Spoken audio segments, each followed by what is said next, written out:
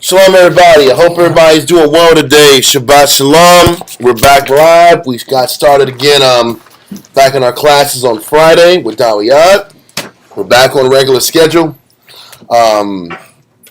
We had a great time with the Houston camp and just celebrating the gathering and the Feast of Tabernacles throughout Quatazop and the brothers from Houston to come visit us and just bond with us for it wasn't as much time as we would have liked, but it was a good time either way. Okay.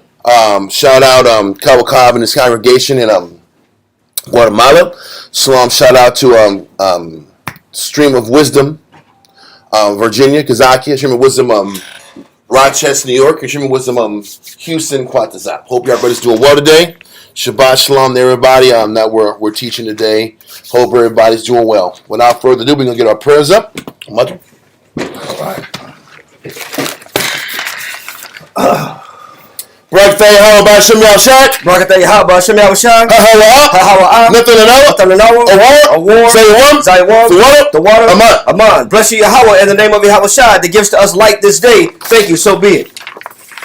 Barakatah Yahweh B'Shem Yahushua. Barakatah Yahweh B'Shem Yahushua. Ha-ha-wa-ah. Nothing to know. Rayach. Nayakaka.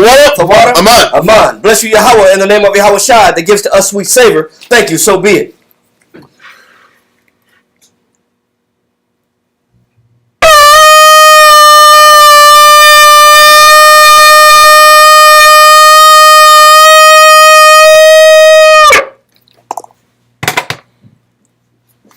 Imagine we'll point out Jerusalem. Stand and face Jerusalem.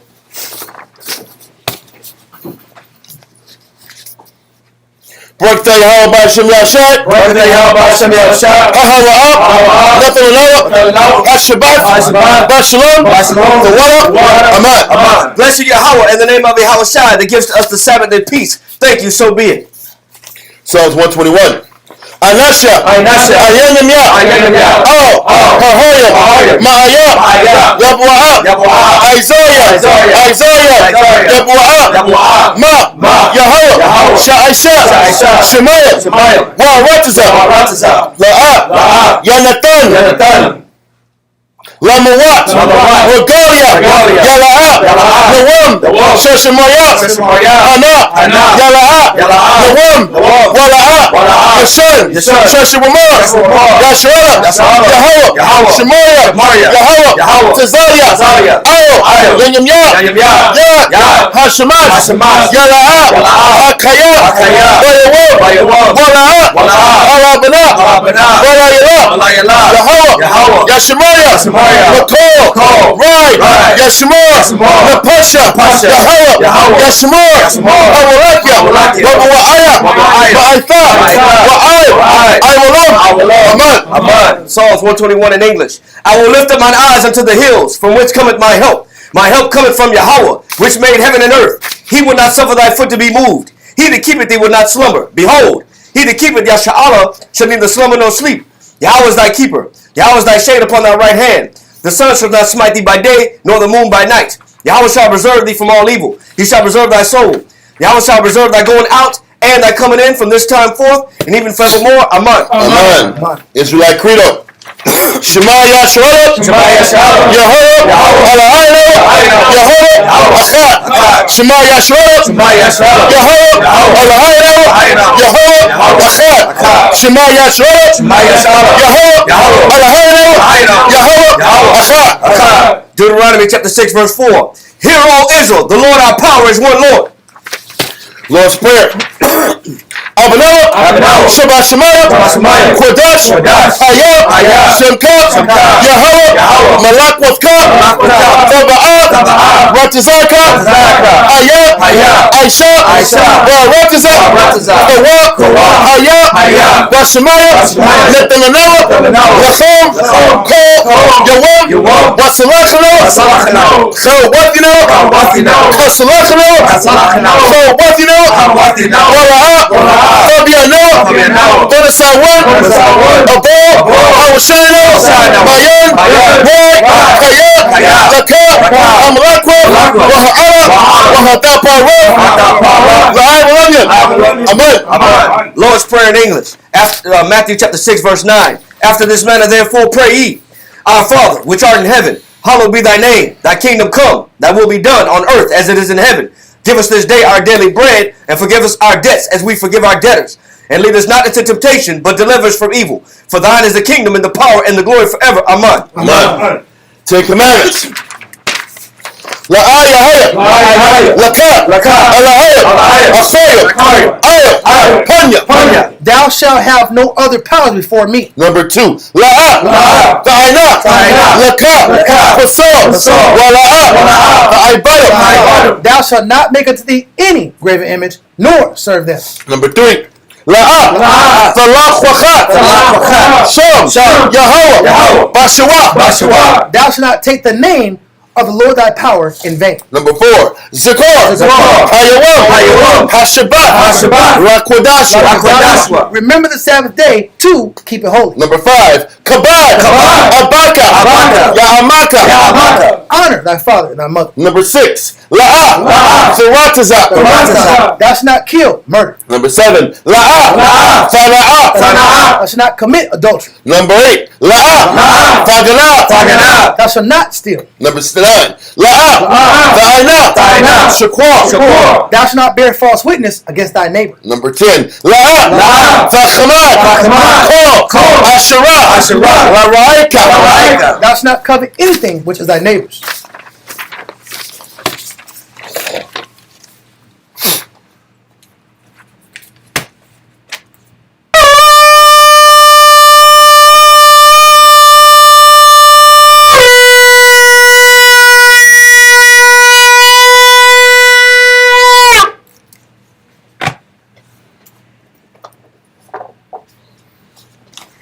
Birthday, how about Shem Yahshai? Birthday, how about Shem Yahshai?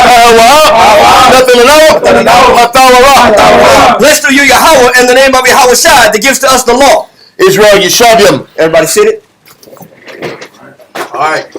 Got some good prayers in. Now it's time to get back in this book and continue on our trajectory. What we've been going over this today's class, if we get all the way through it, is marking the last period of documented history that we have of the Persian Median Empire.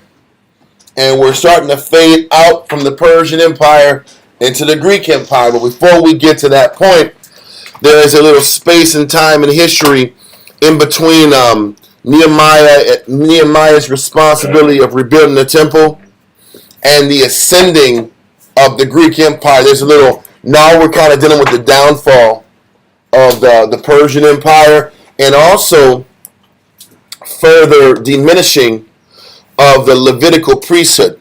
We're seeing the Levite priesthood really fall apart in between the seams. It's coming, it's unraveling. And you can see like the continuity and the strength and the honor and the integrity of the priesthoods falling apart. And it kind of gives us understanding as why Christ has to come in sooner than later. We're going to read that. I don't know if we'll get into this today. Malachi goes into the fact that there was a significant necessity for Christ to come back and reteach the priesthood. Now, we know through history that the priests eventually rejected that. But seeing how the priesthood fell apart, we also saw how the princes and the kings fell apart earlier. But anyway, with all that, what's that? And then the judges, the Most High had to use judges, and then the patriarchs. If you look at how the Most High was instituting the hierarchy, you know, the Most High gave patriarchs first, like Abraham, Isaac, and Jacob. But then he gave them the leadership, and then the judges. Yep. And then, you know, you look at the kings, then they lost the position. You know, on Northern Kingdom really didn't have any good leadership overall. Only a handful of the Southern Kingdom had good leadership. Yep. And then there was none from the north. None really bad. None from the north. And it might have been one that was like 50-50. I don't think it's the top dog though. Nah. But it just shows you a diminishing in the integrity and the morality of the leadership, down to where now the Most High has to give the leadership to the Levites. Yep. And then they're squandering the position. Yep. They're dropping the ball. And then after, and as we keep reading, you'll read that after the Levites lost their position, the Most High gave it just to individuals who were willing to follow Christ, from any tribe, whether it was Paul or any of these Israelites, Timothy, Titus, anybody who embraced the Spirit of Christ had the opportunity to lead people. Would that be called apostles and disciples? Well, that's what it is. That was the age of apostles. Well, no, not even disciples, because disciples were of Christ. After the disciples passed on, the apostles were left to teach Christ and to inspire around the world. Go. And then Christianity became bastardized, and then the Spirit left them too. Yeah. So, let's start off in our class. We're going back into Josephus. Let's start Josephus, book 11, chapter 7. Paragraph 1 from the top. Just want to kind of do a recap real quick with the Josephus before we start moving on to the latter parts of this paragraph. There's a lot of when you're reading in the Josephus in this period of time, there's a lot of information kind of packed together in like one paragraph. So we've been taking our time with this paragraph because there's a lot to kind of pull out from it and extract from it. Yeah. So Josephus, book 11, chapter 7, paragraph 1. We're going to read paragraph 1 from the beginning to the halfway point, and I'll let y'all know where I want to stop at. Okay? Well, to start, we're going to go to the quarter point, but we'll explain that later. Who's got it? Correct. Let's get you saluted in.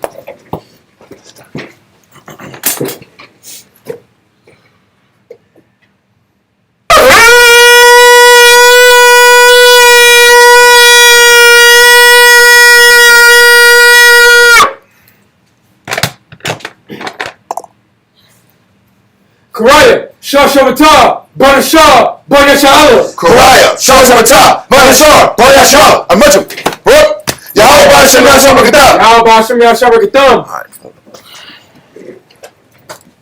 Okay. Let's get to Josephus. Let's get started. So, book 11, chapter 7, right? Yes, paragraph 1. Kind of. Antiquity of the Jews, book 11, chapter 7, paragraph 1. Page 305. When Eliashib, the high priest, was dead. The Eliashib was the high priest during the time of Nehemiah. Okay? When he passed, time is flowing now. Time is flowing. His son Judas succeeded in the high priesthood. Okay, now his son was still around the time when Eliashib was ruling. He was around that same time. He was the man waiting in the wings, even during the time of Nehemiah also. So he sits back here, and Judas has his run as high priest also, and then he passes away also. So that's giving you a quarter of a lifetime with Eliashib, and then a full lifetime as a priest for the next man. So you said, I missed it. I'm sorry about that. You said he had a full run? Well, yes, the guy Judas did. Okay. Because when we were reading about Eliashib, that was a portion of his reign during the time of Nehemiah. Okay. I'm trying to establish some type of a timeline. Okay. I don't have the exact years off the top of my head as far as how long Judas had to be the high priest, but you're looking at least a 70-year time from the end of Eliashib until now. Judas has his run. Okay. So we're looking at from the time of Nehemiah to now, approximately 50 to 70 years. Time has lapsed. Okay, so, especially coming from the time that the temple was built, then the walls took 100 years from the time the temple to be built to initiated 523 down to 444. And then so after 444, that was when Nehemiah was running things. He comes back the second time. The priesthood was in shambles. The leadership was in shambles. He ends up. It doesn't say what he does next, but he obviously goes back to Persia to do his thing. And that was a 12-year gap, right? Yes, that was a 12-year gap. Okay. So 12 years minus 444, so 432. Yeah. So then after that, he goes back home to Persia and does his thing. So from that time, 432 down, we're got to be in the 350s at this particular time. Yeah, because you figure only 100 years left before Alexander the Greek comes into power. And that's the point. That's why I said it's around 350 or so. Then we know Alexander comes into power around 331, 333. This is a rare time period that people go into historically. We don't go into it, so that's why there is this. It's kind of chronicling the downfall of the Persian Empire. Okay. It's that 100-year space, yeah. And where we're diminishing as a priesthood. Their leadership is diminishing. They're falling apart. They're losing the reins from the outskirts working in. And the Most High is sitting back here. We're going to go next week, if we got the time, into Daniel's 10. Okay. Because it chronicles that time where the Persian Empire is diminishing, the Greek Empire is rising. Prophetically. Prophetically. So we'll go into that if we get the time to finish today. But this is that middle period before, because in the next chapters in the Josephus deals with Alexander and his rise, coupled with the fall of the Persian Empire. So we're going to get through this now. This little 2-paragraph scenario really gives you like a 70 to 100 year kind of space of time, breaking down how we were operating during that time. Okay? So read paragraph 1 from the top. All right. Antiquity of the Jews, book 11, chapter 7, paragraph 1. When Eliashib, the high priest, was dead, his son Judas succeeded in the high priesthood. And when he was dead, his son John took that dignity. Jonathan was the man that took the responsibility of the high priesthood after Judas. Read on. On whose account it was also that Bagoses, the general of another Artaxerxes' army, polluted the temple. This is Artaxerxes the second, not the first. So he says Bagoses, the general of another Artaxerxes' army, polluted the temple. It's going to explain how he polluted it later on in the chapter. And it said, and we'll keep going. Pollute the temple. It says, and imposed tributes on the Jews, that out of the public stock, before they offered the daily sacrifices, they should pay for every lamb 50 shekels. And you were talking about that last week. We talked about that last week, about how because of, and we tied it in with Malachi chapter 2, how because of the wickedness of the priest, the negative of the priest, the Most High allowed Bagoses to sit back here. Remember, matter of fact, we went into Malachi chapter 1, and we explained in Malachi chapter 1 that we were giving the Most High bad offerings. Yep. Yeah. Hold them back. Lame animals. Yeah. Not the unblemished perfect ones. We were stacking those for our own personal profit. So how the Most High stung us, we had to sit back here and had to pay for every single animal we sacrificed to the Most High. And usually that's what the Most High does, is that when we hold back our personal abilities to give the Most High more, because the Most High knows what we can give. Right. He knows when we can turn it on and we can turn it off, and we can do more, and we can offer more. So when we try to hold back from the Most High has it to where it hits us financially individually. Yes. Because it's a reflection of our treatment towards Him. Yes. So what the Most High does is He withdraws his blessing in His hand from us, and then our struggles start to increase on a personal level. And if we're spiritual enough, we'll recognize that in our personal life, He touches our finances, because unfortunately we're so carnal. We only respond to losing money and finances and comfort. I lost some What else wakes up the Jew? Nothing. Seriously. The only thing that wakes up the Jew is if their woman is tripping and their money's funny. Yep. Those are the only two things that wake up the black man. These are straight My facts. pockets, I can't be having this. Listen, if your money is funny, Exactly. you don't even got enough for a beer at night after workout. That's a Your problem. money's funny, and you're going home to a dragon at the house side. Yeah. Those are two things you'd be like, man, forget this. I gotta start praying to the Lord. Yeah. 9 o'clock. I gotta go to that? church. Yeah. When is the next day? What's the next church day?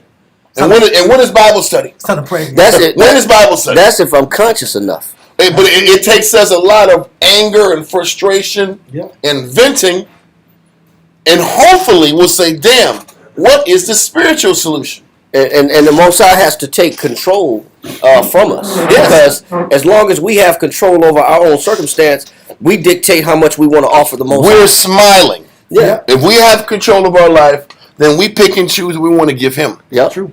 Now listen, with that point, I had a verse lined up to go there. Nehemiah chapter 9, verse 32 through 36. And what's crazy is, a lot of times, we as Israelites even only start thinking spiritual when we go to gatherings.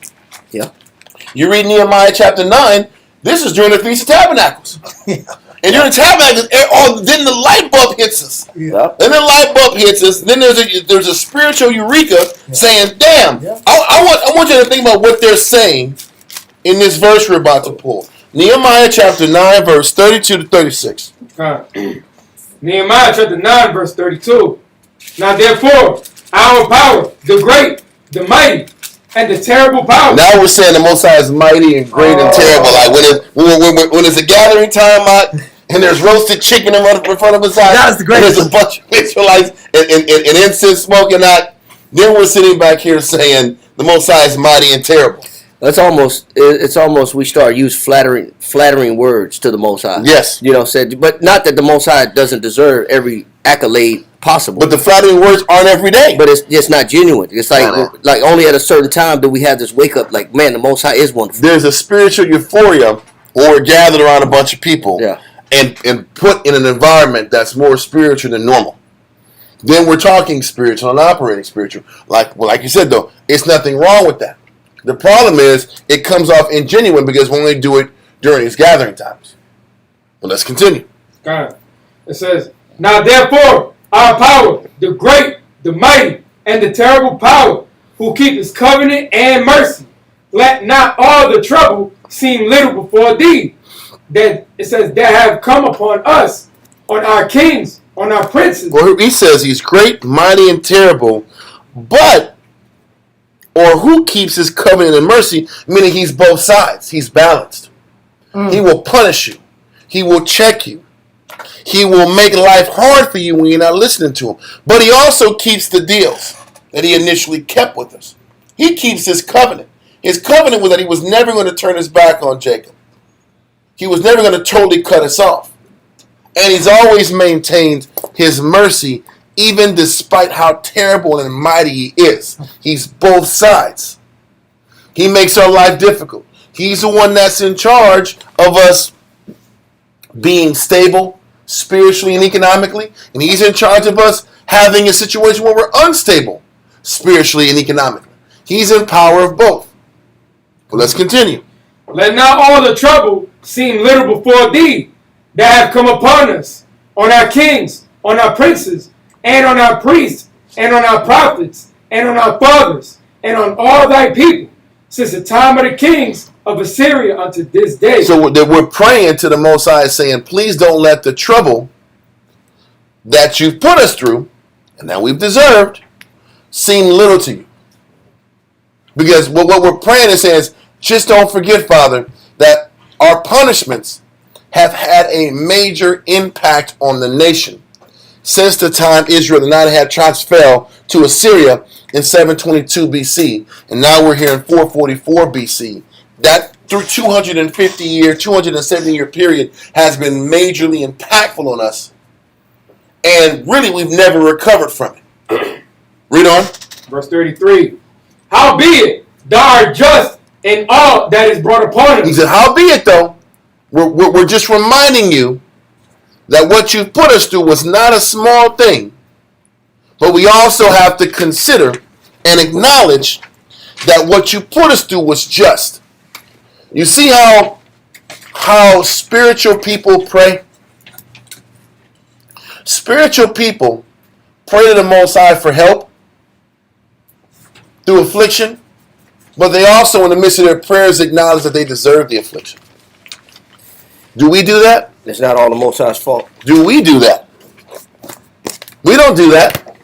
We sit back here and pray, and we ask the Most High to help, and we tell ourselves what we're going through and how we've suffered is unjust.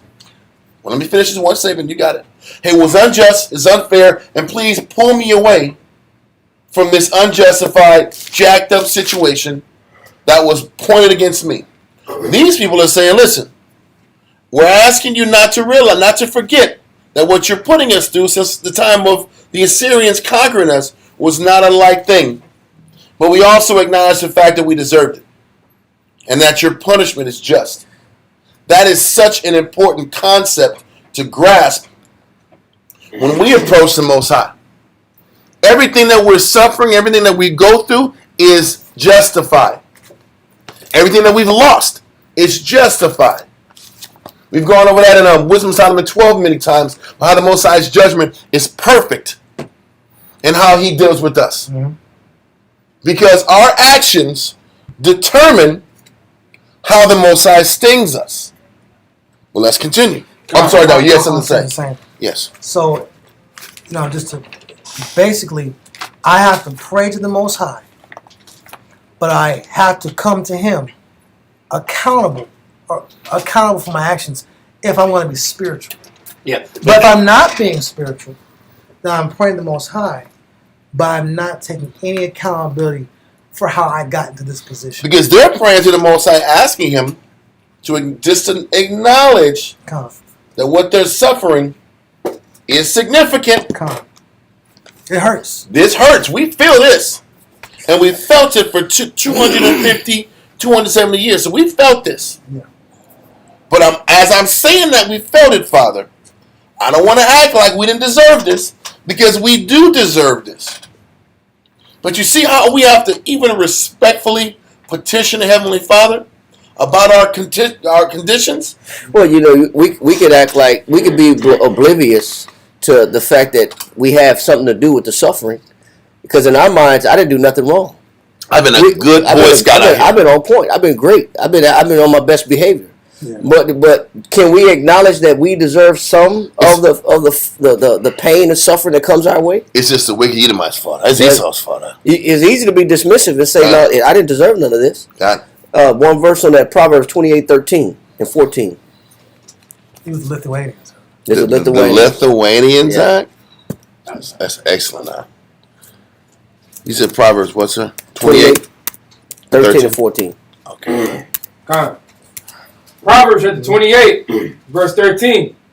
He that covereth his sins. So I can say, man, I don't do nothing wrong. That's how you cover your sins. You don't acknowledge them. You cover your sins by not bringing them out. You cover your sins by saying, I don't deserve this situation that I'm in right now. Right. It's not my fault. Read on. He that covereth his sins shall not prosper. The Most High said, but if you can't acknowledge that you're responsible for the mistakes that you make, and we provoke the Most High to have to recompense us with pain and suffering, He says you won't prosper. Read on. But whoso confesses. He said, but if you can be humble enough, and you can say, man, what part of this pain and suffering do I deserve? What role did I play to get the Most High to be an enemy to me? Read on. Hold on. Didn't the scripture say, when a man's ways please the Lord, even his enemies be at peace with him? Okay. It does say that. So if my enemies are not with me, then maybe my ways aren't pleasing the Lord. But can I acknowledge that? But can I pull that verse on top of what you're saying? Okay.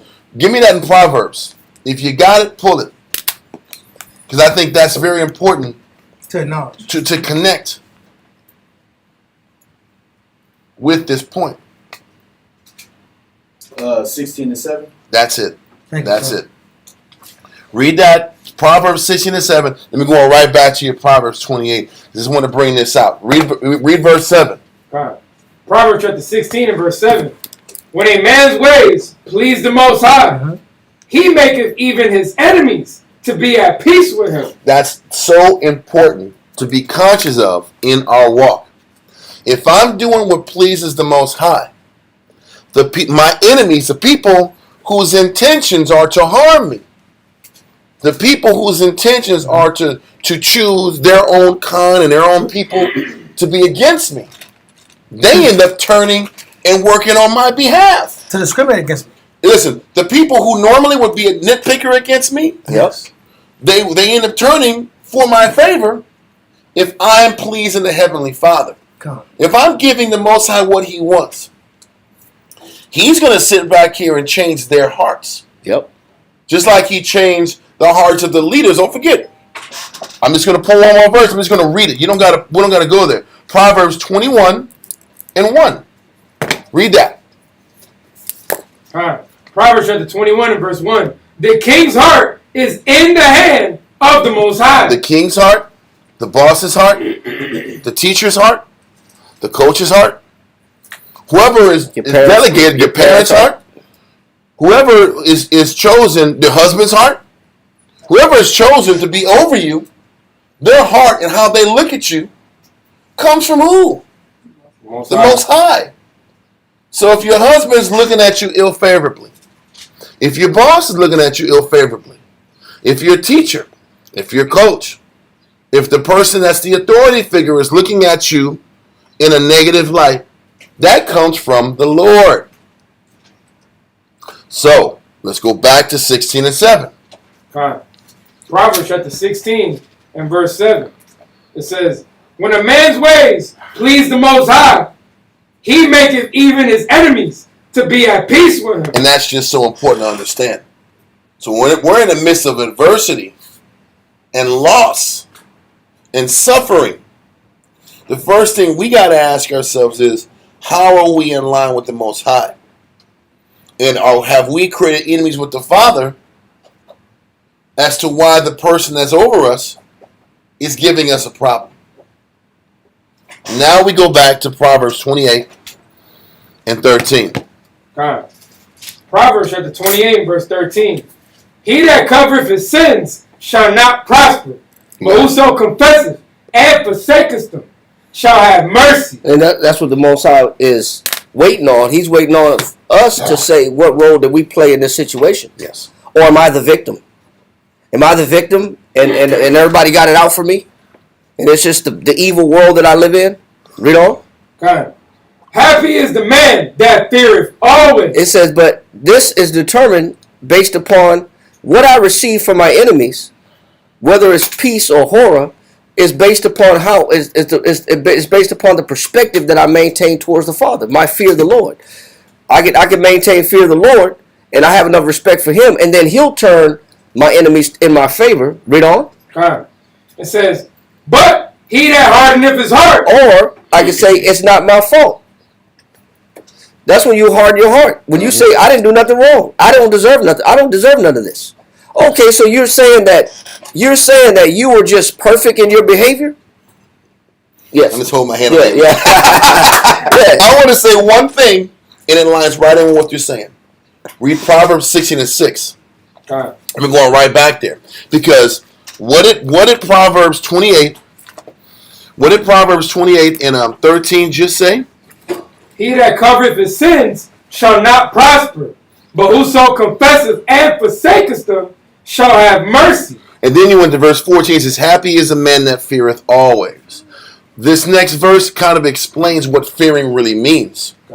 How do I fear the Most High, and how do I get locked back in to thinking how the Most High wants me to think? Proverbs 16 and 6. Read that real quick. Proverbs chapter 16 and verse 6. By mercy and truth, iniquity is purged. Listen, the only way iniquity is purged is by being honest with yourself. We lie all the time. Mercy and truth is the only way wickedness gets purged. When we're sitting back here and suffering and losing and enduring and suffering and losing and enduring, half the reason we never get back to the road of rehab and reconciliation is because we operate in lies. The only way iniquity is purged is you got to be honest with why you're at the situation you're in.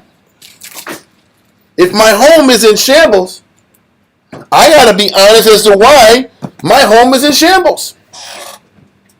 If I'm catching hell at the job, I got to be honest about why I'm catching hell at the job.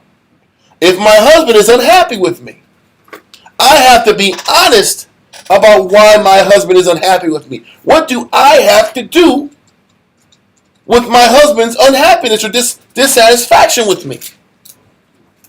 That's the truth. Iniquity can't be purged unless there's truth there. Now, I don't want to hear the word is truth. Yes, we know the word is truth. The word is truth. I want to pull that verse. Okay, Khan, but what does that even mean? Are you honest about the evaluation of who you are? Are you honest about what you really bring to the table? Are you honest about what you bring to the table for Him? That's how you start to fear the Heavenly Father. How do you get back on the road of recovery unless you sit back here and are honest about what you do and what you don't do? Then you can start purging iniquity. You can't purge iniquity because we're lying to ourselves half the time, telling ourselves we're the best parents in the world. What's a parent's biggest thing? I put food on your table, boy. Yep. I didn't feed you. I didn't learn you. I done sent you to school every day. And there's nothing wrong with that. But we never sit back and say, what have I not been doing as a parent? Or what have I not done enough of? Where have I missed the mark? What have I not done enough of? Yeah. I can say I'm at the job. I work all day long. I work hard, but what am I not doing in the spirit? And what we'll say is, well, what do you want me to be? A man pleaser? I'm not no brown noser. God. I'm not kissing nobody's tail. We'll take it to the extreme. Versus just saying, maybe I'm not honest about where I'm at with the Lord. We go to the extreme and say, well, I don't kiss nobody's tail. Well, I ain't no brown noser. Well, I ain't a man pleaser. Nobody's asking you to be a man pleaser. Because, some men that don't get ranked will say, well, you know what? That brother got ranked because he kissed butt. Okay. Or that sister is a man pleaser. That's why her husband is the way he is. You could go to the extreme, or you could be honest with yourself and say, you know what? Maybe the Most High's hand is against me.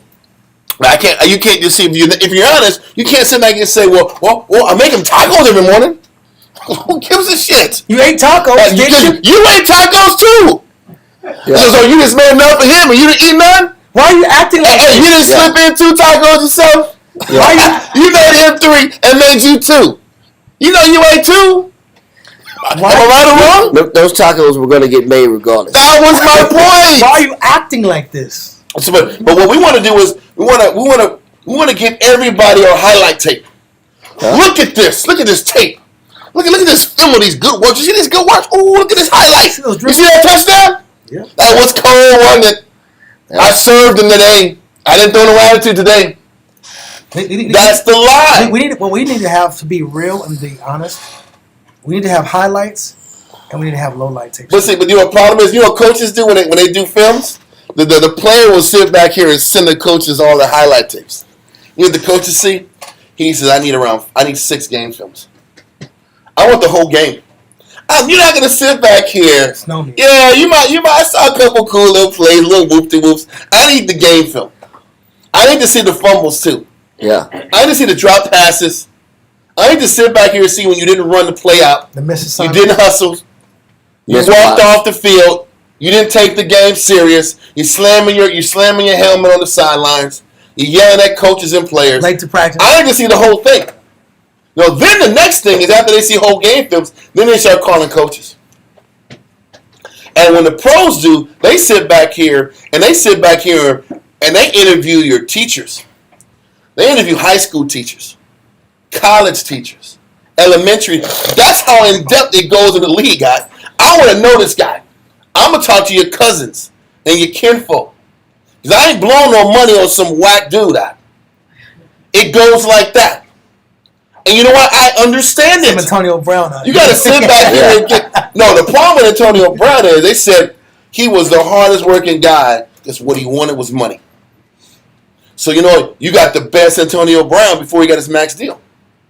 When he got his max deal, you couldn't do nothing with him no more. Couldn't tell him nothing. But after the first 6 years, this guy was out of this world. You couldn't stop him. Nobody. Because the first 3 or 4 years, it was a rookie deal. He got that max deal. You couldn't tell him nothing no more. You got paid. That's life. That's life. So what am I trying to say? It goes back to the verse in 16:6. If you want to purge iniquity in you, if you want to fix you, are you truthful about you? And most of us are not truthful about what we don't do for the Lord. Because we're not talking about semantics about like Shamshawan said about kissing ass. This is about, am I obedient to him? Now for a wife, if I read the Bible, I got to be obedient to my husband regardless. If I'm a man, I still have to be obedient to the Lord, and I got to be in order with my teachers. That's the game. But what happens is this. We go from cycle to cycle. We think leaving a situation solves it. Everybody says online, every time you lose in this situation, there's another door opens up that Jesus opened up for you. So just go right through that door and Jesus got another opening for you. Maybe. But also maybe when you go to the other door, your issues are going to be exposed there too. That's And then you go to the next situation, the ugly side of you is going to get exposed in the next place. Because you can only be fake it for so long. In the Most High's eyes, you can only fake it for so long. How long can you show me that you're serious about me, so that when I bless you, you turn your back on me too? All of us are Antonio Brown. Who wants to hear that one? All of us are. They got Antonio Brown on the side. Yeah. I will serve the Lord until I get what I want. Then I'm a coast after that. Until I get the situation. That's the thing. That's the situation. Anyway, I don't want to drive that point is, and I didn't want to take your point away, Shamshwan. I apologize. I just want to explain about the idea of being truthful in your evaluation. That's how I shall fear the Lord. Can I look at me and be honest about what I don't do for Him? Mm-hmm. That's how I fear. Now let's go back to Proverbs 28:14. The second part about the hardening. The person that isn't truthful about himself has hardened his heart. Okay. It says, but he that hardeneth his heart shall fall into mischief. Okay, before we go there, can we hit Proverbs 3:3? Because it's in the vein, and this gives a little more. It's fine. Proverbs 3:3. Proverbs chapter 3 and verse 3. Let's go. Let not mercy and truth forsake thee. It says, let not mercy and truth, they're associated together. When I'm truthful, I get mercy. How many of y'all have been kids? I'm doing a class on that. That is going to happen. I've been looking for the word phrase to do it on. That's the word. Anyway, let's keep going on. You know, when you're a kid, it's done. It'll be done by tomorrow, bro. Read from the top. Read from the top. I'm sorry. What are we talking about this like 2 weeks ago? We were. We've been talking about this time. I said, I need to find an angle for this. Right? Yeah, we are. Here we are. I'm sorry. Proverbs chapter 3 and verse 3. Mm-hmm. Let not mercy and truth forsake thee. Let not mercy and truth. They're associates. Yep. When you're truthful, you get mercy. You get mercy. When you're not truthful. When you harden your heart, He hardens His heart to you. When you're not truthful about you don't get mercy. Or things get worse. Read on. Bind them about thy neck. It says, bind them about thy neck. You have to bind the spirit of truth and mercy. Your neck is the most vulnerable part of your body. So you're vulnerable when you're not truthful. Read. Write them upon the table of thine heart. And it has to be in the table. The table has 4 legs. A table represents stability. A table represents a place that you feast. Foundation. A foundation, where a place where you find happiness and joy. You have to find happiness and joy in honesty. Happiness and joy in the Most High showing you mercy because you were honest about yourself. And you were honest in the most vulnerable places in your life. Read. It says, so shalt thou find favor. Key points. Thou shalt find what? Favor. You'll find favor with who? The Most High. No, can you read the scripture? Okay. It says, so shalt thou find favor and good understanding in the sight of the Most High and man. You find favor and mercy, and people understand you. The Most High will understand you, and believe it or not, people understand you. I've been riding dirty for a long time. I've been getting pulled over for a good minute. Listen, bro. Most High's Kevin, he saved me many times. When I'm honest, when I feel like lying, I have the impulse to lie and say, and BS them. They be getting real hard on me. Tripping out. Get out the car. Put your hand behind your back. I said, what is this? I said, hey, just let the brothers know I'm going to go to jail. Let the brothers know. Yeah. Tell the brothers I will not be on the shift tomorrow. All right. You got 2 minutes to make that call. You're like, just one. My car's I'm going to jail. I'm going to jail. I might go to jail. I might go to jail. My car's over here. I'm sorry. I'll let you know what's up. No. It's where's your location at? Where's the location at? You drop your location first. Over here. Shit, or even, you know what? I'm on the northeast side. What does that even mean? There's a whole region. That's a whole region. What does that even mean? Yeah. We gotta know. I'm by McDonald's. I'm by McDonald's somewhere. Damn! It's McDonald's around here. Oh my God! But listen, Oh man, the Most High hits a man like that. That's awesome, man. Because he has not been practicing honesty. He hasn't been truthful. And now all my dishonesty is caught up to me. That's reality, right? So if I want, on this point, the vein that you're all going, that mercy and truth and being vulnerable in every situation opens the door for the Most High to defend you and teach you and instruct you. And then you get what? Good understanding in the sight of who? The Most High and man. Because I'm not a man pleaser, right? We get that. But you have to do this before the Most High, and we have to do it before men. That's the word of the Most High. Yes. That's it. Let's finish off in 28-14. Proverbs. Okay. Proverbs chapter 28 and verse 14. Happy is the man that feareth always, but he that hardeneth his heart shall fall into mischief. And what the Most High does, the Most High got an answer and a way to deal with people that fall into mischief. How does the Most High deal with us when we fall into mischief? Go to Micah chapter 3 verse 4. Hold on a second. I want to stay there real quick. Yeah. What? Go to Micah chapter 3 verse 4.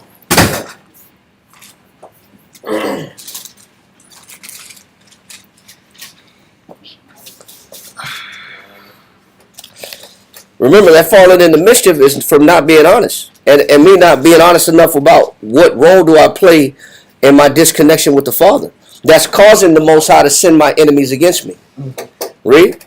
Micah chapter 3 and verse 4. Then shall they cry unto the Most High. And said, okay, then we're going to cry to the Most High. Because that's usually the result of not being honest, is the fact that we cry to the Most High. Go ahead. But he will not hear them. It said, but the Most High won't what? He won't hear them. Why? Because I'm not honest. I won't be honest with the fact that, hey, maybe I deserve some aspect of my troubles. And then I'm not coming clean with the fact that, hey, man, I haven't been up front and giving the Most High my best. Like we're talking about in the scripture with Nehemiah, at the time of Nehemiah, we weren't giving the Most High nothing. And we had to be reminded that, hey, you got a male in your fold, but you give the Most High a lame animal. You got what it takes to serve the Lord. You just choose not to. So instead, in return, the Most High does what? Read it again. It says, but he will not hear them. Go ahead. He will even hide his face from them at that time. It says the Most High will do what? Hide his face from them at that time. Go ahead. Why will the Most High hide his face from us? Go ahead. As they have behaved ill. It says because our behavior was what? It says they have behaved themselves ill. Go ahead. In their doings. In our what?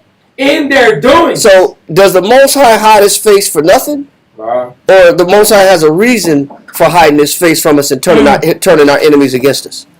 Wow. There's always a reason. We got the Most High did for no reason. That's why. But me hard in my heart says I didn't deserve this.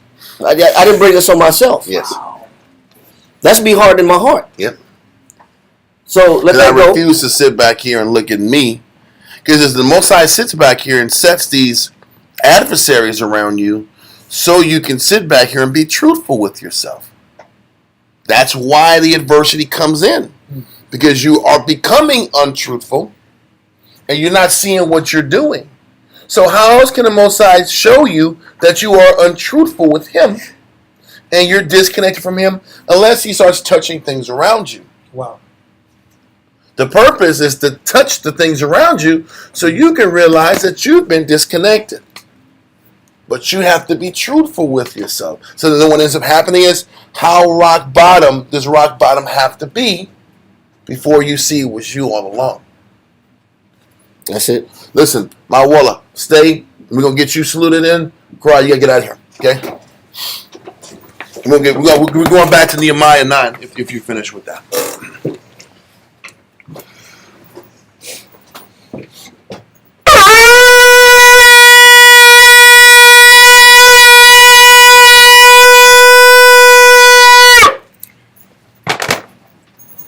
Marwilla, Shar Shabbatah, Banya Howdah, Bani Yasharal. Mawala, Sabbath, Bani Hawada, Bani Hashala, Amasha. Yahweh Hashem Hashem Rakatah. Yahweh Hashem, Yahweh Shai Baruch. Okay, Nehemiah 9, 33. We read down to verse 38. Don't forget, the reason we're going over this, we read about Bagoses and how this general of the Persian army is taxing Israel significantly and is making their life miserable. Okay?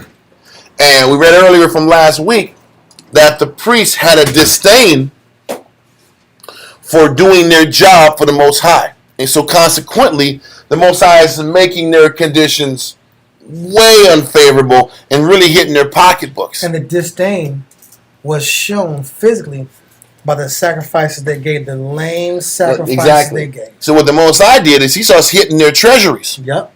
Their savings. I got you. You know, you want to sit back and save money? Then I'm gonna sit back here and hit that same savings account that you were stacking for 5 to 10 years. Now that's gonna be down to zero if I gotta blow 50 shekels twice a day. You mean to tell me we have holdout money? Yeah. Yes. Listen, the priesthood had holdout money. Now it was supposed to go to the poor and to the widows. What was it? But when Israel was sitting back here being corrupted, was it really going to the poor and the widows? No, it wasn't. Okay? So he's hitting those pocketbooks. Whatever little money they're stacking up is getting touched. Their little trust funds and their 401k, the Levi 401k. And you know those Levi 401ks they were setting up, right? Because Levi didn't want to accept the fact that they had to live hand to mouth for the Jew for the rest of their life. Just like the Jew don't want to live that way also here. Because you don't want to live by faith every day in hopes that the Jew next door to him will take care of him. That's a tough life, bro. That's a life that we got to live as priests or as teachers. I ain't want to say priests because we ain't priests. So let's continue. Nehemiah. Come. Nehemiah chapter 9 and verse 33 reads, Howbeit thou art just in all that is brought upon us, for thou hast done right, but we have done wicked. This is truth. This is the people operating in truth. You've done right by us, Father. We've done wickedly. Read on. Verse 34. Neither have our kings, our princes, our priests, nor our fathers kept thy law, nor hearkened unto thy commandments, and thy and thy testimonies, wherewith thou didst testify against thee. Mm-hmm. For they have not served thee in their kingdom. So he's like the priests, the Levites, the kings, the examples, have all made selfish choices and not made serving the Most High the priority. And this is why the punishment hits not just the Levites and the priests and the kings and the princes. Everybody gets touched at that point. Read on. Come. For they have not served thee in their kingdom, and in thy great goodness that thou gavest them, and in the large and fat land which thou gavest before them, neither turned they from their wicked works. So he says, despite the blessing that the Most High continues to give us, that didn't deter our wickedness. That didn't change the selfish nature that was really strong in us. Keep going.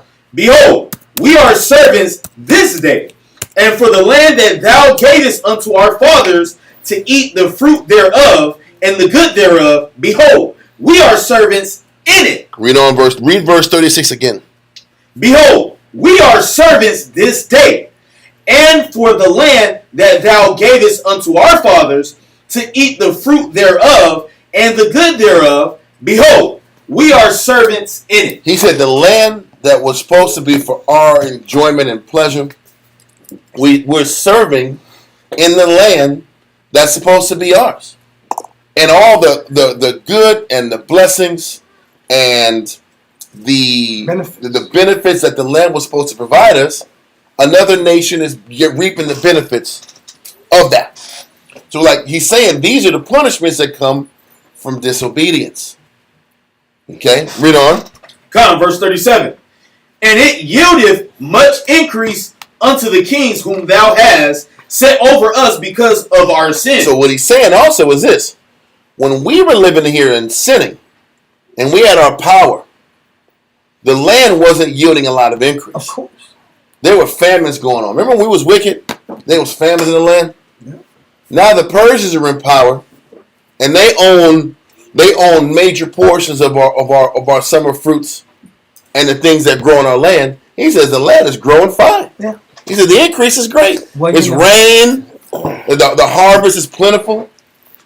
But it's benefiting for who? Our enemies. Somebody else. Well, and then we want to sit back here and say, are the Persians the wicked man for that? No. They have the leverage and power over us. And it's like, think about this. Last hire, first fire. We're working for nothing. We're just spinning our wheels. The same things we used to say back in the day in Israel. This is what we're facing here in these times. We're just working just enough to pay our bills and feed our families, and there's nothing left over. That's what we was teaching in the 90s.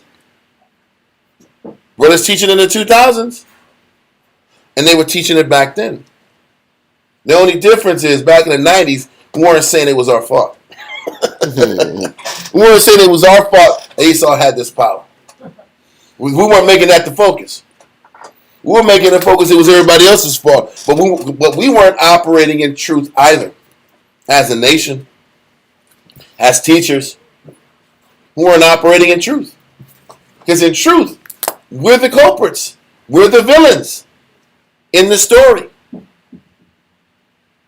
Just like we're the villains in our story. We're our worst enemy.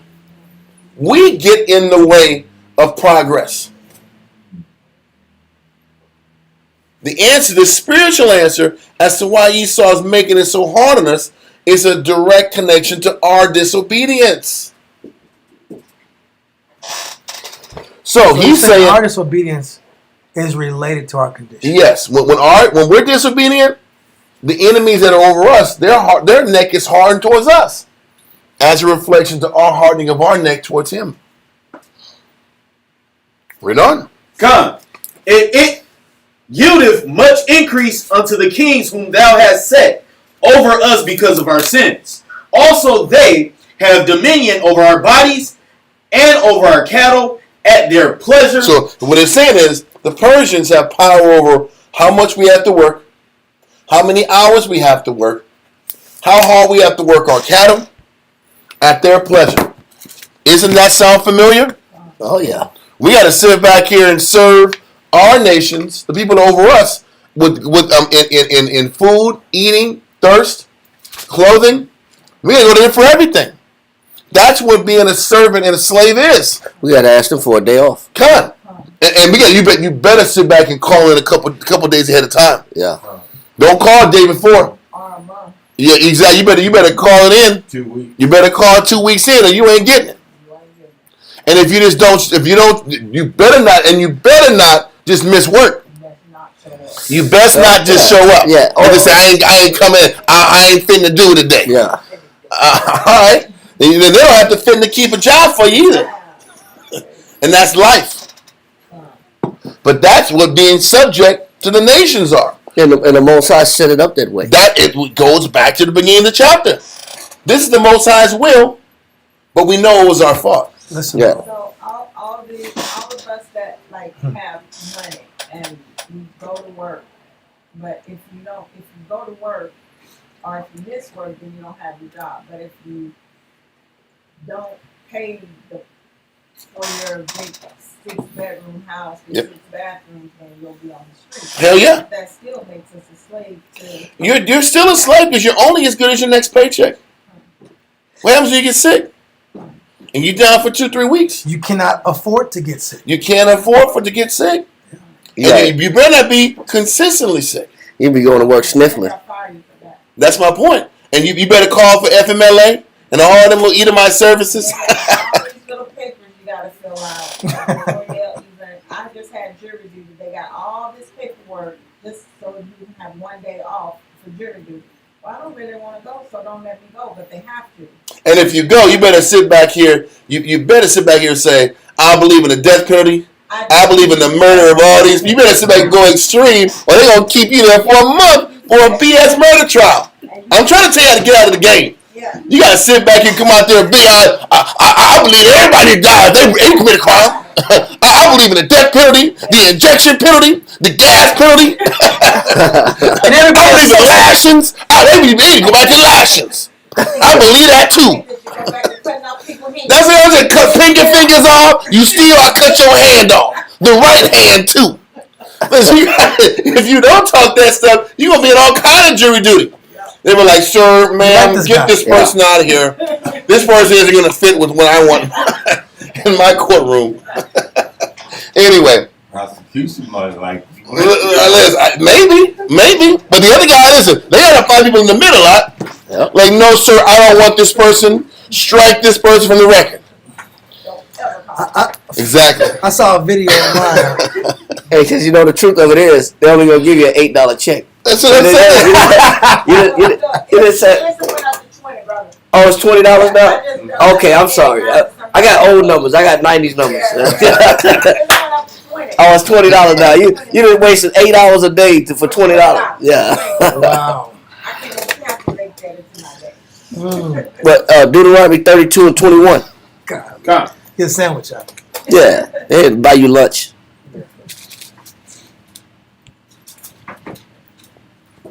Deuteronomy chapter 32 and verse 31 reads. 21. 21 reads. Select.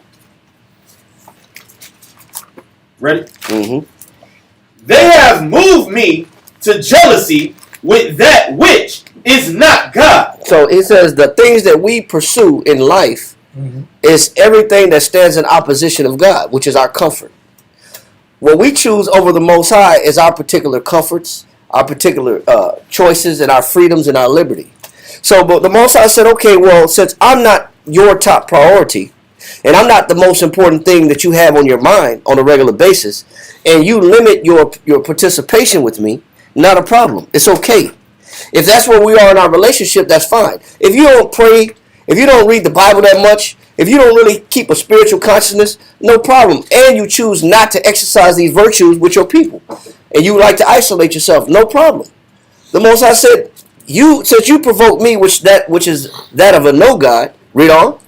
They have provoked me to anger with their vanities. He said, but your lifestyle and what you like to do is vanity. So the Most High gets pissed off at our vanity. Our vanity is the things that we choose over the Most High that's not spiritual. Read on.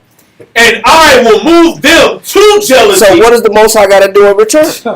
And I will move them to jealousy. So the Most High said, I got to do something to you then. You force my hand against you. Now I got to move something. I got to move against you to make you jealous. Read on. With those which are not a people. And who is that? Nation. Those are your bosses. These are the people that you pay taxes to. These are the people that you got to say yes sir, no sir to. These are the people that you got to say yes ma'am, no ma'am. I'll be there tomorrow at 6:30. I'll be on time. Horrible bosses. I won't be late again. These are the people that the Most High put in front of you, cigarette smoking. Yep. You know, damn near drug addict. It's the coffee and cigarette combination. It's combination. And how about we get horrible bosses because we're horrible servants? How about that? Horrible bosses because we're horrible servants. It's as simple as that. Yeah. So the Most High said, I got something for you. I'm going to set up these people on you that you're not going to like. Because you set up things over me that's priority that I don't like. Yep. Finish that? Come. I will provoke them to anger with a foolish nation. He said, the Most High said, I'm going to put a foolish nation over your head. A fool. I'm going to put fools as your leaders, your teachers, your bosses. People that don't make no sense and you still got to lock into. They barely could function. They have poor leadership. They're poor leaders. Yep. Now you got to serve poor leaders. Now you got to serve Kamala. Yeah. Good luck. Good luck. When you're Joe Biden. Joe Biden, yeah.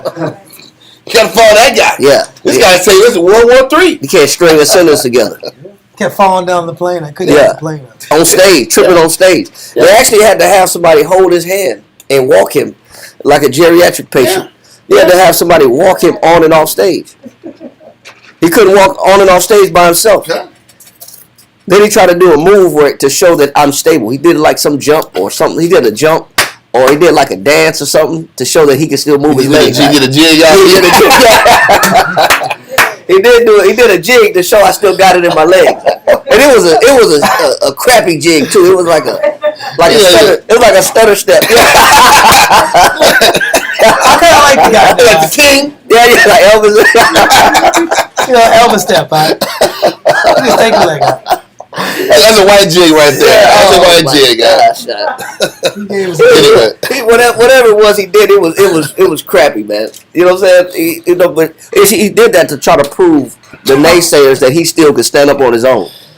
He tried to show it. Yeah, I can still stand up on my own. But the Most High said, "Okay, I'm gonna put these foolish people over you, as your bosses, your leaders, your teachers, people you got to answer to." And that's because we provoke the Most High to jealousy through our vanity. There are some things that we do that's vain too. Yes. And we got to be honest with it and ask ourselves, what is the things that we do that's vain, that the Most High takes no pleasure in?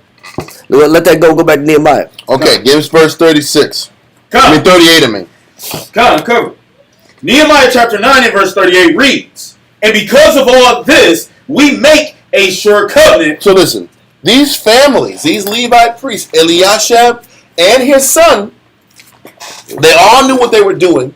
And he said, because we got ourselves in this jacked up situation, we know we're servants to the Persians. We have to make a covenant from here on out to do what? Read on. "And because of all this, we make a sure covenant and write it. And our princes, Levites, and priests seal unto it." They use all of the priestly seals, the princely seals. They wrote it on a piece of paper to sit back here and make it official that we're going to sit back here and be honorable and rededicate ourselves back to the Most High. This is what they're saying. We're going to jump from this verse and jump to Nehemiah 10, verse 28 and 29. Come. Ready? Yep. Nehemiah chapter 10 and verse 28 reads, "And the rest of the people, the priests, the Levites, the porters, the singers, the Nethinim, Which are the temple servants. Read on. and all they that had separated themselves from the people of the lands unto the law of the Most High, their wives, their sons, and their daughters, everyone having knowledge and having understanding. They clave to their brethren, their nobles, and enter into a curse and into an oath." What they're saying is this. Every one of these Israelites entered into a curse, saying if we don't follow these laws, let the Most High's curses come back on us even harder. So what's happening with Bogosis is really the curse of these Levites and these princes not sticking to their oaths. So he's making it hard on these Levites because these Levites were the ones saying, we promise to sit back here And be in order. and take you serious. And then 10 years later, they break it. They breaking laws and intermarrying with other nations. Everything they promised not to do, they started doing it. I have my fingers crossed. They did. So then what ends up happening is this. Yeah. This is why the curses keep ramping up on the people. This is why these nations keep making life hard on them. How many times we sit back here and say, man, I promise I'm going to come to class more. I got to get the Most High more. And then what happens? What do we say? Life happens. I got more hours at the job, man. I'm just been beat, man. I've been so tired, man. I've been arguing with my rib at the house, man. There's so many things going on, man. Distractions, man. You know how it is, man. It's how we get. We just going into the main syndrome, man. It's crazy, man. What's going on in my life, man? It's a lot of reasons why I can't come on through, man. Oh, you ain't gonna believe this. You ain't gonna believe it. There's so much trouble on my mind. I said, who said that? I don't know, but I remember. There was so much trouble on my mind. It was It was a rapper. No, it was a rapper, right? It was the dude with the clock and everything. What was that? Flavor Flav. But it was the other guy, the head guy. Oh, that was Public Enemy. It's Public Enemy. Chuck D. That song, he said that on that. What am I saying though? We sit back here and make so many excuses why we can't give the Most High more, but we wonder why the Most High stings us in so many ways. So we're making oaths back then that we can't keep. We make promises to the Most High to make changes that we don't change. How many times we sit back here, and I'm not knocking anybody because I'm just as guilty as any one of us. How many times we sit back here and make promises to be better during the Day of Atonement? We go through the pomp and circumstances of prayers and fasting, and I promise I'll never do this again. 2 weeks later, what are you doing? You back on that, you know what, You're back on it, How much is the Most High going to let those things slide before he starts stinging us and making life hard around us in hopes that we'll be truthful and seriously change what's going on in our life? To keep his mercy. To keep his mercy. You got to be truthful. Okay, so read verse give me a verse on that too. Read that again, my one. Come. Nehemiah chapter 10 and verse 29 reads, they clave to their brethren, their nobles, and enter into a curse and into an oath to walk in the Most High's laws. So now our people are it's common amongst our people to say what they're going to do. And they put something on it. You know, I guarantee I'm gonna do this. I'm gonna make this change, or, you know, I'm guaranteed. It's for certain. I mean what I say. I'm gonna make a change. Our people will commonly put their foot in their mouth and say something that they really can't follow through with. Go to Acts chapter 23 and verse 12.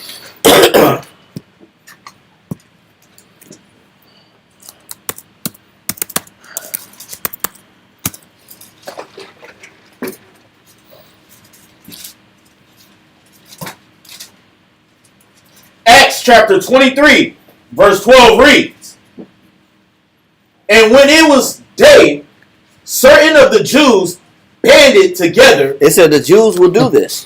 Go ahead. And bound themselves under a curse. And it says our people commonly throughout history will bind themselves to a curse. They'll tell the Most High, I'm going to do this, and I guarantee it that this going to happen. And if not, then let God strike me dead. Or something. We say stuff like that. If I lie, put a needle in my eyes. Yeah, we say stuff like this that don't make no sense. About we're trying to convince somebody that we're really serious. Read on.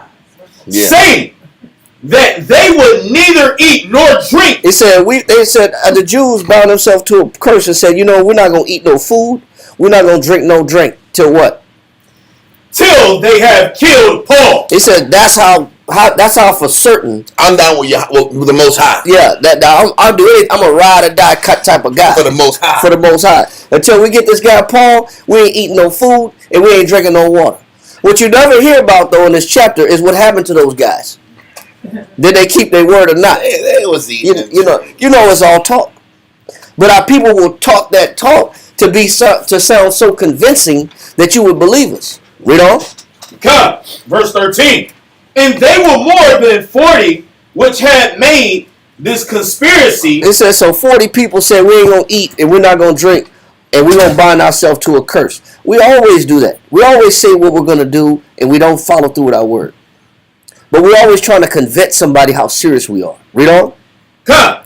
And they came to the chief priests and elders and said, we have bound ourselves under a great curse, that we will eat nothing until we have slain Paul. Now therefore ye with the council signify to the chief captain that he bring him down unto you tomorrow, as though ye would inquire something more perfectly concerning him. And we, or ever he come near, are ready to kill him. And as soon as we get close enough, we're going to kill him. Our people always are trying to convince themselves and make it a guarantee that they're going to follow through with something. But Christ, when you read in this chapter, Christ had already told Paul, you're going to be free from this prison, and don't even be afraid. I'm going to let you out. You have nothing to fear. But look at the extremes.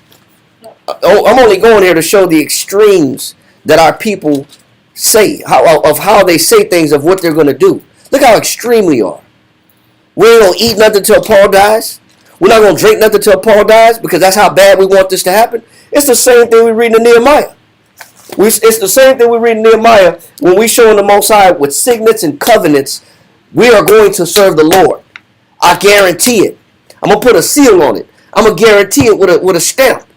I'm gonna put my signature on it in the fact that I'm gonna come down. I'm gonna serve the Lord. I'm gonna sign this petition and I'm gonna serve the Lord. Because we're emotional. We're emotional and we're extreme. And once again, there's not real honesty behind it. Nope. And so this is a common thing amongst our people to be saying that they're going to do something that they don't follow through. I'm gonna come to class every day. I'm gonna read the Bible every day. I'm gonna pray every day. How many times we say that? And then there's always the excuse. Well, something came up. Well, something else was more important. Well, something else took precedence over this. We do it all the time. Go back to Nehemiah. Come. Okay, so now we finished that verse, if I'm not mistaken, in verse 29. We have not? The whole thing. Okay. Give me that. Give me the 29. Read it from the top. Come. Verse 29, and then we'll get out of there. Nehemiah chapter 10 and verse 29 from the top reads, They clave to their brethren, their nobles, and enter into a curse and into an oath to walk in the Most High's law, which was given by Moses, the servant of the Most High, and to observe and do all the commandments of the Lord our Lord, Salakia, the Lord our Lord, and his judgments and his statutes. And we read, obviously, in Nehemiah 13 that we sat back here and broke those laws very quickly. So this is also the residue of what happens when you don't keep your oaths. Your family doesn't keep their oaths, and everybody that was there didn't keep their oaths. Well, now all of a sudden, Bagoses, this military captain, is making things harder on the Levite priests, which in turn is making things harder on the people. Okay, you have to stick to your oaths and keep them. The most they're going to sting you for not sticking to your word. Okay, now with that being the case, let's go back to the Josephus, because now we go into a different dynamic that deals with the high priest Jonathan and his brother. Okay, now I also mentioned last week or 2 weeks ago about the high priest's brother, how there was one of the sons of Judas who married Sanballat's daughter, and that is a no-no. You can't be a high priest and marry a woman of another nation. You had to marry a Levite that was a virgin. Yeah. Being a high priest, you couldn't defile yourself on any level. So that was when I remember Nehemiah said, I want to sit back here and hit these guys and put hands on them, because the high priest in training, the grandson of Eliashib, was sitting back here marrying a nation. So now we know that there were two sons vying for the high priest spot. One married a nation, and the other one was the guy who made it. Because you can't sit back here and have a nation and get promoted to the high priest and have a nation as a wife. That is against the law. That was a no-no from the time of Moses. Yep. So you can put two and two together, that the guy that was spoken of in Nehemiah 13 was Jesus, because that was the name of Jonathan's brother. Okay, let's keep that in mind. So let's read it back into Josephus, book 11, chapter 7, where it says, now Jesus, after the 50 shekels. Line 298. Okay, 298. Come. I see 295. You on page 305? I'm on 305. Come. Is it the last part? You 296. see in paragraph says 298. You see 298. Oh, I see. It's got to be a 298. I got it. Come. The Antiquities of the Jews, book 11, chapter 8. Chapter 7. Chapter 7 reads, Now Jesus was the brother of John. No, listen. Jesus was the brother of the high priest that was chosen to be the high priest by the council and probably by their father. Okay, read on. Now Jesus was the brother of John and was a friend of Bagoses. Here we go again. Now this guy, Jesus, more than likely, was the one who was the grandson that married Sanballat's daughter. So he was already comfortable with the nations. Now he's also friends with the Persian general Bagoses. This guy, obviously, It's off. he's off, but he is the one, the first time you read in the history that there were a lot of Hebrews starting to make affiliations with the nations and making political positioning moves with these nations to get power in their own countries. This is when you start reading about it. You read about it in Nehemiah, and you're starting to read about it here. So this guy, Jesus, was tight with Sanballat. Sanballat was the leader of what?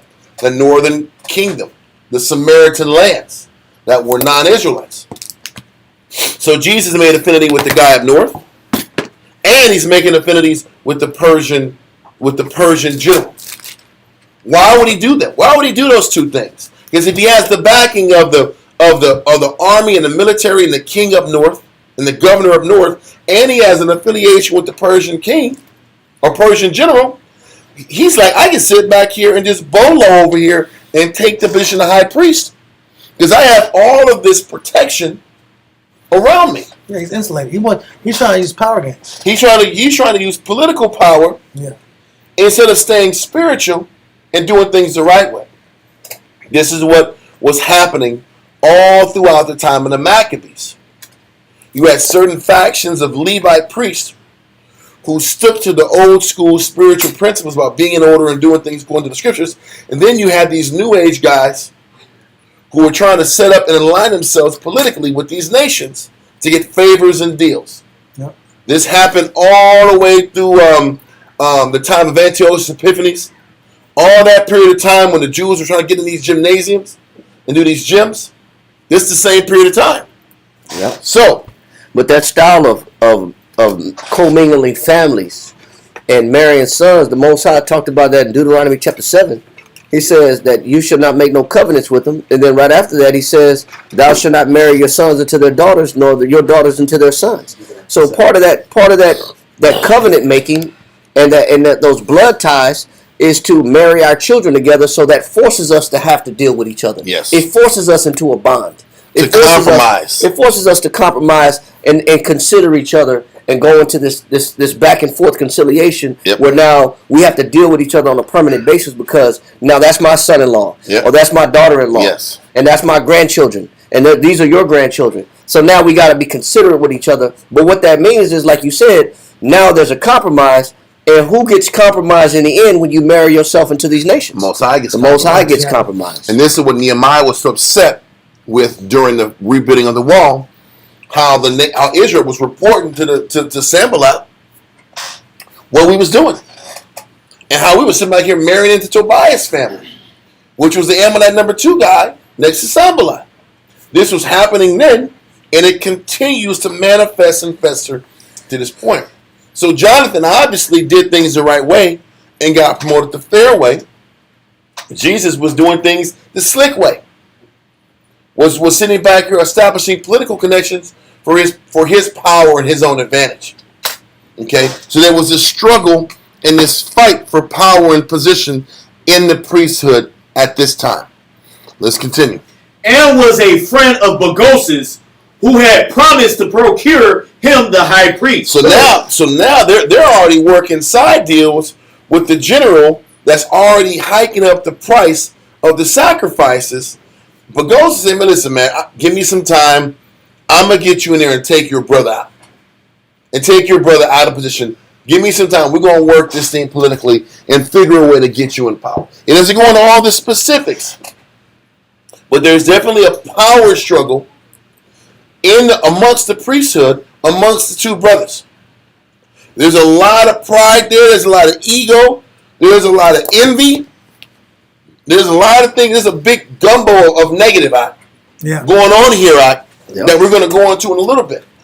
And all this tension and all this pressure and all this vying for power and vying for position and vying for what one person might think is justified and the other person thinks they got screwed over. Okay? Let's continue. In confidence of whose support? So now that Bagoses assured Jesus that he's going to get the power, now he's coming into the temple talking trash, instigating, flexing, It's going to say it. Read on. Jesus quarreled with John in the temple. He says now Jesus is going up there in the temple talking trash to the high priest. Getting into an argument. Instigating an argument. Jesus is the one who did that. The guy that didn't make it to the top. So they're quarreling, they're fighting, they're arguing. Read on. And so provoked his brother that in his anger his brother slew him. So then it gets so bad and it gets so low level that the high priest ends up killing his brother in the temple. Wow. Now if that's not Niggashit, I don't know what it is. That's what that is. I don't know any other way to say it. That's as base as it gets. How negative and provocative was Jesus to get Jonathan to get that much out of pocket that he reacts so carnally? And how was Jonathan, who knew the scriptures and the law, who got so angry that he defiled the temple and spilled blood in the temple? If that wasn't opposite, that was also showing there was a lot of hostility building up amongst them for a long time leading up to that point. You just don't kill somebody. What gets wrong when you sit back and choke a cat out in the temple? Cain and Abel, right? God, but this is a build-up. This guy pissed me off so much, I get something sharp out in the temple and just finish this guy off. There was major ramifications that come from this extreme reaction from Jonathan.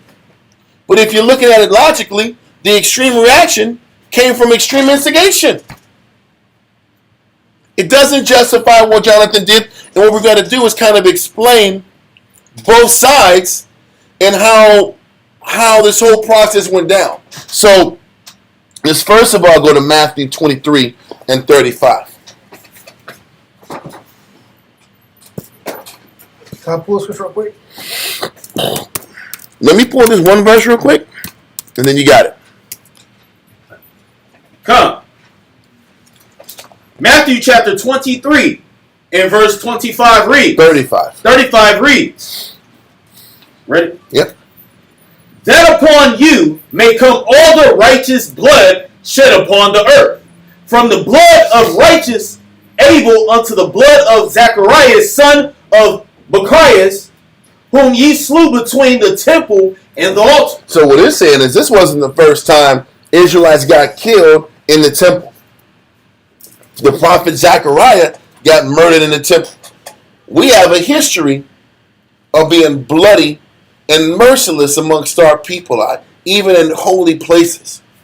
Even in places that are supposed to be based upon keeping things spiritual and honorable in the eyes of the Heavenly Father. Like Shawan pulled out earlier, that there was a bunch of Jews who just wanted to kill Paul. There's other chapters in Acts where they sat back here and a mob beat him up badly in the temple. This is what we did, We had no love and mercy at all. We started the beating of Christ in the temple. God, It was the spitting and the slapping him in the face, the ripping his clothes off. All that was done in the temple. We have a history of being bloody and merciless to one another, just throughout history.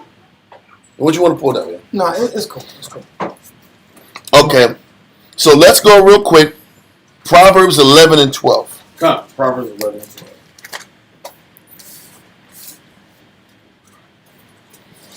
Proverbs chapter 11, verse 12. Read. I found looking for it. Okay, what you got, though, Proverbs 30 and 33, and then Ecclesiastes 27 and 15. Come. They go together. You said Proverbs 30 and 33? Yeah. Proverbs 30 and 33. Come. And then connect that to Ecclesiasticus 27 and verse 15. It goes together in this situation. Proverbs chapter 30, verse 33. Come. Proverbs chapter 30 and verse 33 reads, Surely the churning of milk bringeth forth butter. So the churning of milk bringeth forth butter. A situation where it's a grind, repetitive motion, winding, right? Mm-hmm. It creates a product. Read.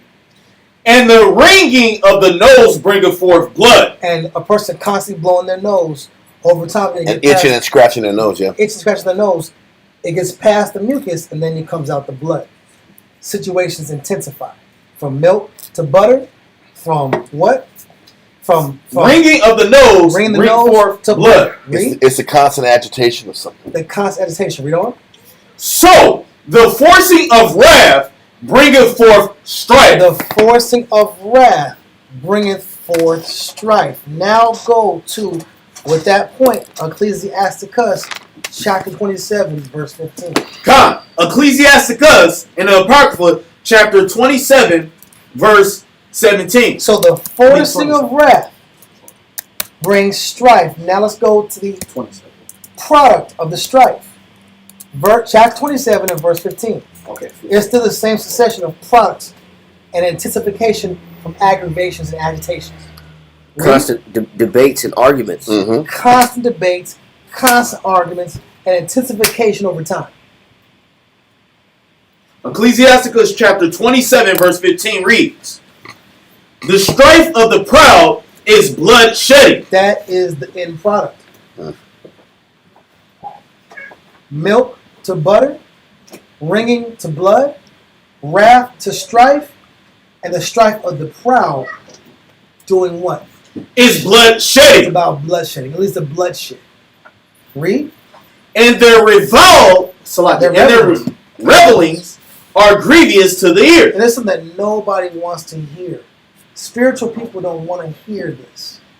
Righteous people don't want to hear about blood being shed in the temple, and wars and fightings and infightings and calamities and madness inside the temple. It's indecent. It's not spiritual. It's unrighteous. It's shameful. And you got to understand this. I'm going to give you a perfect verse.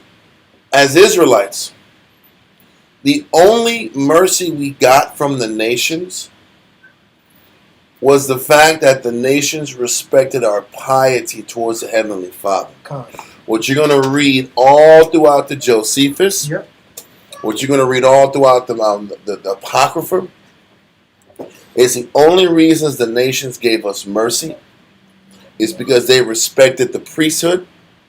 They respected the fact that as a nation we had a reverence towards the Heavenly Father. That was admirable. And we were pious towards God. Once we showed that we lacked discipline, piety, and a reverence towards the Most High, the nations lost complete respect for us. It's no different than if our enemies now saw us all united with the Heavenly Father and discipline, and we pulled our pants up and we carried ourselves with some respect. You don't think they'd have a respect for that? They don't have no respect for that, us, because of the music we listen to, how we roll, how we carry ourselves, how we dress, how we think, our lack of discipline, our lack of studying and work ethic. They don't respect that. If we just carried ourselves with more discipline, they would respect and they would have a fear towards us. And that's the truth. But like when the nations see this bloodshedding and strife and pride and ego, It's grievous. and the nation like, man, we're sitting back here and giving them breaks on sacrifices. I'm not going to do that. These guys are a bunch of savages. When we sit back here and operate in that negative mindset, we get disrespected even more. It's like our people selling drugs to one another in the community. When Esau sees that, when Esau sees us pimping our women, you think they respect that? It's no different than when the nations see us operating and fighting each other in the temple and killing, spilling blood in the temple. Like, what the hell are you doing? What are you doing over there? And we're honoring y'all? Man, we're going to tax these suckers, huh? They deserve to get taxed and levied even harder. Extensive prison sentences. Yeah, exactly. Yeah. And they sit back here and make conditions harder on us because a lot of times we don't carry ourselves with the proper discipline to earn respect. We're going to see, and I'm not just talking crap, we're going to see how Pagosis responds to the guy that he advocated for. He ends up finding out where he got killed. He does a bold, reckless thing in response. But, you have another verse? Or do you want to finish that verse? Let's go to Proverbs 11 and 12. Come. Proverbs Proverbs chapter 11 verse 12 reads, he that is void of wisdom despiseth his neighbor. The reality is this: Jesus, the son of the one that was elected high priest, despised wisdom. Was void of wisdom. He's like, for an Israelite person, to despise and hate his brother, really don't understand what the scriptures are about. Wait, because you don't value peace. Con. And peace comes from the Most High. Con. And so this is why I know a lot of Israel has the notion that we can all come together and the whole nation can come together, bro. Listen, the only person that can bring the whole nation together is Christ. And Christ is going to do it by violence. How about that? In order. He's going to plead with us face to face. If we have the ego to think, we can put a bunch of Israelites that are void of wisdom. Because a lot of Israelites are void of wisdom. And how do we know that they're void of wisdom?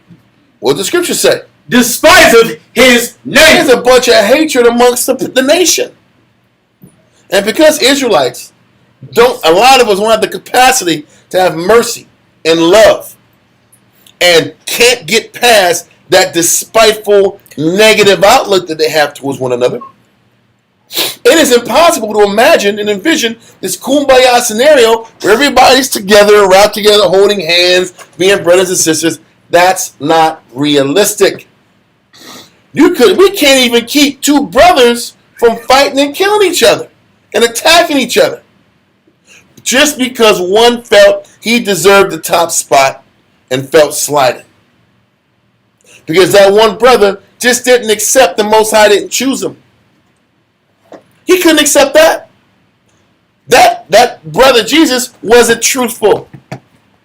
You sitting back here having allegiances with Bagos and foreign nations, having connections, you have a foreign wife, and you're angry that you're not the high priest?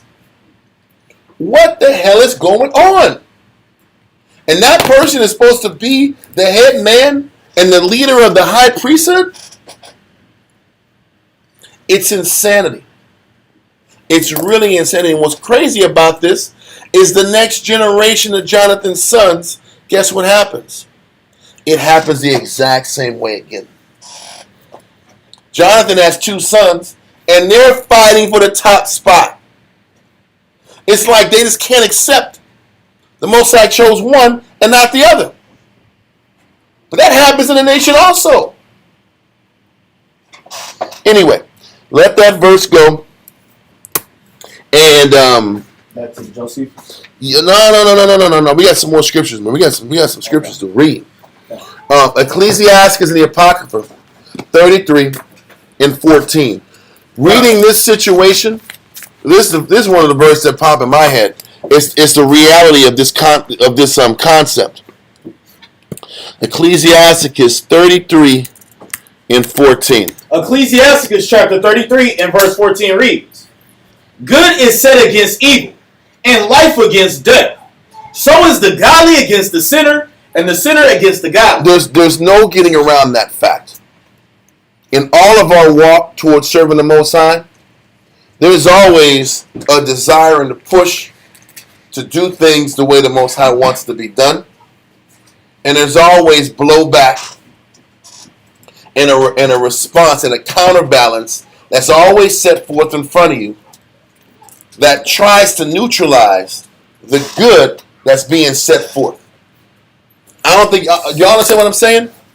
In this walk that we have with serving the Most High, there's always going to be a strong push to do right.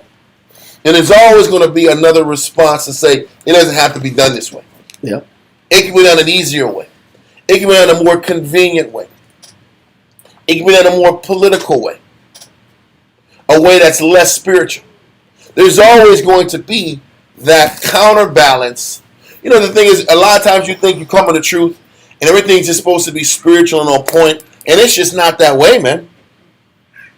You try to sit back here for men trying to put their homes in order. A lot of times the wives are opposite of that direction. Opposite of how you want to raise your children. I'm not knocking on women. It's not about women are wicked and men are righteous. Or you have women that try to be on point. and their husbands just can't figure it out spiritually. Giving alcohol to the kids. Or just being irresponsible. Men are irresponsible. Women are trying to have to wear the pants in the house, have to be the spiritually strong ones. There's always this dynamic in our life in which one side is trying to push for strength, and the other side is trying to drag that movement down. It's like iron and miry clay. There's always factors. this contrast that we face in life. This is what's happening with John. John's trying to do things the right way. Now, this is just me, I don't want to say guessing it, but kind of putting two and two together. Why would Jesus think he's a man? Maybe he was the firstborn. Maybe Jesus was the firstborn, but he liked the nations too much. And he sat back here and married a foreign nation. And the other priests were like, man, we okay, you did that, but we can't put you up there at the top spot. You're disqualified. We gotta give the priesthood position to John. Well, in explaining that counterbalance, why is it always that way? One verse come to mind is James 4:15. Of why there's always that force. Two against two, one against another. Where the opposition comes from. Yep. James chapter 4 verse 15. Come. James chapter 4 verse 15 reads, "For that ye ought to say, if the Lord will, we will live. We shall live." I'm sorry, James 4:5, not 15. 5. Come. James chapter 4 verse 5 reads, "Do ye think that the scripture saith in vain, the spirit that dwelleth in us lusteth to envy?" He says, do you not think that the Bible is telling us in advance the type of spirit that's already in us? He said the type of spirit that's in us, it's always lusting to what? Envy. It's always lusting to envy. What does that mean? Envy, to feel uneasiness, mortification or discontent at the sight of superior excellence, reputation, or happiness enjoyed by another. To repine at another's prosperity. Yep. He said, so because the spirit in us, it has a natural inclination to hate somebody that does something better than us. Therefore, there will always be contention.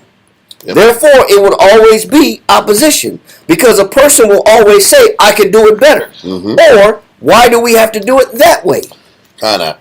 So he's showing you that the origin of this debate and disputes and who should have leadership, who shouldn't, whose way should be implemented first or better or take priority or precedence, it comes from the natural spirit that be in us already to say, I don't like the way this person does things because I think I can do it better. Yeah. And I don't want to follow Or it that. doesn't have to be that extreme. Or how come they get to do this and I don't? Yeah. But so because that's until we deal with that spirit, that envy that be in us, there's always going to be contention And confusion. There's always going to be contention, confusion, arguments, debate, because it's always going to be a struggle of will. Why do I have to follow you? Why do I have to do it your way? Why can't it be my way? My way works too. My way is wise too. My way produces fruit too. Yep. But we don't understand the origin of where this contention comes from. It's already in us. But that's vanity causing that. Yeah, it's vanity and emotion. There's a lot of things going on here. That there's so much in this scenario. There's a lot of different elements of negative and wickedness and evil. There's envy. There's a scornful nature there. You have Pride. There's pride there. There's pride. Because the scripture said only by pride cometh contention. Pride. Then there's the lack of faith. Because and we're going to go into this. I don't want to spoil it all, but Jonathan had to have faith that if he was doing what was right, the Most High will remove him. Where was Jonathan's faith? Or protect him. Or his trust that the Most High would look and establish the right person for the job. Obviously, Jonathan said, man, this guy's negative. And if I don't do something about it, we're all going to fall. That's part of his thinking. But he still wasn't justified in doing it. And we're going to read the Most High stung him for that. So let's start off with understanding the scornful spirit, because it is envy, and it's also the nature of a person who has a hatred because another person has a position they don't have. Yep. So listen, we deal with this amongst Israel Burns been on all of the time. having men's position in admiration. And they sit back here. Emulation's another one of them. Mhm. Negative emulation. There's so many different elements of what's in men that you really can't, that you really learn when Christ came and lived on earth. When Paul was teaching. This is stuff men had. They were still going through all the killing of animals, but never fixed this in themselves. He's saying this emulation and scornfulness and this pride is all in us, but we're just going through the motions, killing animals, slaying the hell out of animals, But out the spirit. without the spirit completely. And this is how a lot of Israelites roll even these days. We go through all the rituals of praying and going to street teaching, but never work on what's inside of you. Never work on that envy, the emulation, the pride, the scornfulness. This is what ruins men's and ruins camps, destroys households, destroys families, destroys brotherhood. Let's go here. Proverbs 24 and 9. God. We're going to go back to envy, Donald. Like this, what we're going to focus on is Proverbs chapter Jonathan 24 first. and verse Then 9 we're gonna reads. hit up, hold on a second, Marwalla. God. Then we're going to hit up Jesus afterwards. Proverbs 24 in verse 9. Ready? No, not yet. Let me get there.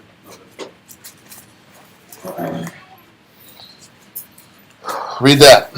Proverbs chapter 24 and verse 9 reads, the thought of foolishness is sin, and the scorner is an abomination to men. He said the scorner is an abomination to men. Let's look at the definition of scorner.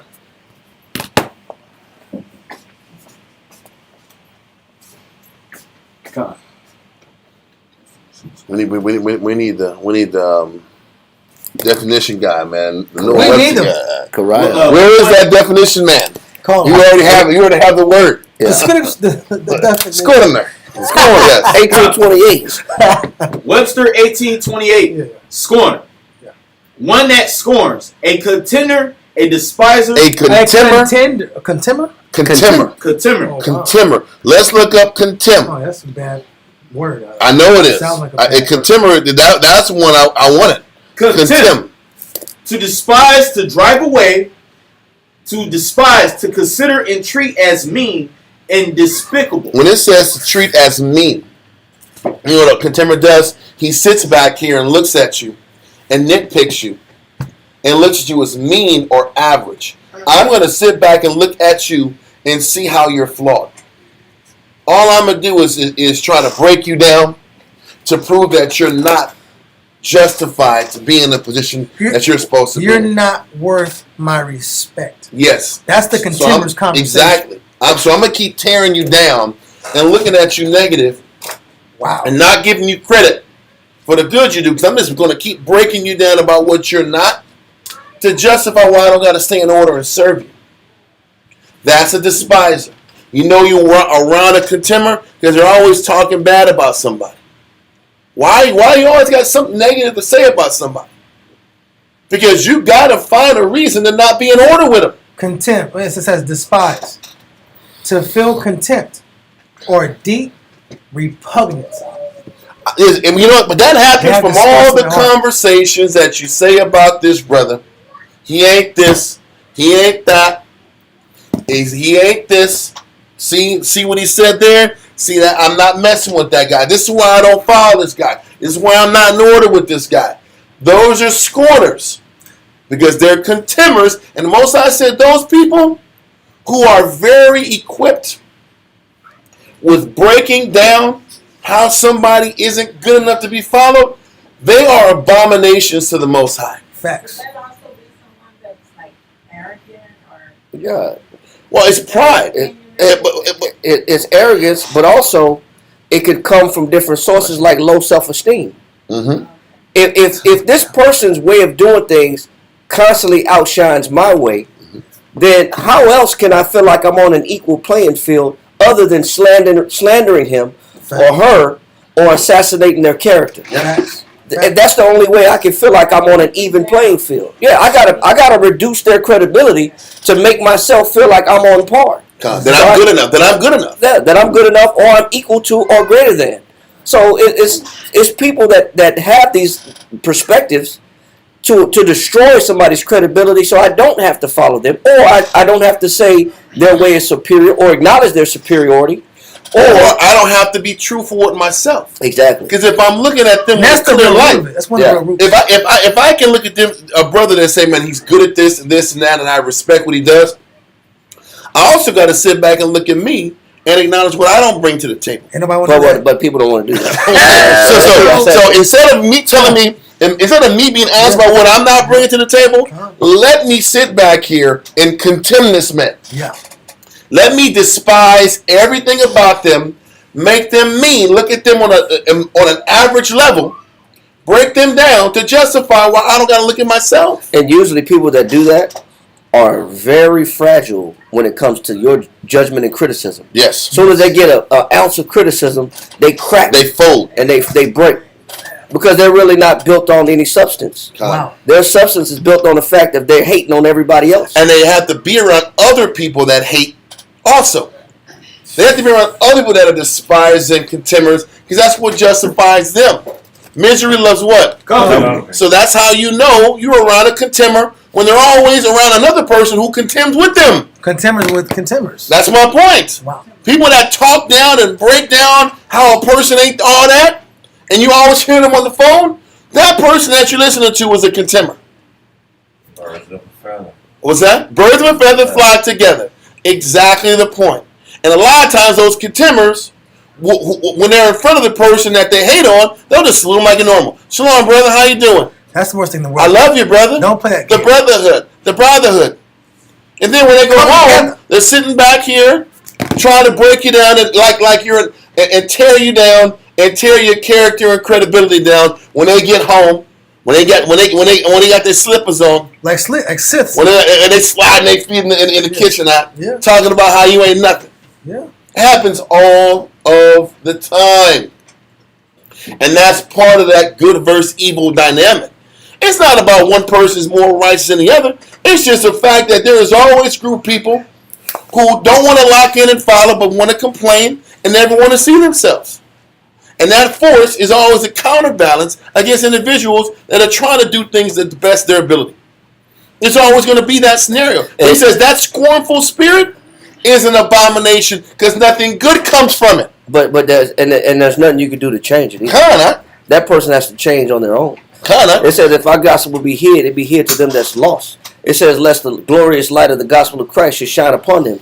If the light of Christ don't hit them and shine upon them, there's no hope for those individuals because they're consumed in darkness.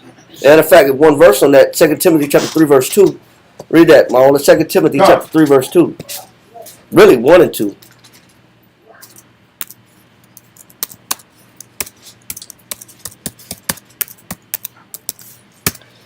Come. 2 Timothy chapter 1, verse 2 reads. Chapter 3. Okay, Chapter 3, verse 1 and 2. Come. 2 Timothy chapter 3, verse 1 reads. This know also, that in the last days... And the closer we get to the coming of Christ, the second coming of Christ, the worse it's going to be. Read on. That in the last days, perilous times shall come. It said, but it's going to tell you what type of perils, what type of dangers it's going to be. Read. Verse 2. For men shall be lovers of their own selves. It says, the closer we get to the end, men are going to become more and more wrapped up into what they want and selfish in their nature. And it's about them. It's not about other people. It's about them. It's about what I want. It's about how I want things done. Read on. Covetous. And they said they're going to be covetous. They're going to be more envious.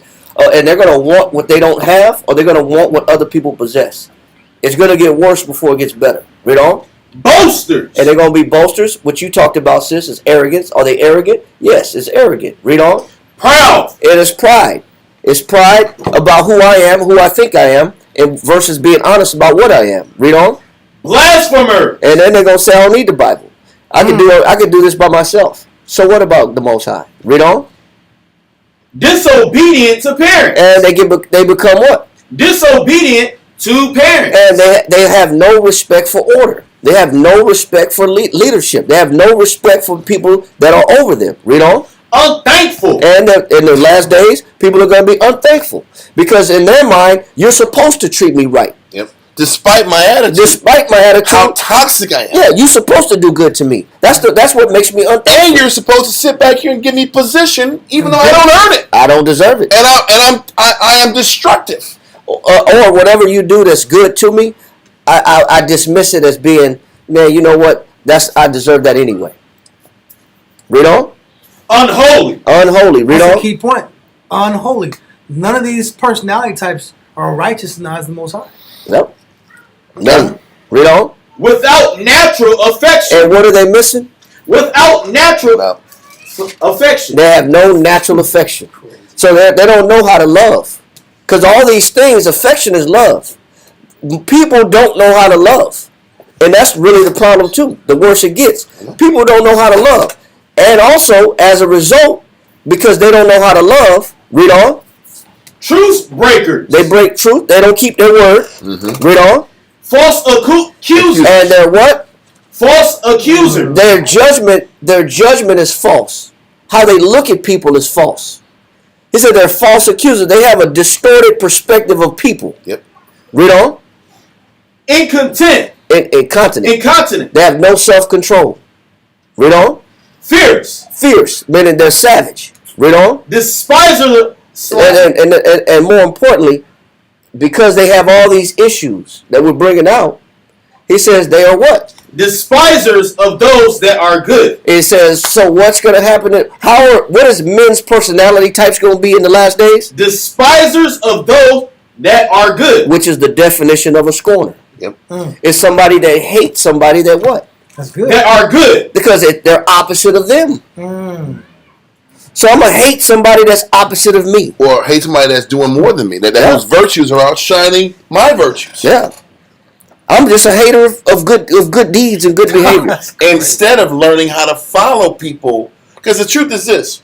I was going to bring this up later, but one of the keys of being truthful about yourself is to learn also who can do it better than you. Who has greater virtues than you. Because if I'm really honest about what I am and what I'm not bringing to the table, you also have to be honest about who I need to go to serve, to follow, so you can gather more abilities. But once again, Israel don't want to do that. Israel don't want to sit back here and serve. Because Israel doesn't want to acknowledge that what they have is not enough. That's one of the major problems with Israel. My pride too strong. Because we have too much pride to say, I got to go and learn more. I'm insufficient. I'm not good enough for what I'm doing in the spirit. I got to go and get more if I want to grow. A lot of men lack that. And this is where the scorning and the despising, instead of me learning how to follow and following the individual or individuals whose abilities might outshine me so I can learn how to be better, I'd rather sit back and just despise them. It's easier that way. It's easier to despise than to say, I got to go back to this person. Like you read in Matthew about the 10 virgins. To go and get more oil to sustain that trip. It's the same thing that men got to do. In order to finish this walking path that we've all chosen to walk, you got to get more oil.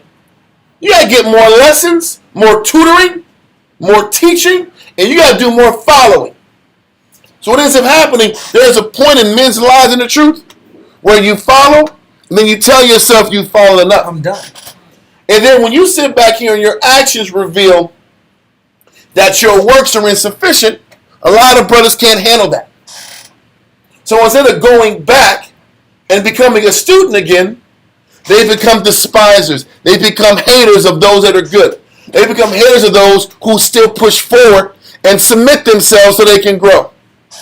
And that is the very definition of a scorner. Individuals who stop growing, stop following, stop serving, and become jealous and angry and despise those who continue to submit themselves to grow and push forward. So, And this is what's going to happen. And this is from this as a result is where you're going to get the bloodshedding that Dawiyah brought out earlier. This is where the bloodshedding going to come from. especially when you keep these people around each other. Yep. When you keep these people around each other with all this tension and hatred and bitterness, and you're unsatisfied with your condition, and you see others thrive, and you keeping those people around, that's a recipe for disaster. Yep. Now it's like a powder keg ready to explode. Think about it, they're sitting back here doing their Levite priestly duties, and the one is sitting back here mad that he ain't the number one dog guy, and he got to sit back here and in his head do boy work for the guy that he should be over. And then you can see where the constant challenges are coming from. The chafing and the arguments and the debates are coming from within the temple. Yes. And then it's only a matter of time before the bloodshed comes, because the contention is already present. God. The the debating is already present. It's only a matter of time before the violence comes out. Yes. But it starts from the interior. It starts in the psyche. It starts in the mind. It starts on what a person is meditating on. A person meditating on unclean thoughts. If you're meditating on unclean thoughts, it's only a matter of time before the fruit is unclean. That's true. Because the thought is unclean. But all you think about all day is about what advantages somebody has over you. Or some freedoms and liberty that somebody has that you don't have. Or the direction that person wants things to be done in that you don't get to decide the direction. You don't get to say, I want to do things this way. I want to be free in my decision making. Well, maybe the Most High got you in a position where your decision making ain't free because He don't like the way you think. Wow. You ever thought about that? That's a good answer. But we don't look at the other side of it, of why we're not in those positions. We just say that person doesn't deserve to be in that position. Kinda. And it goes from a history of unaccountability. Yep. The root of the class at the beginning was people that come to God, but they're never accountable. You're seeing a succession of these people as they grow in the truth and they age in the truth, and how it branches out and affects people at the top and in the other parts of the camp and in life. I'm unaccountable. I'm never wrong. I got a foreign wife, but it doesn't matter. Yep. They dismiss their own issues, but they hold every man's issue. They take On them. They hold men. They're to offended. task. They're offended at other men's. They hold ways of men doing to things. task for the smallest, Yes, they slightest do. things. Yep. But Well, you're they- sitting back here conspiring with a guy that just hit the priesthood on the head for crazy tariffs on the daily sacrifice. 400 days labor for one sheep. For one sheep, and you got to do 2 of them a day. That's 800 days of labor. That's what I'm saying. He's taxing him, and you're doing side deals with this guy, and you can't see why the Most High don't want to mess with you. Can't see it though. You can't see it. This is how the Most High hits us, right? Exactly. Because we can't see what the Most High is teaching us. Huh? Okay, where are we at? We're in 2 Timothy chapter 3 and verse 4. Are you done with that? That was the point. Let's go now to Proverbs 29 and 8. Come. Proverbs chapter 29 verse 8 reads. Let me pull this verse. Let me type it up and get there. Read that, sir. Come. Proverbs chapter 29 verse 8 reads. Scornful men bring a city into a snare. It says scornful men that despise others, men that can't see the good in what others are doing. They said they bring a city into a snare. Now, what does that mean? When you sit back here and read what a snare is unexpected evil. That despising and that negative outlook that festers amongst brothers, what we've been reading about with Jonathan and Jesus, that negative and that hatred and that despising nature, when you keep these individuals together, it brings an unexpected evil. An evil you wouldn't have figured it out. You wouldn't have seen it coming nowhere. Like I said, I talked to a brother just like a week or two ago about this notion of getting all these different camps together. I said it's impossible. It's impossible because when you force all these groups together, it is going to be nothing but clashes and fights. It is impossible for it to work. The only power that can do that is Christ. Because when you force all these individuals together, all you're going to get is unexpected evil. Because there's not enough humility in the nation. There's just not enough. Now, read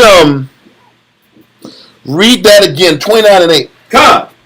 Proverbs chapter 29 and verse 8 reads, scornful men bring a city into a snare. Scornful men, once again, Israel that can't just see the good in what other people are doing, that bitterness, that fighting, that infighting brings the city to destruction. A camp to destruction. The priesthood to destruction. A large group of people to destruction. That's why I say a camp.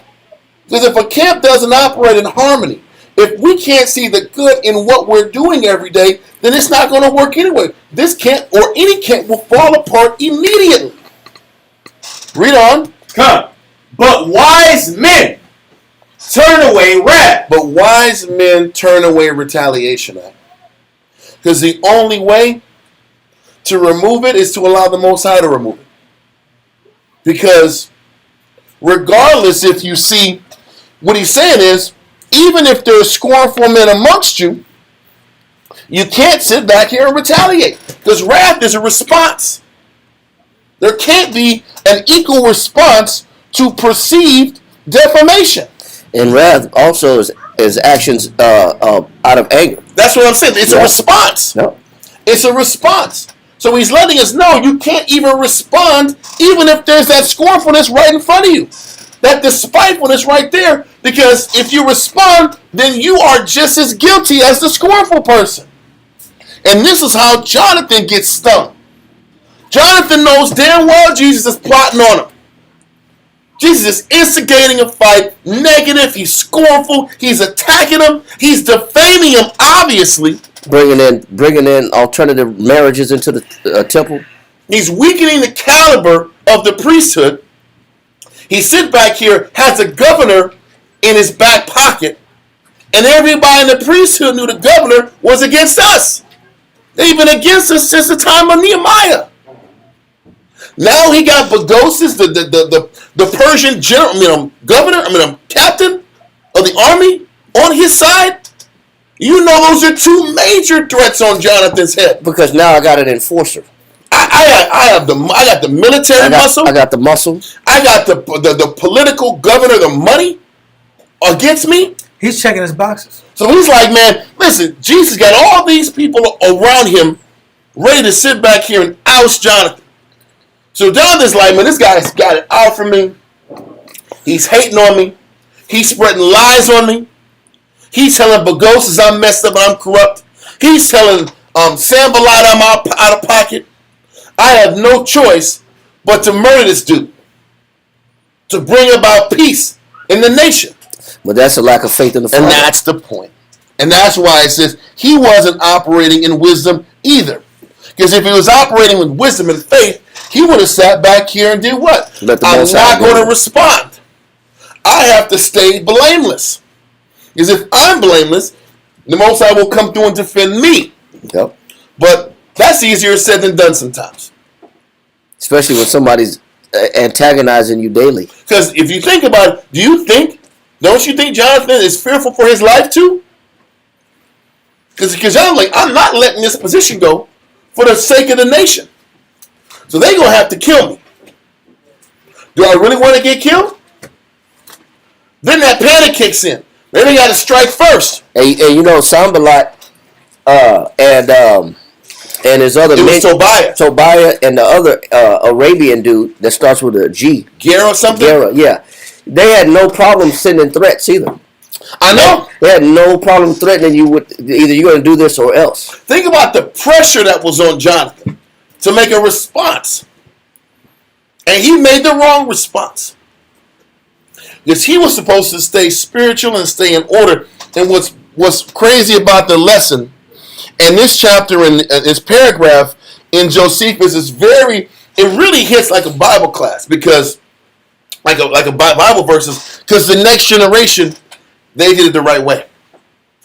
And the two sons were in the same predicament. And the one that was chosen to be a high priest stayed spiritual and let the Most High push away the one that was plotting against the position. Let the Most High control and dictate the direction. Exactly. Which is the question that we have. Do we allow the Most High to confirm and dictate the direction, or do we continue to lie, as the beginning class is going to, not deal with any kind of accountability for the circumstances we're in? Yeah. I'm in a circumstance, and it has nothing to do with me. Yep. I just ended up here, and now I pray to the Most High that He fixes it, but I don't have the heart and will to make sure that I'm doing my proper atonements. Like I said. So do I let the Most High step in by me being obedient? That's the question. This is really an obedience battle. It's all about obedience. How do you maintain obedience with this level of pressure? When this guy That's hard. these guys are, listen, it wasn't just Jesus the brother. It was, he had a whole force behind him. Yeah. But once again, this religion, but also goes into, it talks about pretty much the one with the greater wisdom has to operate more responsibly. Yeah. Yeah. If Jonathan's the one with the wisdom, then he has to operate like an aged man. Yeah. And he didn't.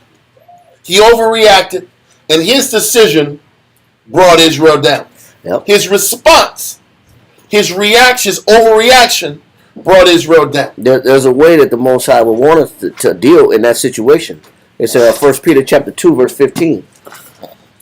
1 Peter chapter 2, verse 15. In that situation, if we were to say, man, what would I do if I was in Jonathan's shoes? Would I have put my brother to death, knowing that my brother was against me, attacking me, had the muscle against me, had an army against me, or was plotting on my position? Well, the Most High has a direction that He wants us to take already. How does He say we're supposed to deal with that? Read that. 1 Peter chapter 2, verse 15 reads, "For so is the will of the Most High." And this is why He's telling us what the Most High would want from us in this particular position. He says, this is the will of the Most High when you have an enemy who's attacking your credibility, or you have a scorner amongst you that is saying that this is why I shouldn't have to follow, or this is why you don't get respect, or this is why I shouldn't have to respect you, or this is why I shouldn't have to follow you, or this is why I don't agree with your decision making. He's saying now, he's teaching us what the will of the Father is. Read on. For so is the will of the Most High, that with well-doing... Is with what? Well-doing... No, with revenge. With well-doing... Since you're attacking me, I'm going to attack you back. With well-doing... You're fighting me, I'm going to fight you back. With well-doing... Since you want to argue, you want to take it there, I'm going to take it another level higher. With well-doing... So he says with well-doing is how you do what? Read. Ye may put to silence... This is how you defeat... Who? Read. Ye may put to silence the ignorance of foolish men. So how do you shut up foolish men that have a negative, scorning perspective? With well-doing. You keep doing what's right. He said that's the will of the Father. This is how you stay blameless. You keep doing more and more good deeds that they're blaming you falsely for. You gotta keep doing more righteousness. Yep. Instead of responding with foolishness or matching fire with fire. I don't gotta match fire with fire. God. I don't gotta match ignorance with ignorance or foolishness with foolishness. God. I don't gotta go back and forth with you. All I gotta keep doing is doing what's right. And the truth is, in doing that, you have to resist the urge to defend yourself. Yep. Because that's the challenge. Can you sit back here, take the jacked up reports, take the scrutiny, know there's negative being said about you, and still operate brotherly, and allow the Most High to sit back here and do what He's going to do? Can I post scripture on that? God. Luke 14 and 11. Come. Luke 14 and 11. But yes, the truth is, the Most High requires all of us to operate with humility. None of us are above that. So when the scorner is scorning, we have to fight not to retaliate to the scorning. Because listen, what Chachuan said about constantly doing good, That is the right answer. But it don't feel good when you're getting talked about, when you're getting attacked falsely and unjustly. And having to sit back and digest that pain, digest that suffering, digest the feeling that you're being done wrong. You're getting plotted against. But you still work towards doing right and staying blameless with the Father. It's almost like you should be blameless with the Father, because it ain't like there's nothing you can do good to the scorner. Or even knowing that people are waiting in the shadows to find fault with you. Kinda. Like, man, soon as you make a mistake or error, they're waiting for the perfect opportunity. They're waiting in the shadows to say, see, this is why you shouldn't follow them. This is why I don't follow. This is why I don't follow. Or this is why I have the outlook that I have towards them. It justifies my negative outlook. Even to know that you got people waiting in the shadows to do that sucks. Yep. And you have to sit back here and let all that go and still operate good. And still see the good in them. Because that's what the Spirit of Christ wants to operate in. And this is obviously something that these Levites, with all the law and the Torah, never figured out. But keep going. Come. Luke chapter 14 and verse 11 reads, For whosoever exalteth himself, mean make more of themselves than is necessary. I'm above a check. I'm above reproach. I'm above being spit upon. I'm above being wronged. I'm above being lowly. And I'm above sitting back here and being public enemy number one. Or Paul was hated. Being attacked falsely. Paul was despised, hated. They hated Paul, right? They wanted him killed. Great men were hated. If we think that we're beyond that seat, we're out the Spirit. God. Read it again. For whosoever exalteth himself. A man that thinks is above humility and correction, or just being dejected. Because Christ was a man that was despised and dejected of men. And you know what? And if we think we're above not defending ourselves, that sucks. Yeah. You can't defend yourself. You have to let these accusations flow and let people hate. Because that's Christ. We're not above being hated.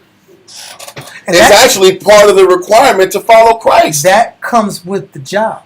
That's what men don't get. Men like the idea and the concept of being an authority figure or being a communicator in the book.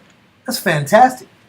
But so we have to say, forgive them because they know not what they do. You have to be like Christ. Yep. It's saying those words and living behind it. Because it's one thing to say it, and then 5 minutes later, guess what happens? You're angry again. Yeah. That's the truth. It's cool to say it. Forgive them for they know what they do. All these little luminous, all that crap, right? Yeah. And then 5 minutes later, like, this is a bitch ass nigga right here that just said this. You know what I'm talking about? That feeling pops right back up. Right after you come with the holy statement. Because this is it's important to understand that, because it's easier said than done to know somebody hates your guts. And it's about maintaining and keeping your vessel holy. Your vessel is your mind and your spirit. It can't be polluted with hatred. Read. For whosoever exalteth himself shall be abased. Whosoever I'm beyond people despising me. That is also an element of pride. The Most High uses these conditions also to check everybody.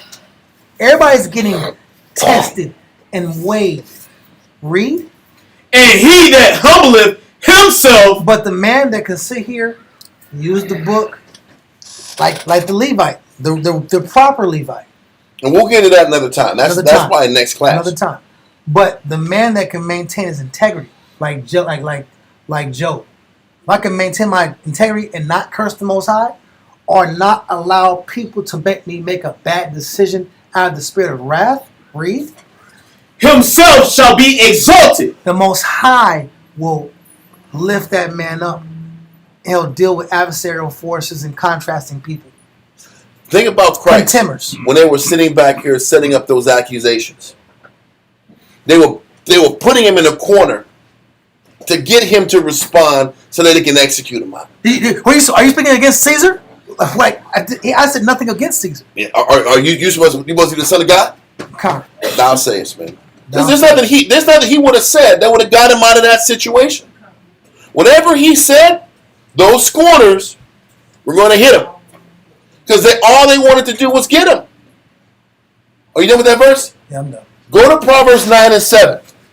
Proverbs 9 and 7. Come.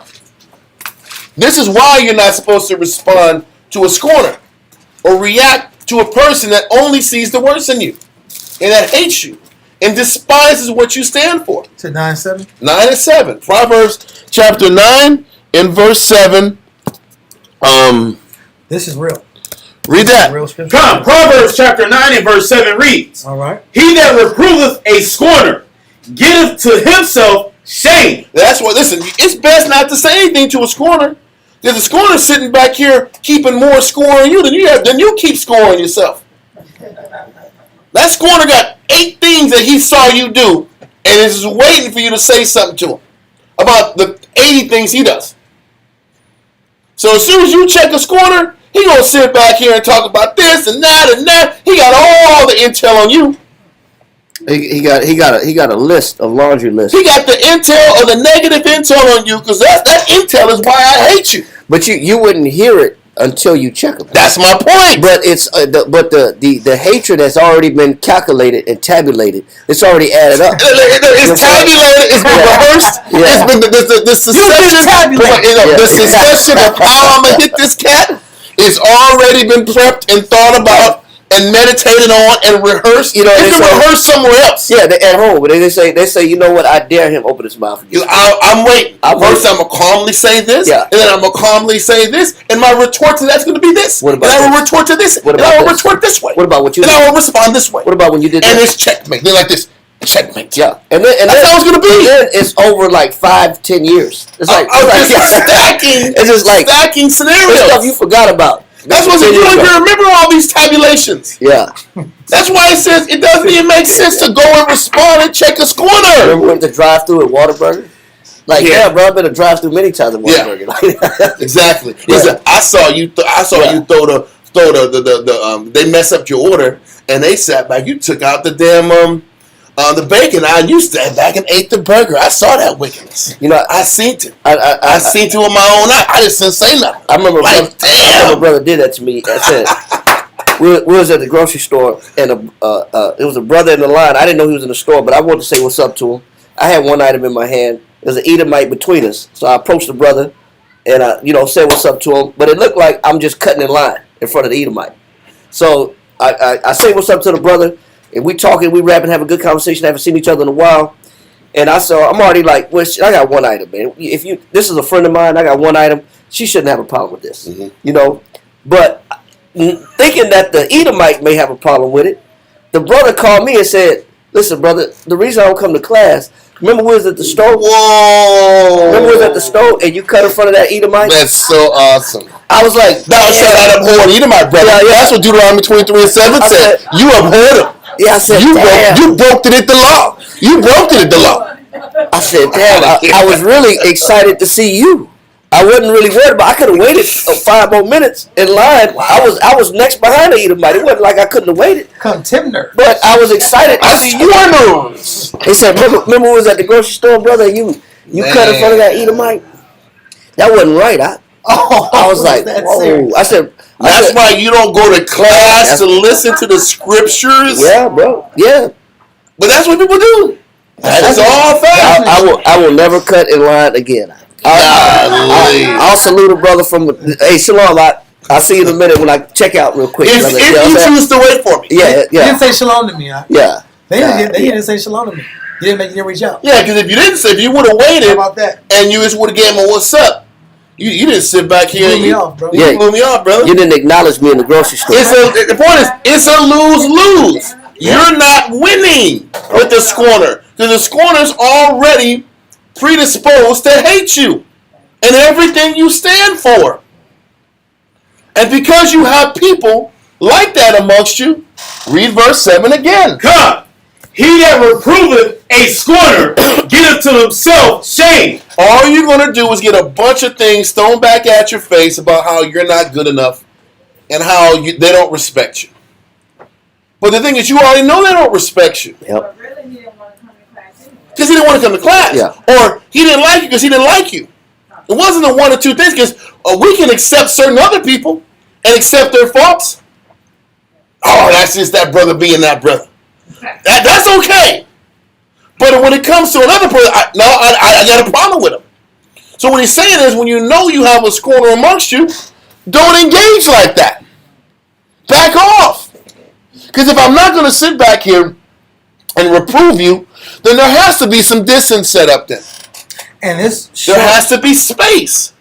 Because the only way to deal with this corner is to create space. How else can you operate? Either you create space or you fuel contention. Because it's going to keep being this one-sided attack and provocation. Or this one-sided tension. And we got to be careful when we say create space, because a lot of us want to be isolated by ourselves anyway. A lot of us don't want to deal with nobody. I got to put the next verse behind it. Yeah, because we can't be like, because a lot of us will say, no, this is why I don't fool with nobody. That's why I be by myself. That's why I don't deal with nobody, because everybody, I can see flaw in everybody. But that's not justified either. Is it safe to say this personality type, or this person that is in a weaker position spiritually, just does not have a fear of the Most High? Because we have the two priests, quote unquote priests, right? Okay. One fears the Most High. One's getting foreign ribs and making business deals with foreigners. Yep. It's safe to say he doesn't fear the Most High, but he's a contender. So is that saying, okay, cool, this person's in this position of thought because they don't recognize the Most High? Well, I'm going to say the problem is this. You can't even go there. Well, because this is why. I'm just asking a genuine question. Well, no, I'm listening to you. The point is, the Most High's got that person there. The way I look at it is, that scorner's there to test me. Listen, a lot of times you got to have a scorner there to show you how humble you are. If you don't have a person that hates your guts, how humble do you think you are?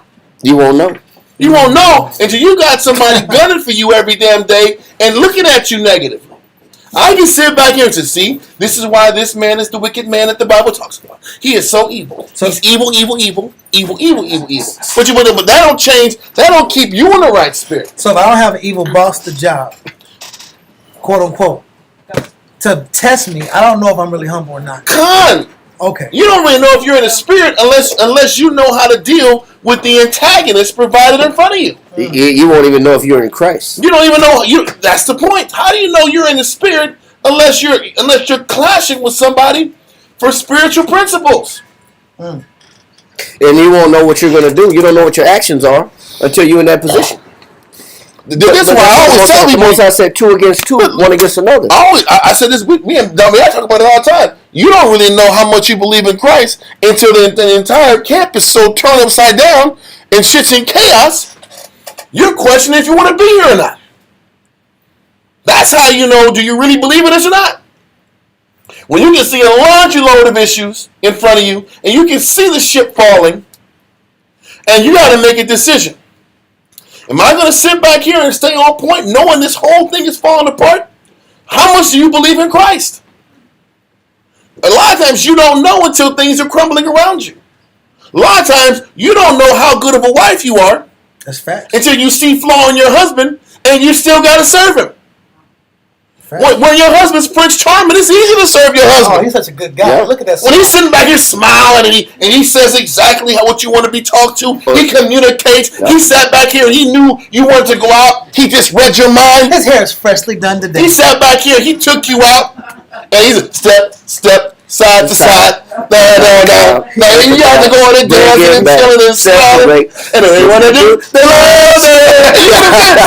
But that husband is locked in, and he just knows what to say, and he's just so in the spirit. He smells so good today. But this that he's just considering, he's listening so much. Yeah.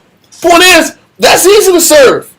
Yep. When he sat back and snapped at you, he's busy.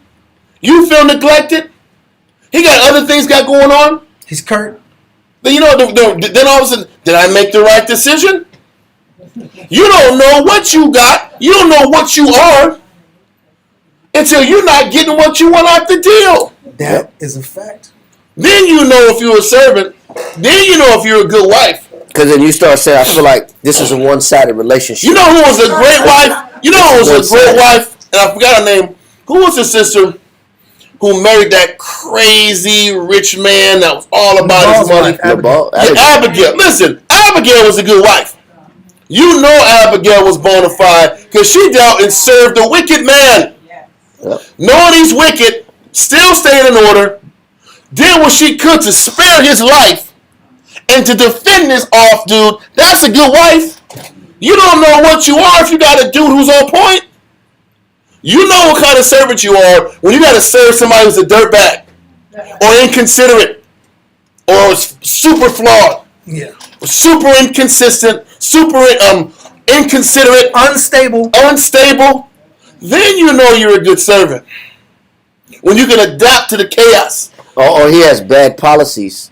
And he's that affect everybody. And the whole house is about to crumble. His whole house, they were about to kill him and everything associated with it. Like, this guy is out of here. Listen, man, I'm going to kill everything associated with this man. Yeah. But this man's policies put the whole house in jeopardy, the whole family in jeopardy, but you still got to follow him. That's a good servant. You don't know what you are until you're put in adverse conditions like that. Men and women. So once again, those contrary dynamics is what really shows what man or woman you are. Without that, you're untested. Are you really a good servant if the person that you got to work with is structured and organized and there's no adjustment you got to make? Or they're agreeable to you. And exactly. You don't know what you got. You don't know what you are. Your question mark. Until you're put in these adverse conditions. And you got to serve and be pushed and stressed. And you got to keep operating on your toes. Those are the facts. But let's get back to Proverbs 9:7. Come, Proverbs chapter 9 and verse 7 reads, He that reproveth a scorner giveth to himself shame. So he's telling you, I understand what Shamshawan said about not teaching Israel to run from issues. But when you got scorners and contemners and people that despise you, staying in that same vicinity and not creating space, at least the space would be, I'm not going to fuel these arguments. They're not going to be one-sided arguments then. That's the best way to steer. If you're in a marriage and you think your husband is a contemner and he's a despiteful person, then what do you got to do? Not create arguments. Don't react. Don't say something that's going to piss him off. Don't provoke. Don't provoke him. Let these obstacles and these interactions be one-sided. One-sided. The best example was David and Saul. Done. They were one-sided. They were one-sided fights. This guy sitting back here throwing javelins, like you said, javelins. He's out to kill him. He's killing entire precepts because they sat back and let him eat some damn showbread. Let them be one-sided confrontations to get away from the scorner. Because you're not winning that battle with a person that hates you. There's brothers amongst us that can't stand our guts. We don't respond. We didn't respond. Because responding would have solved nothing. It would have fueled more fire. Read on. Come, and he that rebuketh a wicked man getteth to himself a blot. It doesn't make sense to argue with people that are fixing their ways. Because all it's going to do is come back on you, and it's going to be dirty mudslinging. That goes nowhere. And you lose concentration on your on the real job, yes. Your real responsibility is taking care and guiding sheep. I hate the conversation of, I'm so obsessed with these malefactors that now we have sheep that are knowing the truth that are getting neglected. You used to always talk about years ago how all the camps, these UPK and these camps used to always be arguing with each other online, and they're sitting back here. One street teacher crew was going against another. Nothing got accomplished that way. Instead of sitting back here and attacking this street group or this teacher group, just teach your people. Just do your job and teach the students that you're responsible for. Because listen, that's like, what good is me sitting back here going out into the camps about what they do wrong? They're there's still people gravitating to him. There's still folks who want to lock into these guys. Let them roll. Let's do our job. The United States is huge. The world is huge. Why sit back here and argue over a block like these niggas in the world do? Yeah. There's plenty of people you got to give your life to. Stop arguing over the block and go do your own thing. Let that go and go to Proverbs 22 and 10. Come on. Proverbs chapter 22, verse 10 reads, Cast out the scorner, and contention shall go out. Now Now, listen. cast out the scorner is also strategically keeping distance. Is that not being an isolationist? Where you neglect. The scripture says not to neglect the gathering of the people around you. Not supposed to neglect coming together, but you have to create. You have to cast out those opportunities to create more dissension. We're not supposed to create opportunities for dissension and negative reports. And a retaliation. Yeah. The problem is this: Jonathan and Jesus, they couldn't remove it. They couldn't remove each other. They were still both elected to do a responsibility in the temple. If Jonathan could have sat back here and set up a vote to get him out, don't you think he would have did that? Jonathan was, listen, I vote to get this guy the hell out of here. But you know what? That wasn't going to work. Because a lot of times doing this work, you can't just say, no, this guy is banished. None of us are kings. None of us are kings in Old English time. We're off with his head. Banished. We can't do that anymore. Yeah. So what we got to do, we got to sit back here, operate diplomatically, stay in order, and allow the Most High to do what he's going to do. Be more biblical. Listen, the casting out of the scorner is really the Most High's job at this point. Because none of us have any real power. None of us have the power to change any scenario. So we're in a camp.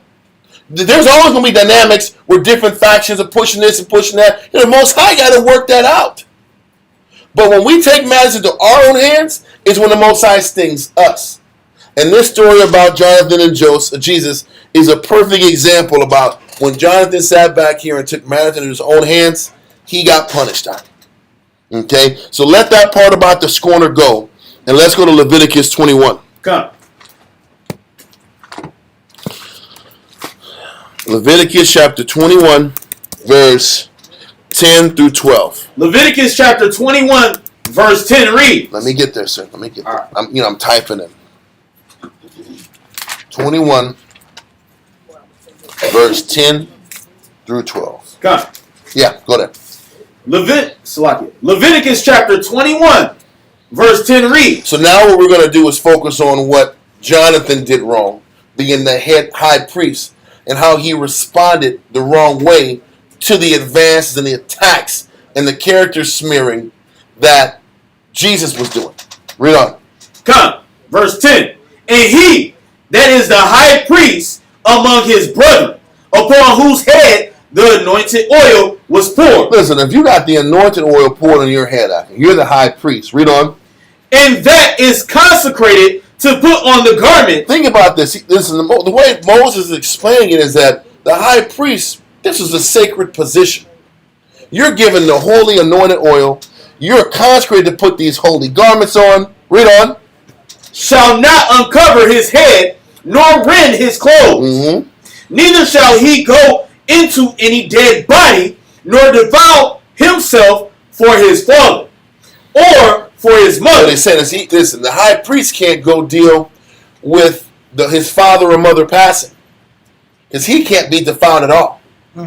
That's what he said. You can't go to the funerals. The high priest couldn't do it. He had to stay clean and undefiled. Read on. Neither shall he go out of the sanctuary, nor profane the sanctuary of his power. He said you couldn't profane the sanctuary. But what did Jonathan do? He profaned the sanctuary by killing this dude. He wasn't taking his office as seriously as he was supposed to. If he had to understand, listen, I'm supposed to be holy, I'm supposed to operate with cleanness and not defile myself for any reason. If I'm not supposed to defile myself and bury my mother and father, do you think I'm supposed to be sitting back here scuffling and fighting in the temple? No.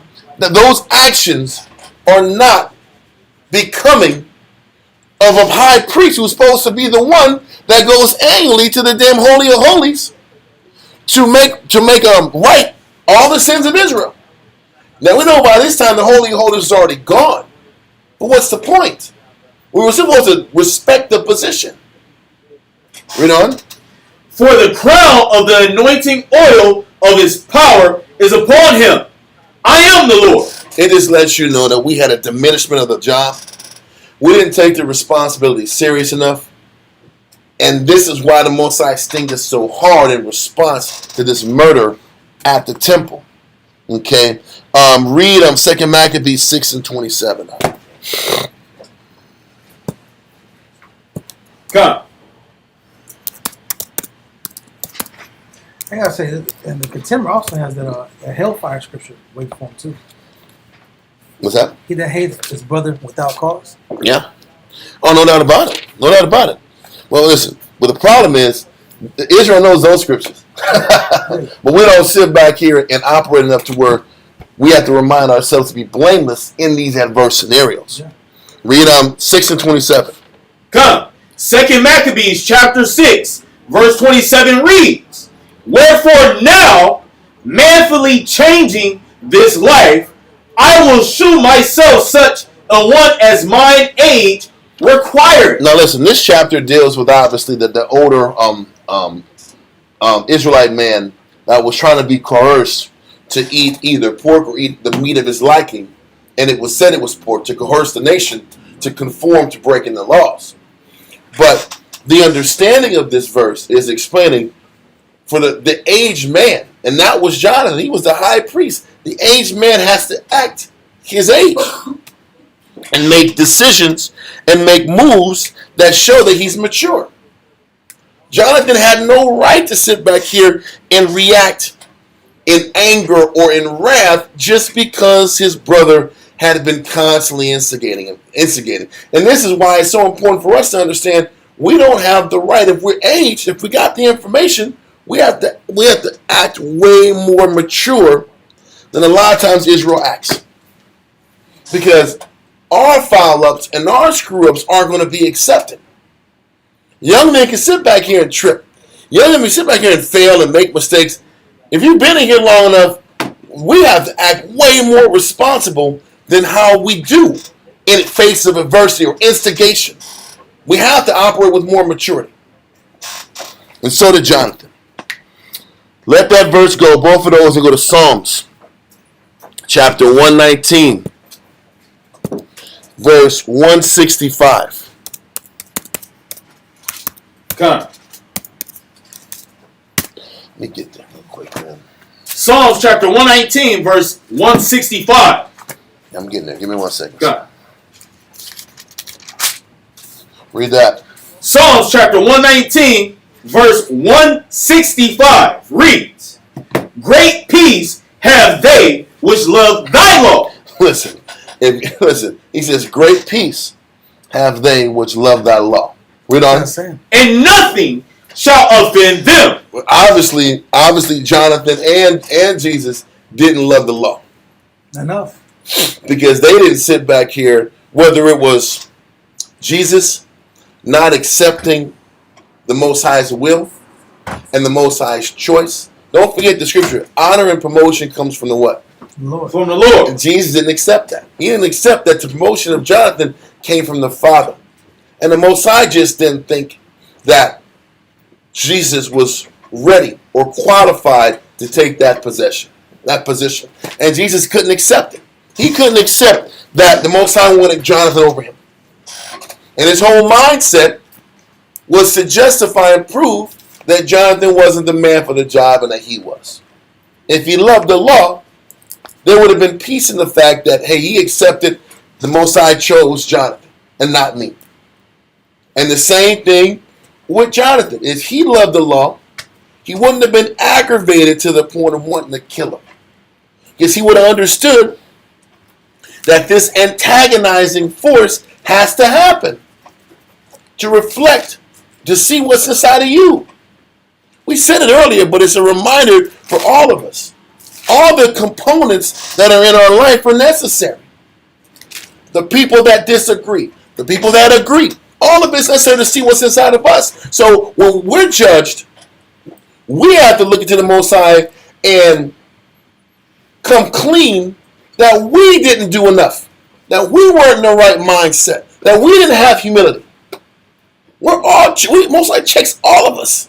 None of us gets away from this.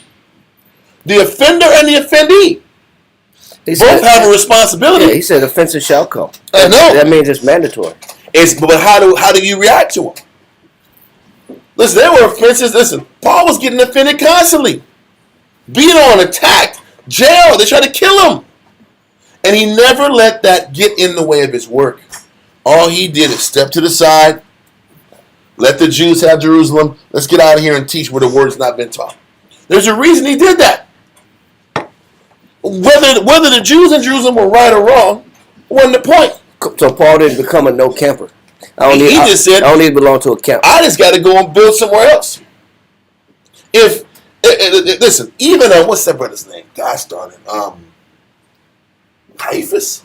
I think it was Caiaphas in Acts 5. He said, if what Paul and them were doing is of the Most High, or it's Peter, if what Peter and them were doing is of the Most High, nobody's going to stop it. No man come against it. No man can stop what's going on. It's the same thing with us. It said, "Less happily be we be if we fight against them." It ain't going to work out. We might be fighting against the Most High. This time we had to do the same thing. Even David, when that Benjamin was cussing him out, he was cussing him out. You know, it was from miles out. You think it was for a couple steps out? He was cursing David and his men for miles out. And David's men were like, "Can we just murk this guy out? We just have a peaceful walk through this next village?"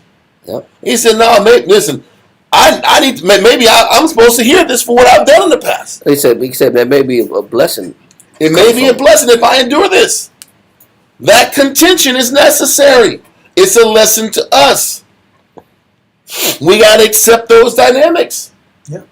And not try to take matters into our own hands to retaliate from something that we think we were offended in. We have to leave it up to the Most High. But we don't want to do that. Because what if the Most High don't destroy him? Then I feel like I'm not vindicated. You're wasting my time. And why am I doing this? And where's the Lord? And all that. Well, maybe the Lord wants them there. Maybe the Lord wants them to sit back and run their course. What if they change like Jonah? God. And they repent like the city of Nineveh? Or maybe that's the best they can bring to the table. It's none of my business. We got to do our job. But Jonathan didn't have the faith, and he didn't cleave to the scriptures to let Jesus run his course. Well, it's more difficult when you feel like it's your brother.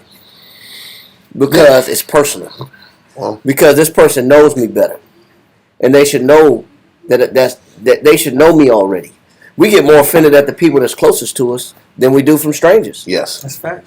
Because strangers don't like us anyway. They don't like us, yeah. But when it comes to the people that we feel like know us or should know us better, we even get more offended. God. Those are facts. Okay. Where are we at? Psalms 119, verse 165. Read it from the top again. Come. Psalms chapter 119 and verse 165 reads, "Great peace have they which love thy law, and nothing shall offend them." Listen, if we're really locked into the scriptures and we really cleave to the book, there's nothing around us that should spark us enough to where we want to put hands on somebody, take matters into our own hands, not keep us in peace, not keep us in peace with the life we've chosen, if we're really in the book. But for the fact that things still aggravate us is proof that we're still disconnected from the Spirit. Let that verse go and go to 1 Timothy 5 and 22. Come.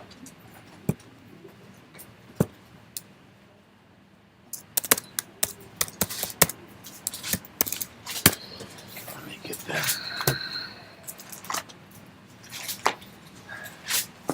1 Timothy chapter 5, verse 22 reads. Hold on a second. Come. Read that, sir. Come. 1 Timothy chapter 5, verse 22 reads, lay hands suddenly on no man. Listen, we're reading this now, but they didn't have it back then. We're never supposed to lay hands suddenly on no man. It shouldn't be nothing that's got us in a situation. You're too close, man. You're too close, man. You sit back here reacting. There's no reason to do that. But read on. Lay hands suddenly on no man, neither be partaker of other men's sins. That's why we lay hands on people. Because another man's sins have affected me to respond. That's what that means. He says, don't lay hands on a person suddenly, neither be partaker of other men's sins. Because that's what we're doing. This is what Jonathan did. He retaliated to another negative person's instigation. He says, we're not supposed to react to other people's negative. Other people's negative and jacked up actions shouldn't put me in a position where I think I got to defend myself. Yeah. I tell my kids when they come home from school talking about they got bullied or they let somebody provoke them and get them in trouble. I said, well, you can't give somebody the remote control to you. I said, every time you respond, that means you've given somebody the remote to be able to control you by what they do to you. Mm-hmm. Nobody should be able to control your actions by what they do or how they instigate you to where you got to get in trouble now. Now you get kicked out of class. Now you lose your little opportunity for recess. And now you all your lunch. You got to eat lunch by yourself. Recess is like money. It's currency, yeah, especially in elementary school. It is. You got to stay indoors. You're handing people the remote control to you. You're letting people push your buttons, and you shouldn't let anybody do that. Kana. Read verse 22 again. 1 Timothy chapter 5 verse 22 reads from the top. Lay hands suddenly on no man, neither be partaker of other men's sins. So we can't be reactionary. We can't allow another person's negative to put me in the wrong spirit. This is why it's so important to be around the body. Because how would a person know that if they're not around people that instigate them, that bring out that side of them? A lot of times we don't know what pride is until we're around people that provoke my pride. This is why the wilderness is going to be scary. It's going to be scary because we're in this hot ass desert and all there is sand. We're waiting on the waterman to come through the water rock to open up You're around people. You know what's crazy? You don't think they're also going to have a person over you that's opposite of how you roll? Yeah. That's what is intended. He's going to be opposite of how you do things. And you're still going to have to serve. And they're figuring out things. Who's to say that the person over you was on point?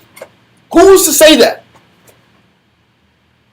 And there's going to be provoking. And like the scripture says, there's no reason for me to be a partaker of your sin. Just because you're provoking, just because you're negative, doesn't mean I'm supposed to react to your negative. Because when I do what it says, keep thyself pure. I'm unpure because we let another person's negative dirty us.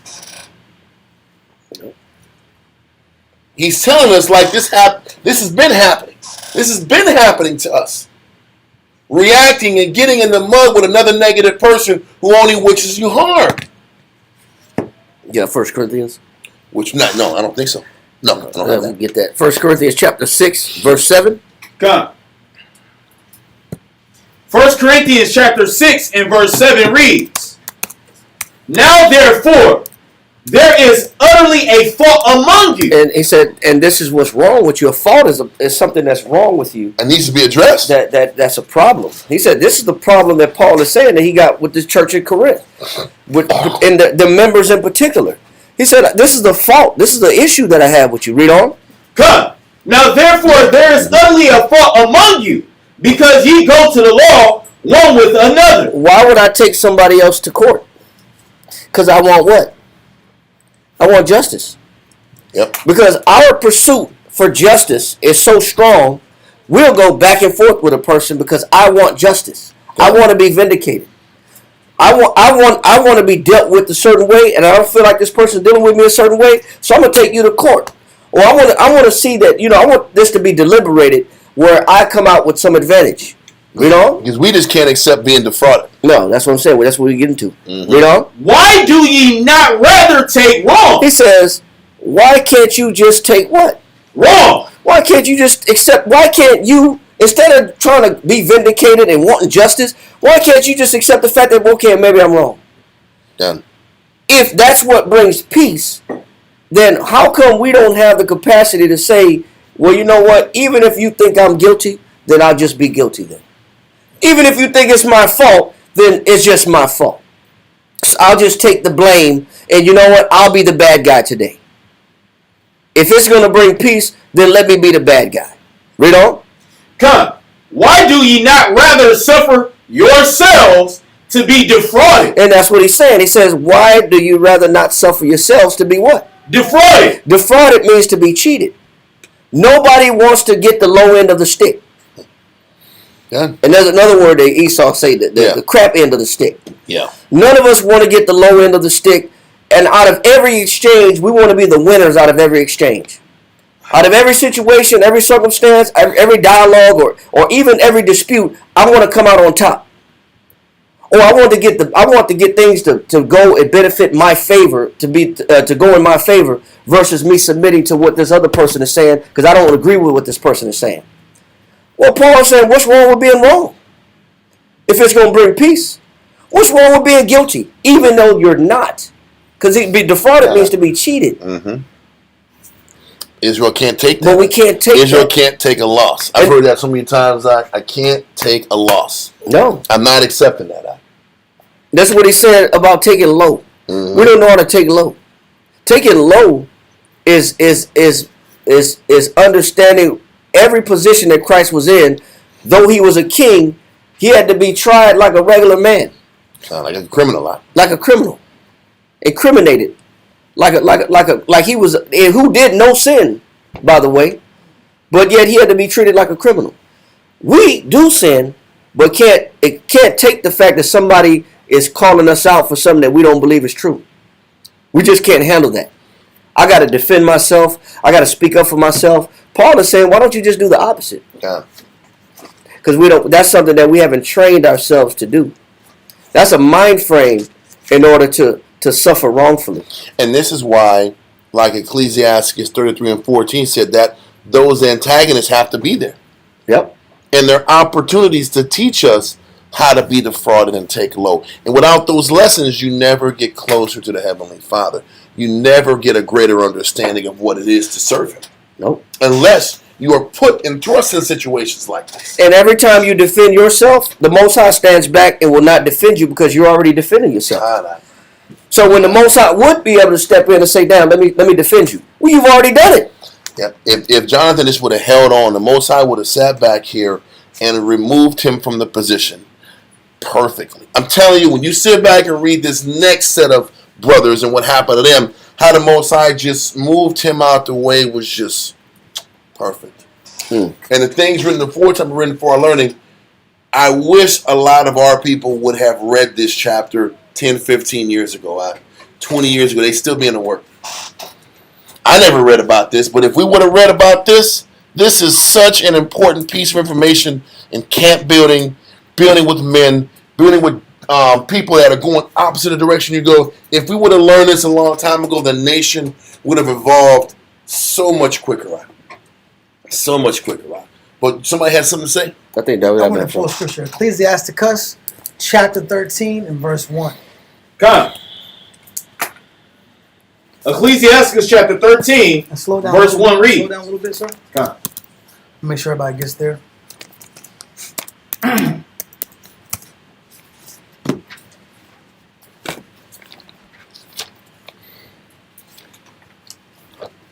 Yep. Ecclesiastes chapter 13 and verse 1 reads, "He that toucheth pitch." Pitch is what? What is pitch? Tar. Pitch is tar. Tar represents something that you touch is sticky. And it's hard to get off you. And you look up, it's in your hands. Then I touch my face. Oh my God, it's on my shirt now. I tie my shoes, now it's on the laces. I put my hand on the table, and I got my palm print on the table. It's a palm print. There's a pitch, tarish palm print everywhere. Everywhere you have this pitch, you look up and it starts to become everywhere. Everywhere you go, there's evidence that that pitch was there, that tar was there. Read from the top. Come. Ecclesiasticus chapter 13, verse 1 reads, He that toucheth pitch. If a man touches, and touch means to engage. When I discourse and engage with a factor that's defiled and negative, read, shall be defiled therewith. I will be defiled with the intercourse and the reaction and interaction and engaging with that negative factor. When I deal with the malfactor, a negative practice, a negative thought, an unclean person, an unclean situation, an unclean mindset, a accursed thing. When I entertain that, the consequence is what? Is I will be what? Shall be defiled therewith. Read the word defiled, 1828 real quick. Come cover. Defiled. You want defiled or defiled? Defiled. Number 2. Defiled. To make impure. To make impure. Read. To render turbid. What is turbid? Let's get that real quick. Turbid. I got it right here. Turbid. Turbid. It says to properly having the lead disturbed. But in a more general sense, muddy. Stop right there. I'll be muddy. What is muddy? I'm not clear. A lot of men lose spiritual clarity. People get muddy mentally. It says it right here in the next part. It says not clear. That's just but I want to emphasize muddy. Okay. Because the muddy element of people means that I see through a glass darkly, quote unquote. I don't really see the right. I make bad choices and bad decisions, and I can't see what to really do. I'm not really mentally clear. Entertaining negative people makes you mentally unclear, which makes you impure to the Most High, because now you're susceptible to bad decisions, and you can't make bad decisions when you're in the position of quote unquote a teacher. You can afford it, yeah. It's really off what you're saying. Let's finish your point, though, because what you're saying is about that muddy nature. Yeah. I want to kind of explain what that muddiness looks like in real life. Go ahead. Go to Leviticus 19 and 18. Mm-hmm. This is how a person's outlook gets muddy. This is what it looks like when you deal with people every day. Leviticus 19 and 18. Come. Leviticus chapter 19 and verse 18 you can reads. Definitely go back to finish one, but it hits right there. Leviticus 19 and 18. Read that, sir. Come. Leviticus chapter 19 verse 18 reads, Thou shalt not avenge. What does that mean, to avenge? To take matters into my own hands, to retaliate for a wrongdoing that was done to me. I was defrauded, and I reacted to the offense, and I handled that. Right? So he says we're not supposed to react in a negative way and defend ourselves like this. But also, what did he say? Thou shalt not avenge, nor bear any grudge against the children of thy people. And this is what we do.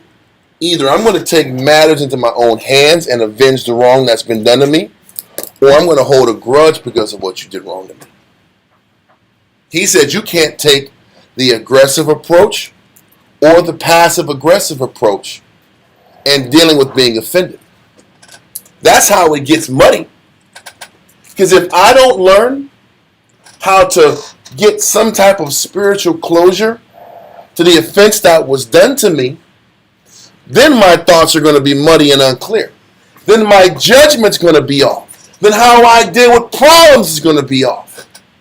Because I'll tell myself, how many people sit back here and they'll tell themselves, because I didn't react and cuss this heifer back, I was a righteous person. Because I didn't cuss this brother out, I was on point.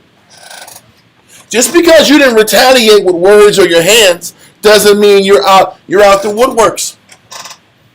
I can't even hold a grudge. That's the passive-aggressive way that we do things. You offended me, I ain't gonna say nothing, but I'm gonna catch you slipping one day. Or I'm gonna never let this go. I'm gonna never let this slide. That's how we do. He says either response is wickedness. And if I'm holding secret grudges, or I sat back and punched you in the mouth, it's both wickedness. But we think, because most of us operate in a passive aggressive nature, we think that's the high ground. That ain't the high ground either. Because I have to learn how to absorb and deal with being defrauded or harmed and still look at the person in a spiritual light in order for me to maintain proper judgment down the line. Does that make sense?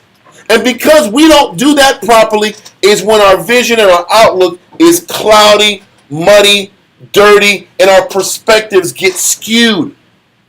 Because we don't learn how to sit back and take adversity, adverse moments, wrongdoings, afflictions, offenses. We don't process them right. But we'll tell ourselves, because I didn't verbally respond, I processed it right. That's not true. Because if it was true, we wouldn't have all this bitterness in our souls from the years in the truth we were in. We have baggage that comes from the world. Then we have baggage that comes in the truth. If we was really operating in the Spirit of Christ, we'd have no baggage in our experience in the world.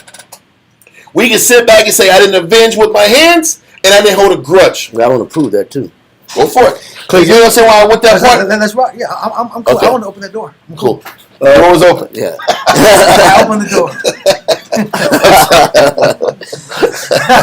This man opened hella doors. All right, let's get. I'm sorry, I'm being stupid. Read that out. What you got, chapter? Ecclesiastes chapter 27, verse 4. Come. Ecclesiastes chapter 27, verse 4 reads. Go ahead. Come. Ecclesiastes chapter 27, verse 4 reads, as when one sifteth with a seed. So when you sift in a seed, it's like when you're panning for gold, or you're screening. You send dirt through a screen, and you're running across the screen to let the smaller sediments fall through the screen, and the bigger pieces get thrown away. No different than you sifting corn in a sieve. You shake corn over a screen so that the kernels can fall, and the chaff and the stalk can be thrown away. You're reducing down to the parts and the ingredients that's valuable. That's why you sift something through a screen to keep the valuable side falling through the screen. Okay. It's a filter. It's a filter. Get the waste out. It's a filtration system. So what you're saying is that the filth is at top and the good is at the bottom? Yeah. So or vice versa, depending on what you're panning for or what you're trying to get rid of. Mm-hmm. What he's saying is that after every exchange that's negative with a person, based on the scripture that Dawiyah pulled about when you touch pitch, you will be defiled. After every bad interaction that we have with one another, there's always going to be some leftovers. Mm-hmm. But he says, although you may have not taken a vengeance, like you said in Leviticus chapter 19, although you may have not retaliated with this person, fire with fire or physical with physical, he says, but you can always tell that there's some leftover remaining by what? Read on. The refuse remains. He said the refuse. The refuse. The waste remains. What is the waste that remains, or the pitch that's still available after every single negative interaction that we have with our people? The bitterness. Read on. So the filth of man in his talk. So after every negative exchange, do I have something positive to say about that person? If I just engaged in a negative altercation with a person? And that's that grudge that a war's bringing out in Leviticus 19. That's how you know the grudge is still there. Because I'm not going to have a negative exchange with a person and then speak positive about him. Yep. If I have a negative exchange with a person, what's going to be left over? Negative speech. Negative thoughts that transcend into the speech. Your negative outlook is coming out in your talk. It's going to come out in my. So every time that person's name is brought up, am I really going to be bringing some positivity associated with that person's name? Or am I going to say, damn, why you had to mention that person? I wasn't even thinking about that person. I'm trying to forget about that person. I'm going to have a good day today. Yeah, I'm sorry, you're going to mess my day up bringing that person up. You know what I'm saying? When we look at it like that, because associated with that person's name is that interaction. And so that talk is going to be, man, I don't vibe with that person. Me and this person, we got static. or there's always something, an issue between them. You could be around that person if you want to, but you'll find out for yourself how this person is. You're going to find out for yourself why I don't deal with that person. Yep. Oh, you'll find out for yourself why I say what I say about this individual. Yep. Just give it enough time, and you're going to say the same thing that I'm saying. That's how we talk. Why do we talk like this? Because there's some filth that's left over after whatever issue. That's why Paul is giving the ingredients about taking wrong. When you take wrong, you know what? I'm not going to hold a grudge. I'm not going to have no negative feelings about this individual. I'm not going to be speaking negative about this individual. I'm not going to have some residual leftover filth that when I think about this person, this person is full of crap. I got to say this. And if you're going to talk, you better talk with the intention of getting the understanding about what you're going through so you can let it go. Because if you don't talk and you internalize it, it's going to eat you from the inside. The problem is, if I'm talking to somebody who's fueling my disgust, that ain't the person to talk to. No. I'm supposed to talk to the person who's going to give me the spiritual way of looking at what I'm going through so I can learn to accept it and be at peace with the condition. So you got to get the filth out. The talking is necessary.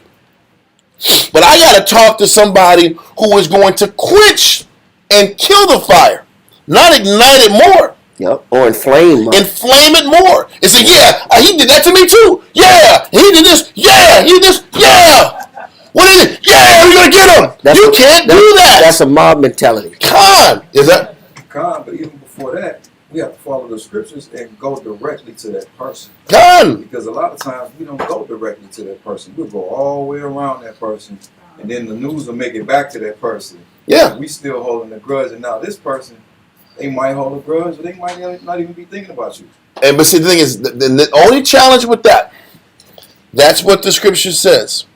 But a lot of people won't come clean when you approach them. And when you approach them, and they say, oh, ain't nothing wrong, everything's cool. A lot of times, most of the time, you're not going to get the salakia you're looking for. You're not going to get the apology you're looking for. You're not going to get the acknowledgement of wrongdoing. I mean, then I've seen people in counsel say, yeah, man, I'm sorry if you took that the wrong way. I'm sorry if But that wasn't my intention. Yeah. I'm sorry if you were offended. That wasn't my intention. And that's one of the most chicken shit responses in a counsel you're ever going to hear. But it happens 1,000 times. That's the most common response. And the reason I'm even going here is not that going to a person directly is wrong. It's great. But when you do that, you're going to sit back and leave unsatisfied. And when you leave unsatisfied, then all you got is the scriptures, hopefully a counselor that's going to help you get spiritual closure on a situation, and the acceptance that things are going to be what they're going to be. Because that's a part of being defrauded. Part of being defrauded is one, you screwed me over, and then the next is you smile like you didn't do nothing. Like everything's okay. Like, what? Do you realize the magnitude of what you just did to me? I don't know if you ever watched Talladega Nights. This dude, the number 2 guy, Cal Naughton Jr., took the number 1 guy's girl, and then the number 1 guy gets kicked off the racing team. His number 2 guy takes his position, takes his girls, takes his kids go with him. He's at his mama's house, struggling again, no job, and then the number 2 guy that was his best friend that took his girl called him and said, "Hey man, what you doing?" And he's like, "What?" He's like, "I'm at your house just watching TV. How do you connect the speakers with the television?" And he's like, "Why are you calling me? Like, do you realize the magnitude of what you've just done to me?" He's like, "No, we're cool still, right?" Like, what are you talking about? You're calling me like we're friends. You're in my house, messing with my woman. You took my job, and you're calling me about how to work the sound system with the television. Like, what are you doing? It was hilarious. But what is my point? That's how there's real rules. I'll screw you over and then dap you up and smile. Oh yeah, I just my fault, man. You let that go, right? Yeah, it's all right. Here's a beer. Yeah. If you want to rap, we can go talk. Like, what are you talking about, we bro? cool. That was cool. That was 10 years ago. That's right? the whole point. You're more likely not gonna get the Salakia and I harmed you and I wronged you. You're not getting that. What you gotta go is go in the book, realize that you needed that, and that brought out your pride, your desire for control, your lack of humility. That was the B part of the You got it. I'm sorry. That was the B part of the the B part of the verse, but that's the point. You open the door, we're in there now. You open the door, right?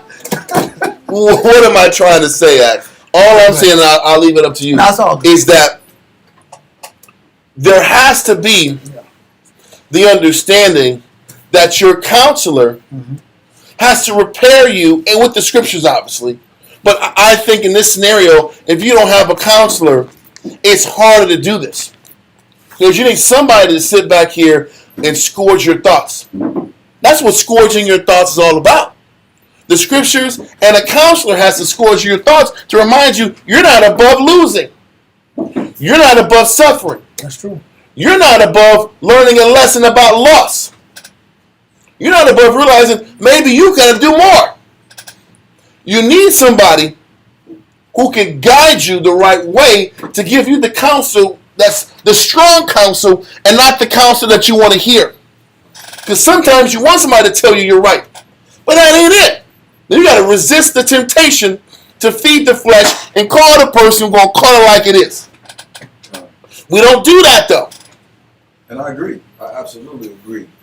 But getting it off your chest, yes, that's the best thing to do. Like Christ said, it's not what goes into a man that defiles them, but what comes out. Yeah, and I was sit on it and just let it manifest. No. And that was what I was saying. Yeah. You got to talk. So the talking isn't evil, because even when you're talking, you got to talk to the person who's going to give it to you straight. You still got to get it out, because if you don't get it out, it's going to fester and fester and fester and destroy you. So no doubt you got to get it out. But who am I getting it out to? I got to get it out to the person who will listen to it and say, I hear what you're saying, but I get what you're saying, but you still should have did it this way. You have a point. But what is the Spirit trying to teach you? It's got to be that interchange. Because I know there's been 1,000 times I'll talk to these brothers and my elder, and I'm sitting back here venting and talking as loud as I can to get out what I got to get out so that I can get the clarity. Yep. So all that's true. And we can't have yes men. That's the problem. We're hearing, Esau calls it, he calls it groupthink, but he also calls it echo chambers. It's where people have algorithms on their phone out, and their phone agrees with everything they think, and everything you see during political seasons. Kamala's losing. If you're a Republican, Kamala's losing. If you're a Democrat, Trump is the worst guy ever. But if you're a pro-Trumper, Trump is winning. The same argument says Trump is winning. Yeah. So for Republican, Trump is winning. For Democrat, Kamala's winning. Yeah. Yes. They're both winning. Everybody's getting the message they want to get from these algorithms now. Yeah. So everybody thinks they're right. Yeah. Because the algorithm, okay, he likes this, this, and this. I know these are his likes. He likes hamburgers. He likes this too. So you're getting all the ads, all the things that agree with your conscience. You don't want a counsel like that either. Mm-hmm. You want a counsel that can give you both sides of the coin. It gives you balance. After you've been out. After you vent, which is important. I want to get to the second part of the I'm sorry, no, you got to. I didn't want to I'm not gonna make it long. No, make it however long you got to be. Okay. It just hit me, man. You brought out the Holy Spirit, man, with the word, man. We had to respond. I'm sorry, keep going now. 13, second part of the scripture. What verse are we at exactly? Ecclesiastes 13. And what? And 1. Okay. Second part of the scripture. Ecclesiastes chapter 13 and verse 1 read. Uh-huh. My fault. Just read point 1 and then we'll go. Verse 1 then we'll go. Come. From the top. Ecclesiastes chapter 13 and verse 1 read. Uh-huh. He that toucheth pitch. That touches pitch, something that defiles your conscience and challenges your spirit. Right? Read. Shall be defiled. A person will be defiled or turn torpid which means they get muddy. They get mucked mentally to where I have to vent and I have to get constant counsel. And I have to keep my conscience clean and my vessel clean, or I will be defiled to the Most High and I will be unuseful to the Most High. I'll lose my ability to do my job. This when friends become enemies. That too. Because I don't know how to look at this person. People change positions from friends to foes. That's a bad situation. Not knowing how to deal with this scenario. Read. And he that hath fellowship. He that hath what? Fellowship. Read. With a proud man. Man, that I'm interacting with proud people. People that are arrogant. People that don't see themselves. People that are unaccountable. People that it's never them. People that can't take any kind of accountability for any kind of problems. It's never them. They never have anything connected to the causing of situations. Their physical reality has nothing to do with them. These kind of people, I call them vampires, because vampires look in the mirror and they don't see them. They don't see their own reflection. Right? People that deal with people like this, that are proud, read, or are bold in their opinion, bold in what they believe, bold in their feeling. Their feelings dictate their thoughts. Their feelings color their thoughts. Their feelings color their policies. Read. And he that hath fellowship with a proud man. With a proud man. Read. Shall be like unto him. You were at one time this spiritual virgin. You were at one time this clear, priest-like, clear thinking, rational, righteous individual. Until you start interacting with bogus counselors, bogus people, or you got mentally muddy. Or you deal with the Most High's children, which are sick. The Most High said the whole head is sick. Exactly. All of our people are sick. You start dealing with sick people. You gonna start coughing too. Yeah, you're gonna get contaminated too. There's gonna be an effect. There's got to be a filter through that process. If not, you're gonna keep being sick. If I don't learn how to filter properly, they say sick. My mama used to say, I don't know my mind the scripture. My mama would say, sick people make you sick. Crazy people make you crazy. It's true. That's what she used to say. It's true. I'm like, that don't mean you're supposed to deal with it. I'm like, why is she tripping, man? She's right though. She tripping. Yeah. But I get older, like, she's right. You ever been on the phone? You ever been on the phone with somebody? And I'm not outing sisters, but I've heard this from sisters a lot of time. I'm on the phone with a sister, and I just feel her pain. Oh yeah. And I'm thinking like this person is thinking. And I'm looking at things all jacked up because I've been on the phone for an hour and a half. Yep.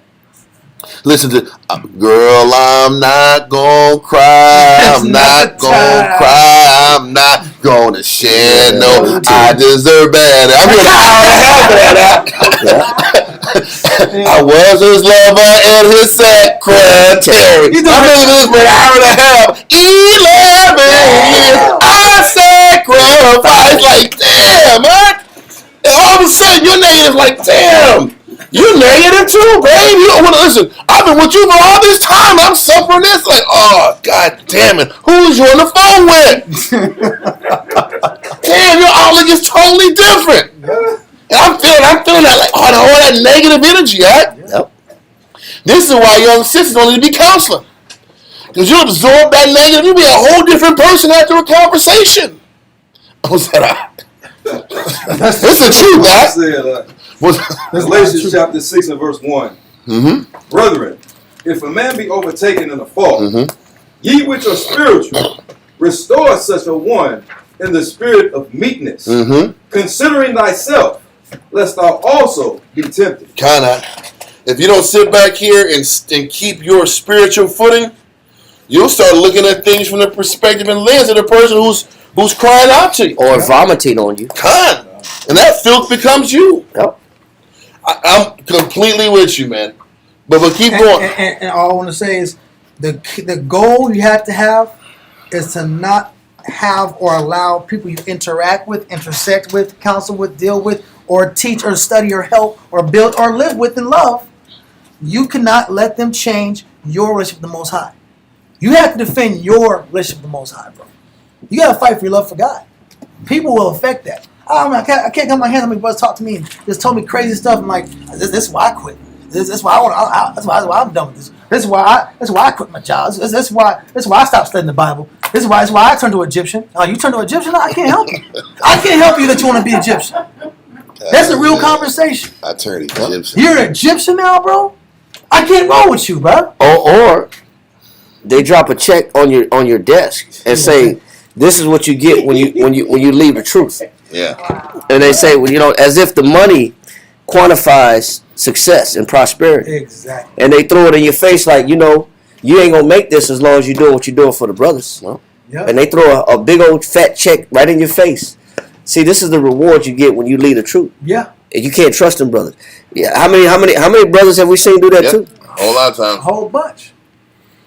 As if money equals prosperity. Con. Or the spirit of growth, understanding. Yeah.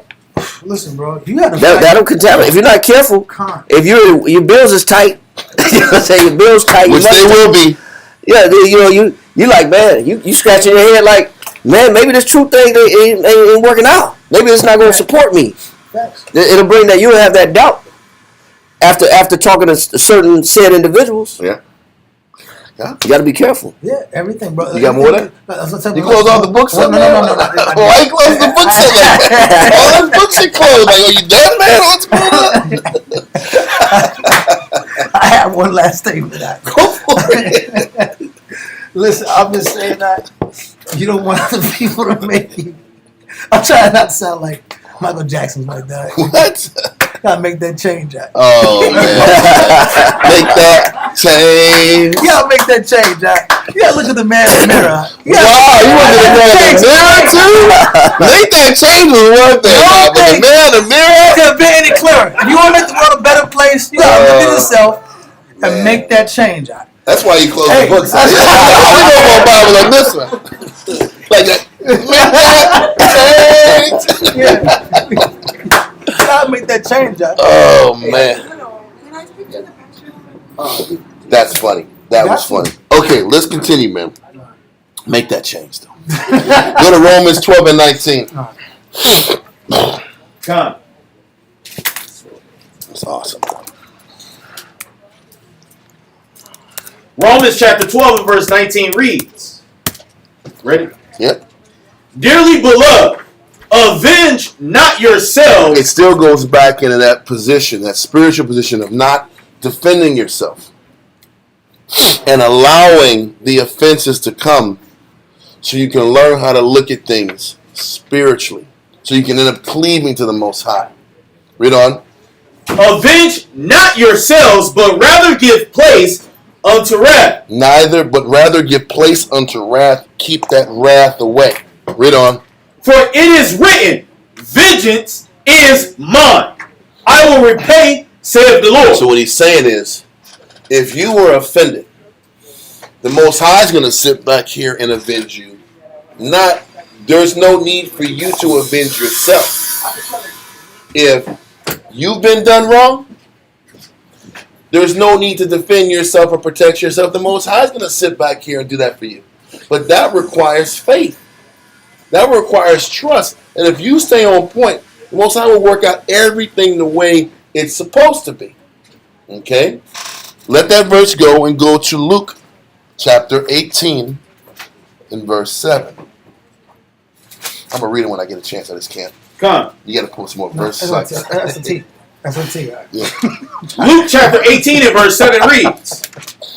Okay, read that verse. Come.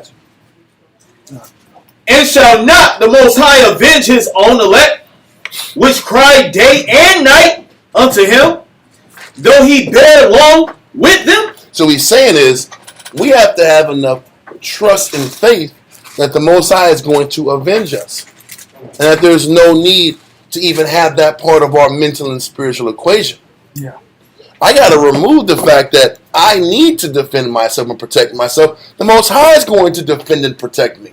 So if I can get that out the way, I can focus on the fact of obedience. What's the lesson?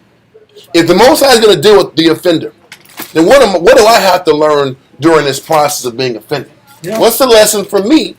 What virtue or fruit of the Spirit do I have to hold on to get understanding out of this if I already know the Most High is going to avenge whoever he's going to avenge?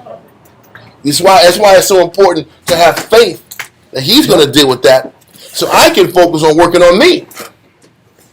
But if I'm focused on how this person affected me, how these people affected me, it's going to get in the way of me looking at what I gotta fix in myself. Okay? Go to Psalms 37 and 1. We're gonna read down. Come.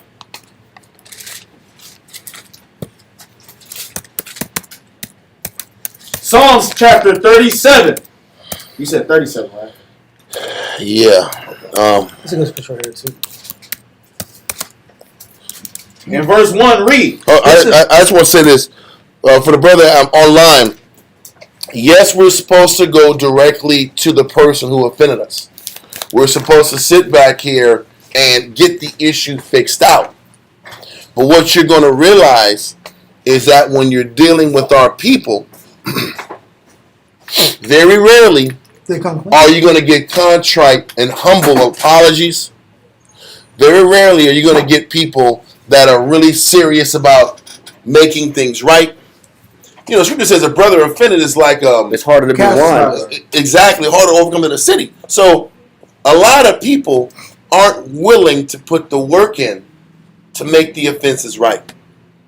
You might get a slight apology, you might get a salakia, but you're not going to necessarily get what you're looking for. And that's why Christ told Peter, you know, you should forgive your brother 70 times 7.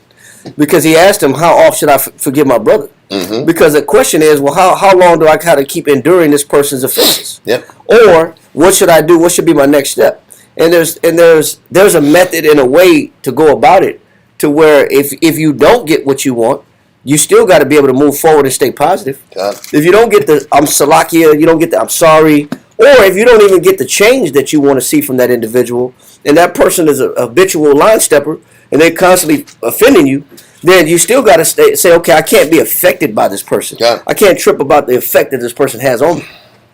And like I said this too, we just shouldn't have an expectation when we go and bring it to the person. Yeah. Because if you have an expectation, then nobody can live up to what you're expecting. And then we have to realize that we're not bringing it to this person just to get an apology. We're doing it for ourselves so we can get it off our chest and move on with life. Okay.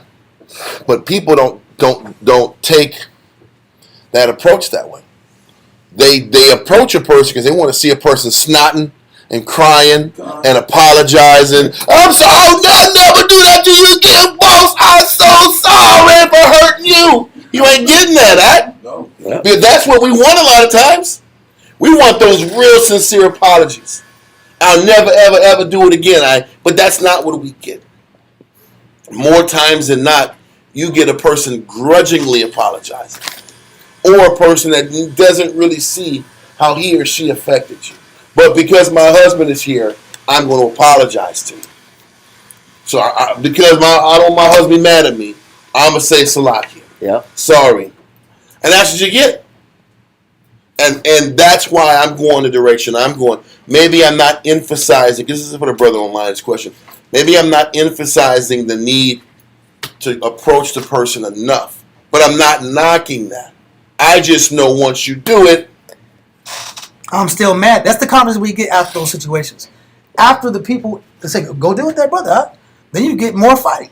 Or you'll say, oh, it'll be calm, but what about what you're not doing? Because what happened is the brother will sit back here and approach the antagonist about the fact that you offended me. And the brother will say, yeah, okay, Slaki, I won't do that again, but you got to be on this. And you don't want to hear that. The person who brings it up don't want to hear what they did wrong to instigate them. Because they're looking for a one-sided Slaki. And that's why the Most High requires a person to do their own work. That's the point. Listen, go to that person and get off the chest for sanity's sake. And it said, if he hear thee. If. It doesn't say it's guaranteed that that person is going to hear you or accept that you bring it to the table and the offense is valid or was done on purpose. It might have been unintentional. Or you might have been looking at the whole thing wrong yourself. Right. So, but it said, if he hears you, you have gained your brother.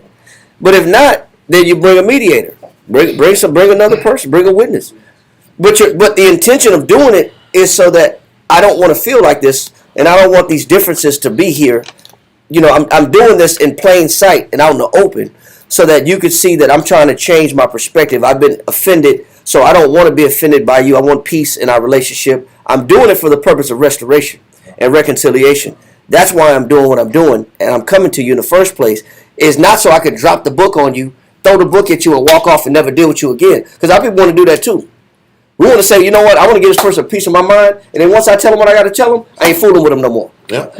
Yeah, I'm dropping the mic, and I'm walking off stage. We want to do that too. But that ain't right either. All facts. Okay, so let's go into Psalms 37. Verse 1. Listen, break that down. I got to the Shem real quick. It's Psalms 37, verse 1 to 18 real quick. I'll be back as soon as I can. God. Let's go. Psalms chapter 37, verse 1 reads, Fret not thyself because of evildoers. You can throw yourself out the spirit. You can disturb yourself by constantly giving your mind and straining your mind on an offense. You can lose the taste of your food focusing on the offense of other people. You can lose the connection you have with other people in your life there's 10 people that love you. There's 10 people that care about you. There's 10 people that see the good in you. But we can focus on one person, and that one person's opinion can create the feeling or the false reality that nobody cares. Nobody gives a damn about me. I'm alone in this. I'm the only person suffering. That once, you might have 10 good situations in your life that are beneficial, but we allow that one negative condition to tarnish and defile and defraud our entire day, or entire week, or entire month, or entire year. Most High gives us good days and bad days. But we can't fret ourselves. Read. God, fret not thyself. Don't allow yourself to be disturbed by what? Because of evildoers. Injurious people. An evildoer is an injurious person, an insincere person, a false person. Alright? People are false and insincere and injurious, and they have a negative effect on you. You can't allow, you have to, what they call compartmentalize. What is compartmentalize? I mean, I have to have the ability to, it's what the body does. What cancer is in the body is your body is physically creating cells around parts of the body that are not getting oxygen. When people get cancer, that part of your body is not receiving oxygen. When it doesn't receive oxygen, it rots. So what is the most safe thing for the body to do? Form cell walls around the mutation to protect the rest of the body so it doesn't spread and destroy the whole body faster, right? That one incident with that one person can become a cancer in your life. That one situation happened so many years ago or situations ago can be a cancer and disturb the rest of the joy of your life. So you cannot, it says, fret not thyself, do not allow evildoers to dictate your joy, to dictate your sanity, to dictate the joy of your life and the clarity you have in the spirit of Christ. All right? Because I've seen a lot of Israelites, one bad decision, one bad person, and now they're smoking weed again. They're back smoking trees. There was 5 good brothers in the camp. You let one brother take you back to start smoking trees? Are you serious? Got you back to your vomit because of one negative person? You fretted because of an evildoer. But you're going to be held accountable for that because you were supposed to maintain integrity, which is the same mistake without changing. I'm supposed to maintain the same positive condition without changing. Read. Come, neither be thou envious against the workers of iniquity. And that's the second portion. When a person can either ruminate, I'm saying it wrong. A person can constantly give their conscience and obsess over negative interactions of people, or people can get intensely envious of people they keep getting away with murder. They can do whatever they want to do and they have no consequences. I used to feel that way about white people years ago. I don't do it anymore, but years ago I used to, man, they can do whatever they want to do. They can just sin and be wicked and they do drugs and they keep the job and everything's right. I make one mistake and I lose everything. Listen, that's just an example. But when we sit here and make a negative person the focus, why am I so focused on this person? Sometimes it's jealousy. Sometimes envy. I want this person's liberty. I want what this person does. This person can sin like this and get away with it. How about I want to smoke too? They can smoke and keep rank. Man, I like that too. This person could damn near commit adultery and be okay. Wow, it'd be nice if I could just do some things on the side and be all good. People sometimes get mad because that's their flesh too.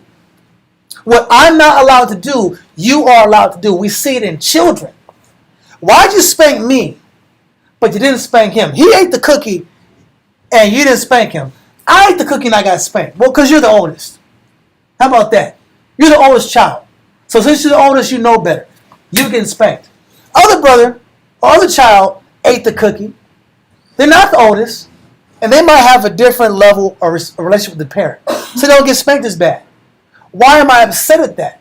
Because I'm immature. So read it again. Come. Psalm chapter 37 verse 1 reads, Fret not thyself because of evildoers. Don't get obsessed with negative people because it makes you negative. Read.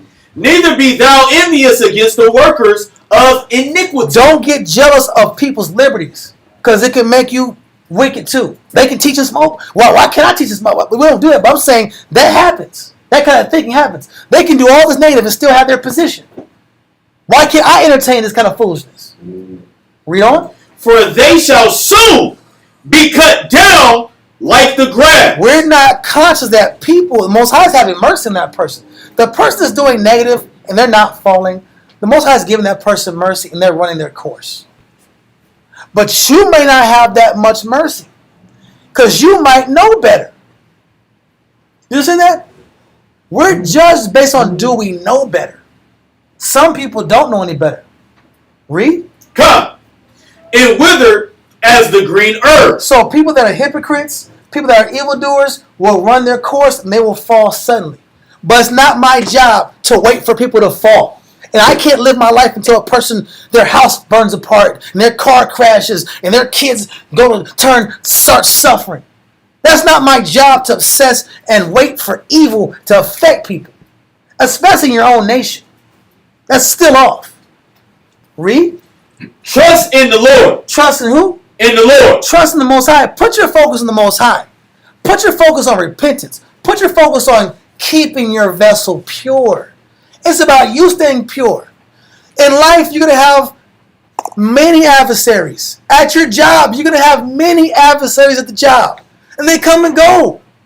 They'll be rude, boastful, set you up, lie on you, and then one day they'll be fired. Or they won't.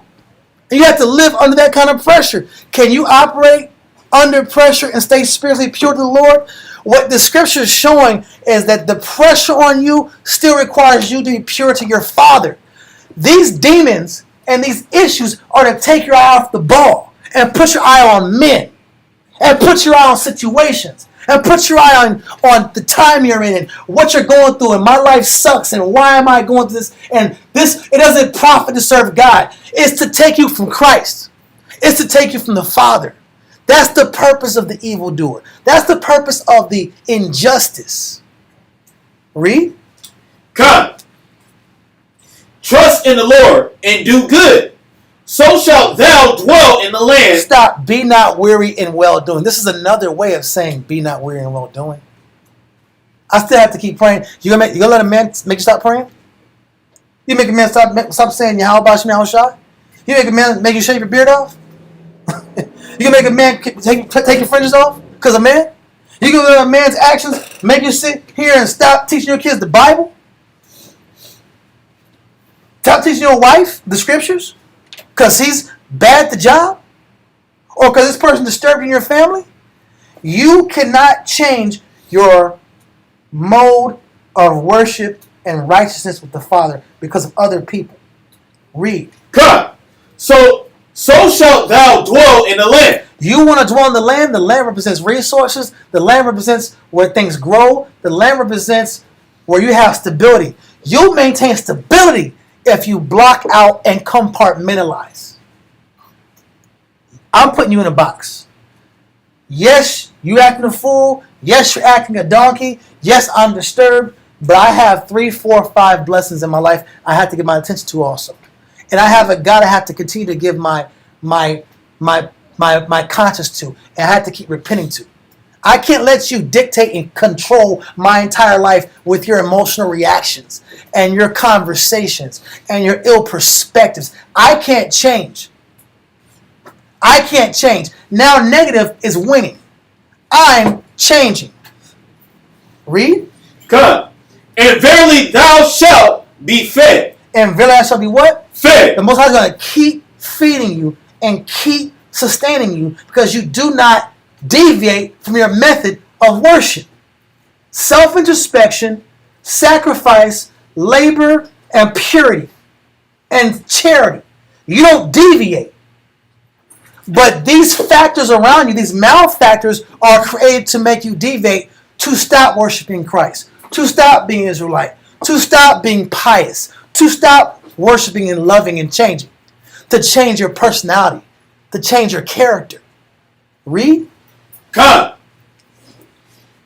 Delight thyself also in the Lord. And this is the key point, I believe.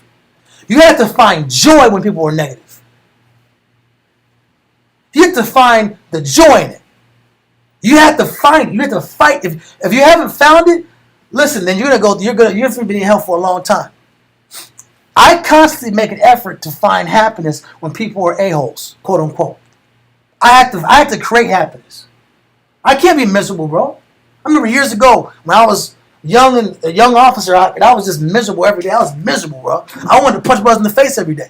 I'm not gonna lie. I'm gonna tell you the truth. You know what? That's truth. I wanted to punch brothers in the mouth every single day, and I hated going to work. Tired of these brothers, and I realized I was miserable, bro. I'm miserable. These men are making me miserable. If the arguments never end. It happens every day. We can't even eat chicken together, right? I can't even dip my chicken in some hot sauce because brothers arguing about the hot sauce. There's not enough, and then I can't use the bathroom because the brothers in the bathroom. And I sit here, I say shalom, but don't salute me back. I don't know if it's fight everybody. And then I realized I'm gonna go to hell, bro. I'm gonna go to hell and lose my salvation behind these people dictating me and playing puppeteer with my emotions and my thinking. So you know what I'm gonna do? That brother's in the bathroom tripping, I'm still happy. That brother sit here tripping about chicken, listen, bro, I can eat it without the sauce. I'm still happy. Ribs tripping, she want to come and go, she's here, then she's there, this is back, she's forth. Listen, she leaves, and she stays. I'm still happy. I'm making a conscious choice to rejoice in the Most High. I'm going to be happy I'm serving Christ. I'm happy I'm going to work. I'm going to work today. I'm studying today. I'm teaching today. I'm serving today. You have to make a conscious effort to be happy about the things that you have control over, or people will make you miserable. Is that clear? Delight yourself. That means you have to make a conscious effort to be happy. Read. Come.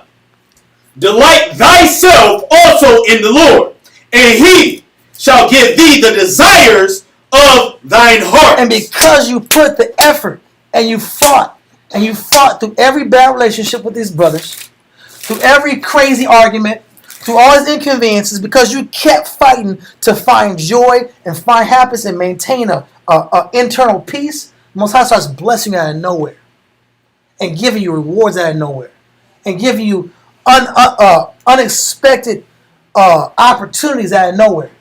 And it was because you didn't allow people to dictate and direct and drive you crazy, and dictate and direct and drive you negative, and be unstable biblically, and be a bad example for people around you.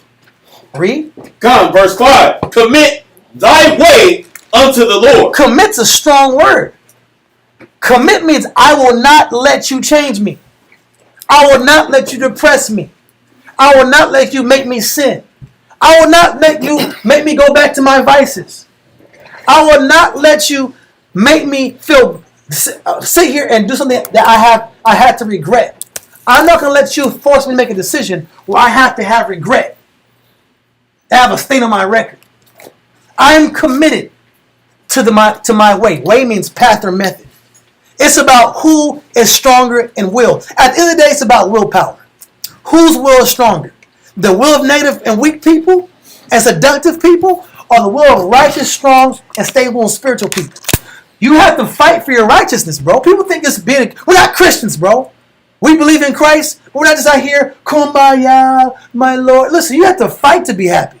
You have to fight to be positive. Mm-hmm. You have to fight to be rational. You have to fight to be sane. You have to fight to see the good in your life. You have to fight to appreciate your kids and your children. Negative people, you got to fight. Yeah, fight to forgive. I got to bust my tail to forgive this brother. No doubt. This brother's always talking crazy about me. As soon as I dap him up and hang out with him and I let my guard down, you ain't nothing. You ain't damn bitch.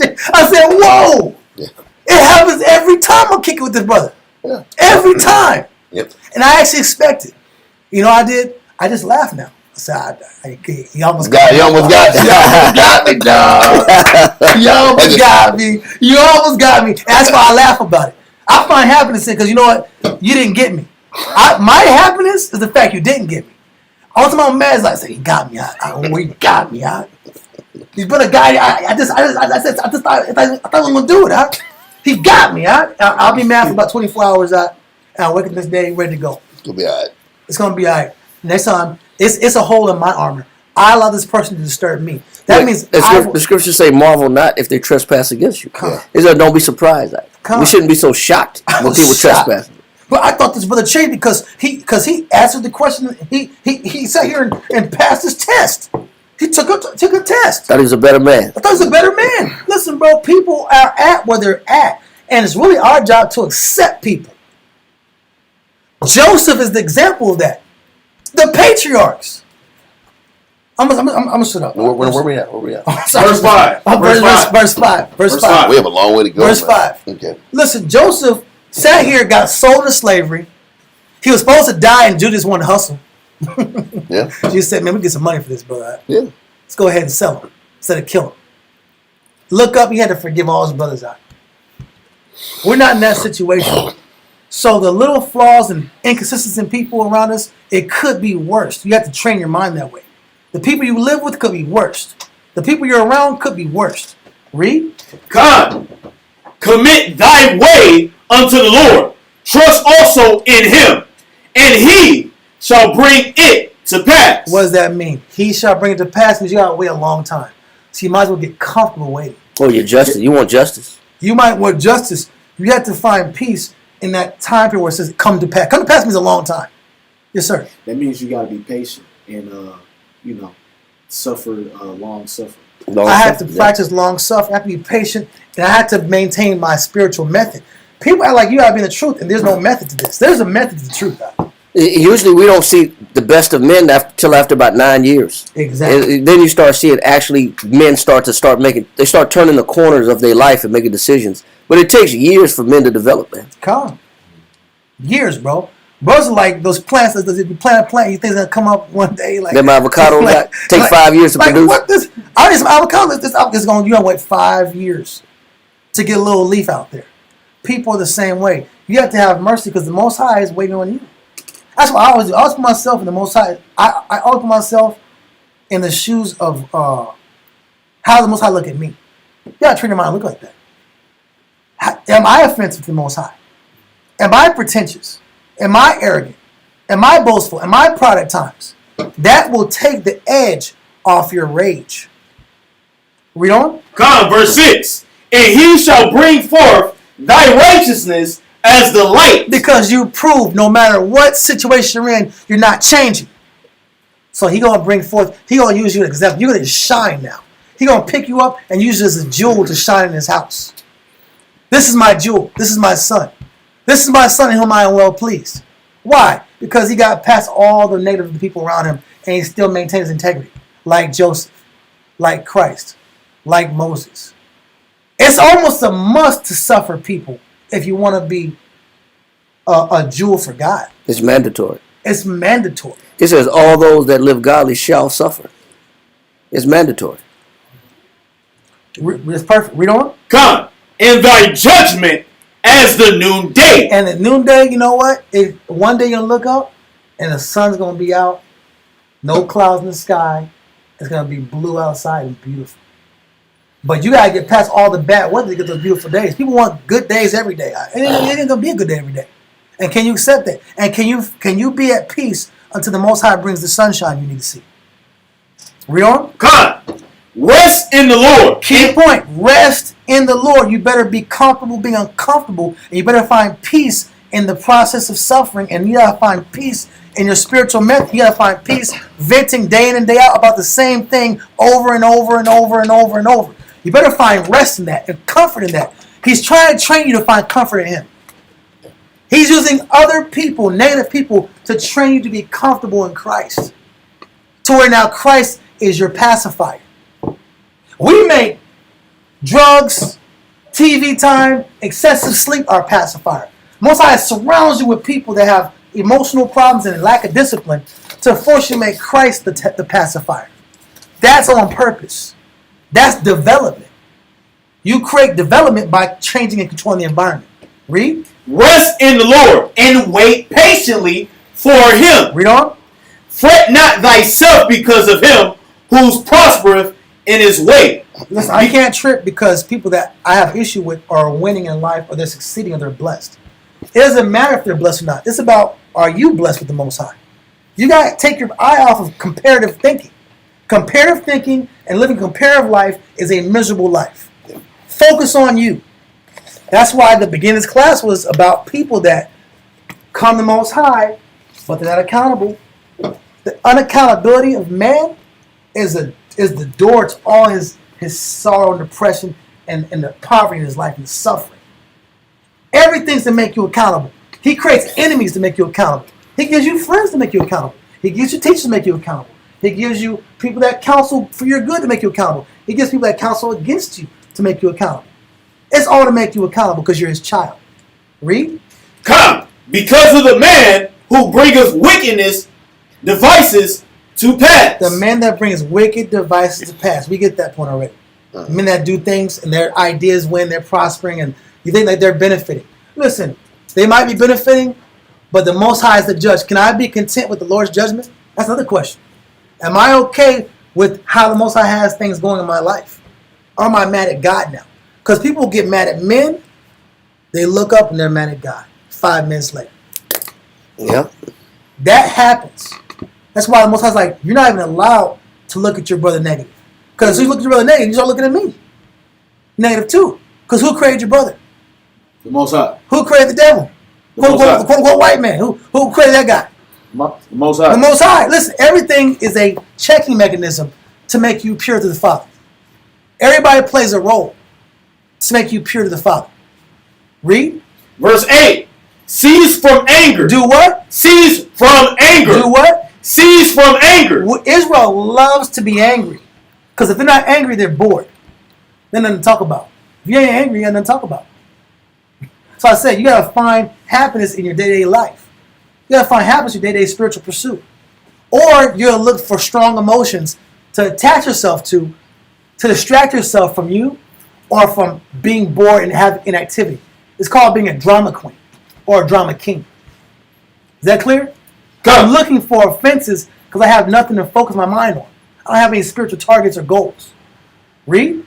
Cease from anger and forsake wrath. Forsake what? Wrath. That means wrath is a temptation. And it's always there, right next to you.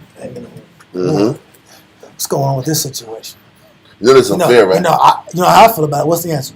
I think we should do so. I think we should destroy all this. But listen, bro.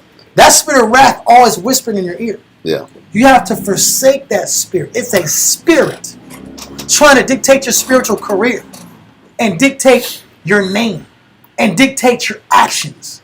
It's always a temptation trying to tell you what to do. So you have to forsake it. Read. Come, fret not thyself in any wise to do evil. Don't allow yourself to put yourself in the position to become like the people that quote unquote you hate. Don't become the thing you hate. If you don't like bad, negligent fathers, then don't become a bad, negligent father. If you don't like poor leaders that are not accessible, then don't be an inaccessible leader. If you don't like people that are talking about people behind their back, then don't talk about people behind their back. Don't become the thing you hate. A lot of times people hate people that do certain things to them and they become the same exact person. I hate the dude that stole all his money from me, and then you get up and get the money and start getting position and start stealing money. That happens all the time. People become what they hate all the time. That's why I don't want you to focus and ruminate and concentrate your mind and obsess your mind on native people, because you will become like them in manners. Spirits jump like frogs. Those that deal with the proud person shall become like unto them. You take on people's bad habits when you focus and ruminate on their bad habits. Read. Come. But those that wait upon the Lord, they shall inherit the earth. But if you show the Most High, I'm going to put in your hands, you're giving the Most High the power. You're letting the Most High be your defense. You're letting the Most High be your salvation. That means you believe. So what does this really mean? It really means people in your life are in your life challenging you to see if you believe in Christ the Most High. Do you really believe or not? And we saw that Jesus, right, these high priests, both of them didn't believe. Done. At the end of the day, this is about your belief. That's what Psalms 119 said. If they really believe, there'd be a peace. If they really believe.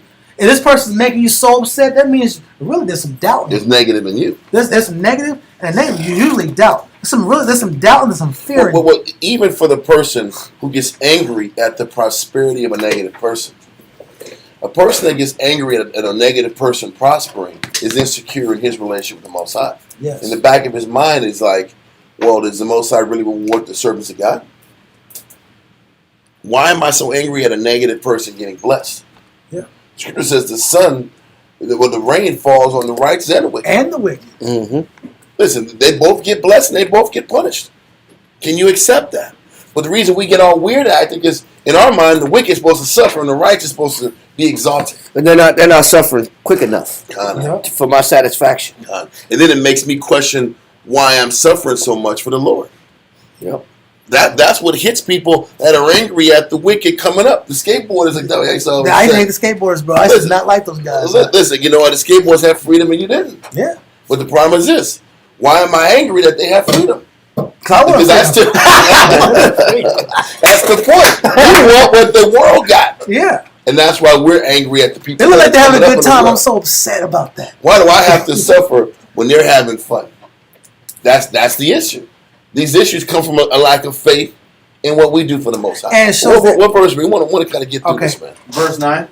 Okay, we're getting there. Latter end of it. Yeah, I'm trying to push forward. Yeah. Come. Finish up. Verse 10. Read on. Come, verse 10. For yet a little while, and the wicked shall not be. What does that really mean? Mm-hmm. It means when you stop caring about people, worrying about people, and stressing about people, stop thinking about people, when you stop obsessing about people, when they become a non-factor, that's always the goal in my mind. My goal is to let these people around me become non-factors in my mind. When they become non-factors, that means they shall what? It says, for yet a little while, and the wicked shall not be. The wicked shall not be. They're going to be there until it doesn't bother you. People are going to win until it stops bothering you. Yeah. People get blessed with abundance and hate you until it stops bothering you. That's the truth. Because it's a spiritual test. So the more that you're upset, you're actually extending this person's blessing. Yep. You being upset is extending their glory run. You being upset and disturbed is extending their blessings and their life and their prosperity. Yeah. Because you're so offended. And God's challenging you, not them. God was dealing with David, not Saul. Mm-hmm. He had already cut Saul off. Saul had been cut off. Saul was dead man walking at that point. But this situation had to play out, as long as it had to play out, until Saul became a non-factor. It doesn't change me either way. If he's blessed, it don't bother me. If he's cursed, it don't bother me. I'm not rejoicing at the fall of my adversary. I'm about 100% the judgment of the Lord. It's supposed to mature you and weather you and chafe you and vex you into spiritual clarity, seeing what the real priority is. The priority is not the affairs of men. The priority is the affairs and the needs of the Most High and what He has you doing. We are just tools. We got to get past this I'm important game. You're just a tool. If your job is to clean a bathroom, then do that. If your job is to sweep the floor, then do that. If your job is just to break down color and that's it, till Christ comes back, then just do that. Just do what you're created to do. He gets offended when you're looking at other people in the body, in the hand, the feet, the toes in the body, the toenails. Now, you don't want to sit here and be the elbow. Be the elbow. The elbow has a purpose. You can't have a body without elbow on it. It's dysfunctional. Play your position without disturbance. Read on. Yeah, thou shalt diligently consider his place, and it shall not be. And we use that with Esau, this and that, but also this with people. Listen, bro, you gotta look back and be like, man, remember that person back in the year? That was a negative person. And we've had several guys like that. You just want to jump in brothers' houses out. They want to jump in men's houses out. We've had house jumpers. Just want to jump in their house and disturb men's houses out. Literally. And the Most High, He removed those spirits. That way you can always have a testimony the Most High was your power, not you. Israel still wants to think it's them. And when you get mad at the people, it's because secretly you think it's you.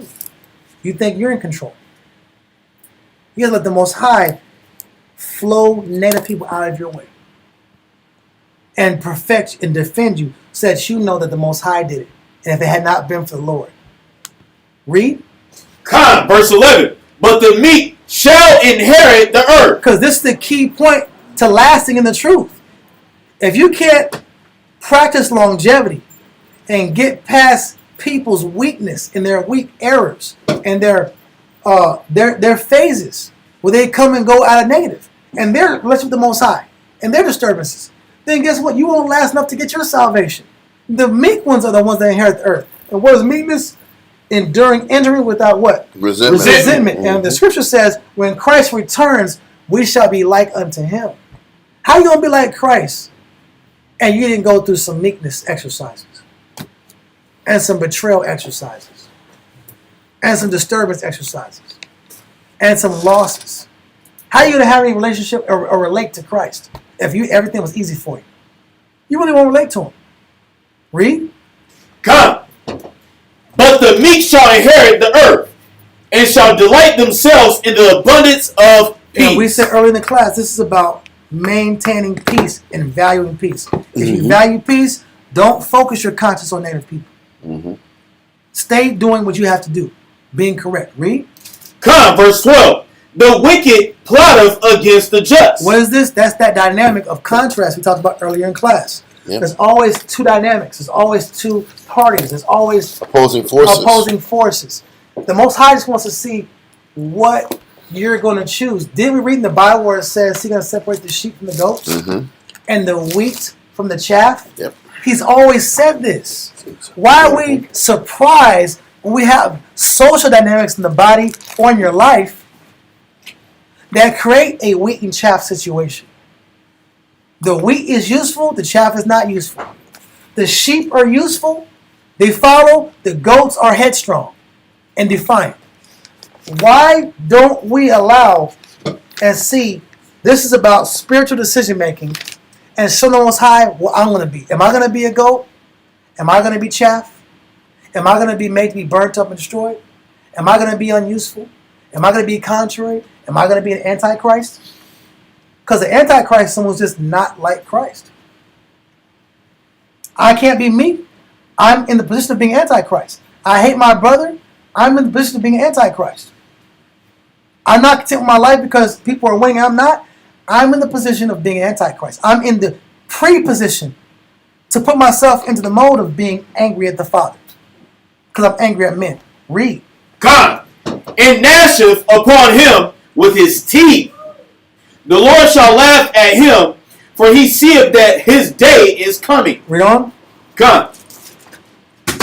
Verse 14. The wicked have drawn out the sword, and have bent their bow to cast down the poor and needy, and to slay such as be of upright conversation. And that's the social dynamic. That's the social hierarchy class system in society, where you have the elite class, the wealth class, the managerial class that create a negative social construct and false philosophies to have people attach themselves to wicked realities, to false educations, false religions, and false beliefs, and it separates the parties. It separates the sheep from the goat. People choose to be this political party. They choose to be that political party. They choose to be a part of these subversive negative movements on earth. And you have to be the righteous that are like sheep amongst the midst of wolves. That's on a social level, and it's also on a daily level. Are you going to join the gossipers? Are you going to join the backbiters? Are you going to join the haters? Yep. Are you going to join the people that are bitter for 10, 20 years? Are you going to join the quitters? Are you going to join the avengers? Are you going to join the wolves in sheep's clothing? Are you going to enjoy the fakers who are you going to become? What role are you going to play? Because Ron went to a whole succession of list of bad personality types that the Most High rejects. The question is, what are you going to become? What personality type are you going to become? A contender? Are you going to become a contender? Because they always say, well, I'm this way because of this, this, and this. Talk to Native people. When they open up and talk to you, they're going to tell you why they turned negative, why they became villainous. They're going to tell you, I became this because this, this, and this happened. So these are the factors that made them negative. What factors are going to make you negative? You're in the same boat. You're in the same spiritual test and challenge and battle. What role are you going to play? Read on. Hold on. Go to Matthew chapter 23, verse 1. Come on. And a lot of times, based on that question you asked, what shall make me turn negative? What we do is we tend to see what people don't do well, and we justify a negative to why I shouldn't have to follow this person or listen to this person or see any good in this individual. Read that. Matthew chapter 23 and verse 1 reads, Then spake Yahushua to the multitude and to his disciples, saying, The scribes and the Pharisees sit in Moses' seat. It says, the scribes and the Pharisees sit in what? Moses' seat. It said what that means is Christ is teaching his disciples that Moses sat in a position of a leader over the children of Israel coming out of Egypt. The Most High chose Moses to be the conductor or the leader to guide our people out of slavery. He was in a leadership position, him and Aaron. So Christ is saying the Pharisees and the scribes sit in a position of leadership. Now, how does Christ feel about, or what does Christ know about these Pharisees? Read verse 28. Come, verse 28. Even so ye also outwardly appear righteous unto men. So what does Christ know about the Pharisees and the scribes? It says, even so ye also outwardly appear righteous unto men. So Christ understands the Pharisees, even though they sit in a position of leadership. He says, y'all look the part of righteous. Y'all appear righteous unto men. You look the part. Read on. Come. But within ye are full of hypocrisy. It says, but inside you're full of what? Hypocrisy. He said, I can see the flaw in you. I can see what's fake about you. So, does Christ not understand this about the Pharisees and the scribes? That some people that are fake, that look the part on the outside, sits in a position of leadership? Does Christ not acknowledge that? Come on. He says, but within you are full of what? Ye are full of hypocrisy and iniquity. And iniquity is sin. He said, you got a lot of mistakes. You make a lot of sins. You break the law. Christ said, I could see your flaw. But what did Christ come back and say in verse 2? All therefore whatsoever they bid you observe, that observe and do. Wait a minute. Just because Christ could see the flaw and the hypocrisy in the scribes and Pharisees, did that justify the people to stop having to follow and listen to the scribes and Pharisees? No. La'ah. Because what we do is, we're masters of criticism. Yes. We're masters of being able to see the flaw in people. Yeah. And we use those flaws to justify why I don't have to listen to you.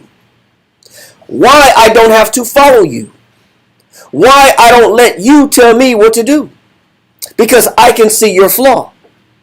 Well, just because Christ could see the Pharisees' flaw and their sins, he says he still told the people and the disciples, whatever they tell you to do, what? Observe and do. He said you still got to stay in order. If it's right. You still got to stay in order. Come on. He said there is a disconnection in their message, but that doesn't give you the right to not be in order. You still got it, because the Most High is in control. Read on. Come. But do not ye after their word. He says, but don't follow after their what? Their word. He says, do what they say, because what they're telling you is according to the law.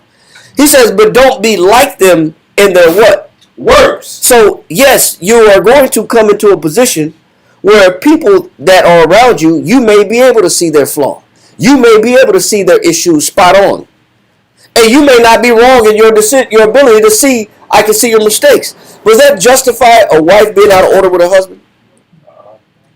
Does that justify a brother being out of order with an elder? No. Does that justify a child being out of order with their parents? Because I can see my parents' mistakes. Or I can see what they do wrong. Christ said, you still got to stay in order.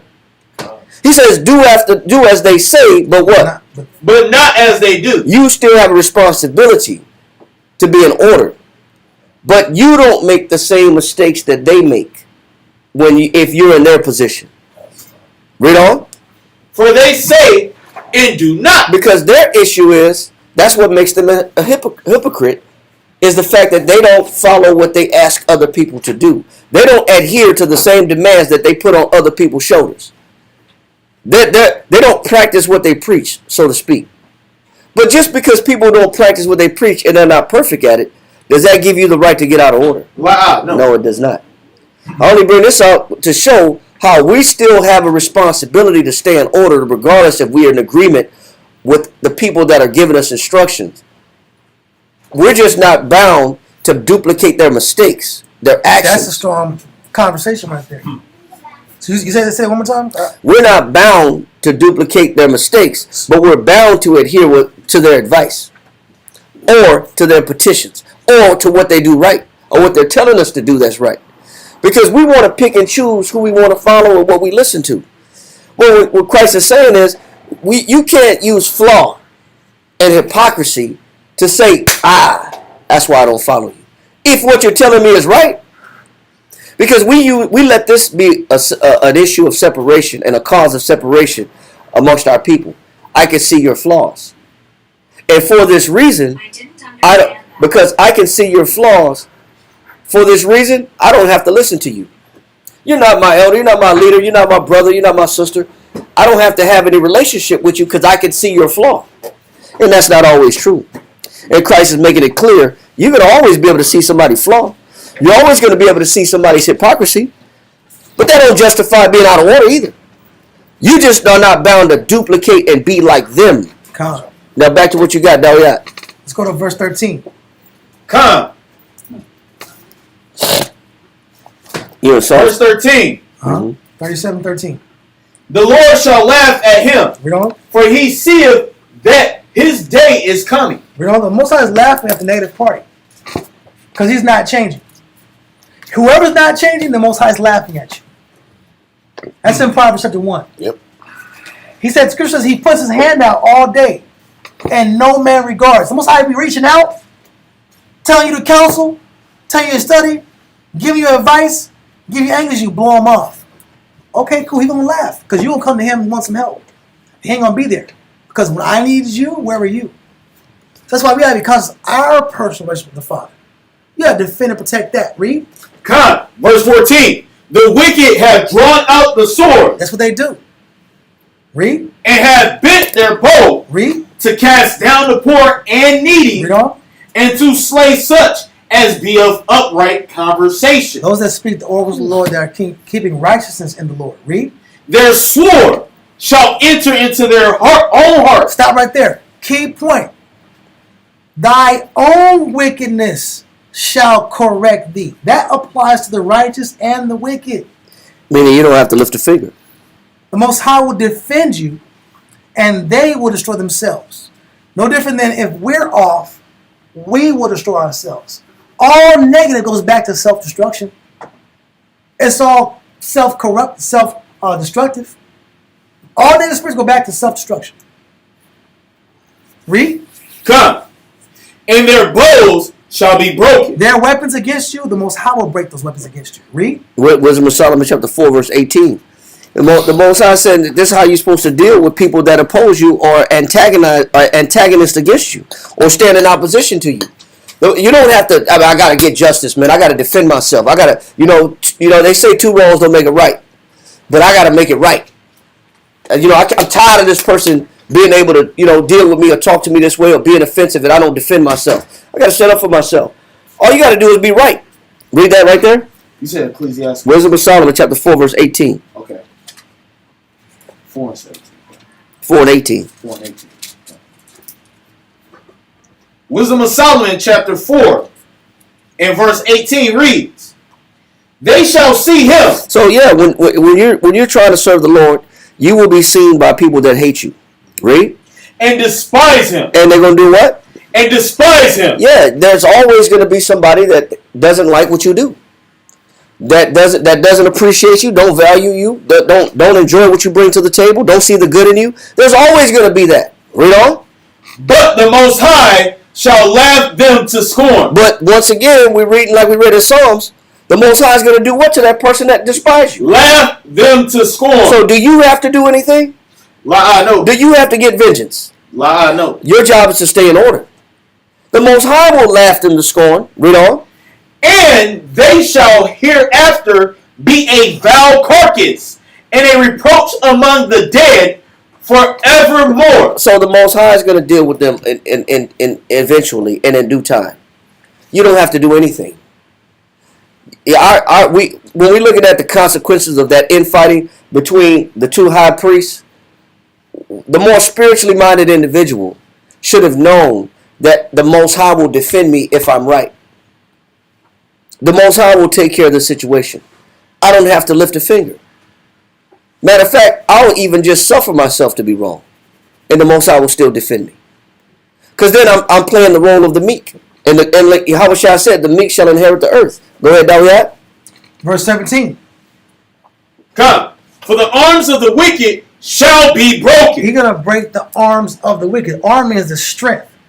All the power and authority and leverage that negative people have over you, he breaks that. Read. "But the Lord upholdeth the righteous." The Most High loves the underdog. He loves to protect those that suffer. He loves to protect those that need his help. He loves to defend the weak. He loves to defend the righteous. You gotta let the Most High be the Most High. And stop trying to be the Most High. Stop trying to be God. We have to play with a little God complex sometimes too. Mm-hmm. We don't talk about that, but we do. Read. Come. Verse 18. "The Lord knoweth the days of the upright." He knows the days. He knows what you gotta go through. Like many are the afflictions of the righteous. Read. "And their inheritance shall be forever." And he also knows the outcome of maintaining your integrity. That you will inherit eternity, and you'll be blessed 100-fold in this lifetime for your integrity. Read. Romans chapter 12, verse 19. Come.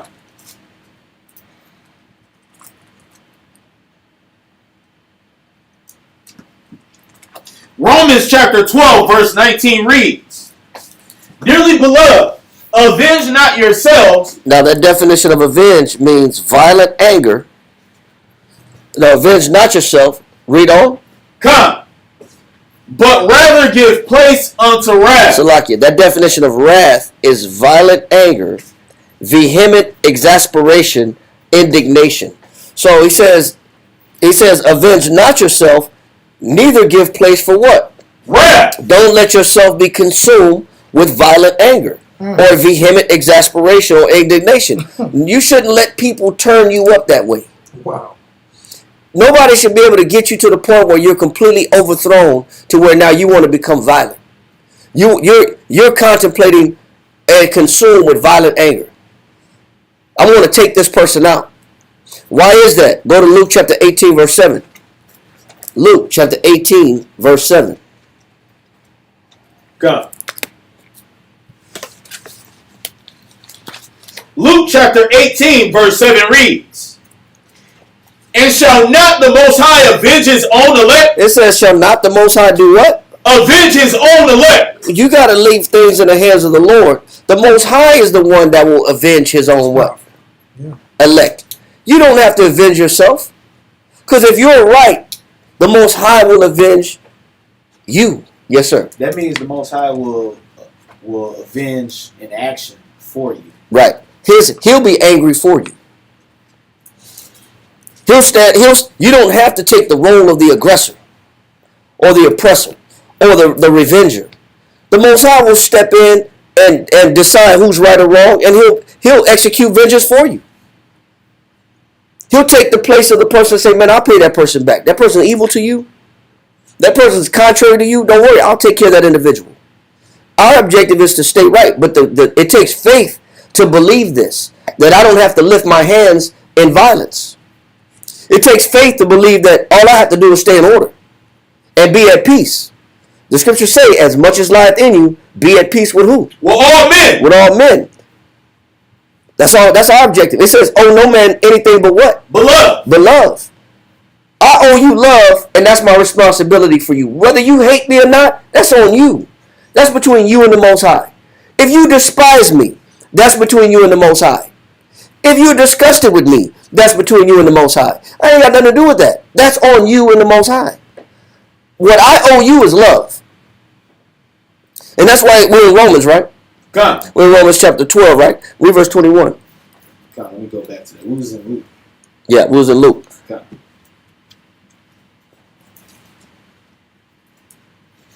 You said Romans chapter 12 and verse what? 21. 21? Come. Mm-hmm. Romans chapter 12 and verse 21 reads, be not overcome of evil. It said, be not what? Overcome of evil. It said, this is how you make sure that evil doesn't get the best of you. The way evil gets the best of you is that you let evil stir up wrath within inside of you. Wrath is actions motivated out of anger. That's how evil gets the best of you. It attacks you from an emotional standpoint. You get out of character. And like Dalia brought out earlier, you start getting muddy in how you operate, in your mentality. The mind frame is not clear. You're not sober anymore. Real? Be not overcome of evil. Go ahead. But overcome evil with good. And the only way to do that is to let the Most High take vengeance as he said he would. You can't do your job and the Most High's job. You got to let the Most High be the Most High. Thanks. If somebody's against you, then let the Most High deal with them. Yes, sir. The good is seeing, well, accepting the fact that the Most High is going to avenge you, rather giving yourself to vengeance. Kind. That's the good. That's the good. The good is I don't have to defend myself. And because you know what we do is it's convenient for me to get my vengeance, because at least in my mind I can get my vengeance right now. I can get vindicated right now. If I wait on the Lord, then I don't know how long this person is going to keep offending me. But my objective is to push this person away from me right now. I can see the fact that if I speak up, I can cut this off now. But if you decide to make a move preemptively to cut this person off now, or to give them a piece of your mind now, or to execute evil for evil now, then where will you ever develop faith in the Most High defending and sticking up for you? When will you ever learn that? If you're always constantly defending yourself. Never learned that. Then when will you ever learn to trust the Lord? You never will. So by standing down and standing back, you actually let the Most High step in. Then your faith can grow and say, man, I'm gonna let this be the recipe for every ill situation that I come across from this point on. The recipe is, let me just quench my emotion. Let me quench my flame, my fire, and let me let the Most High step in and deal with this person. I don't got to do nothing. We know that's true because Christ said what? Go to 1 Peter chapter 2 and read verse 23.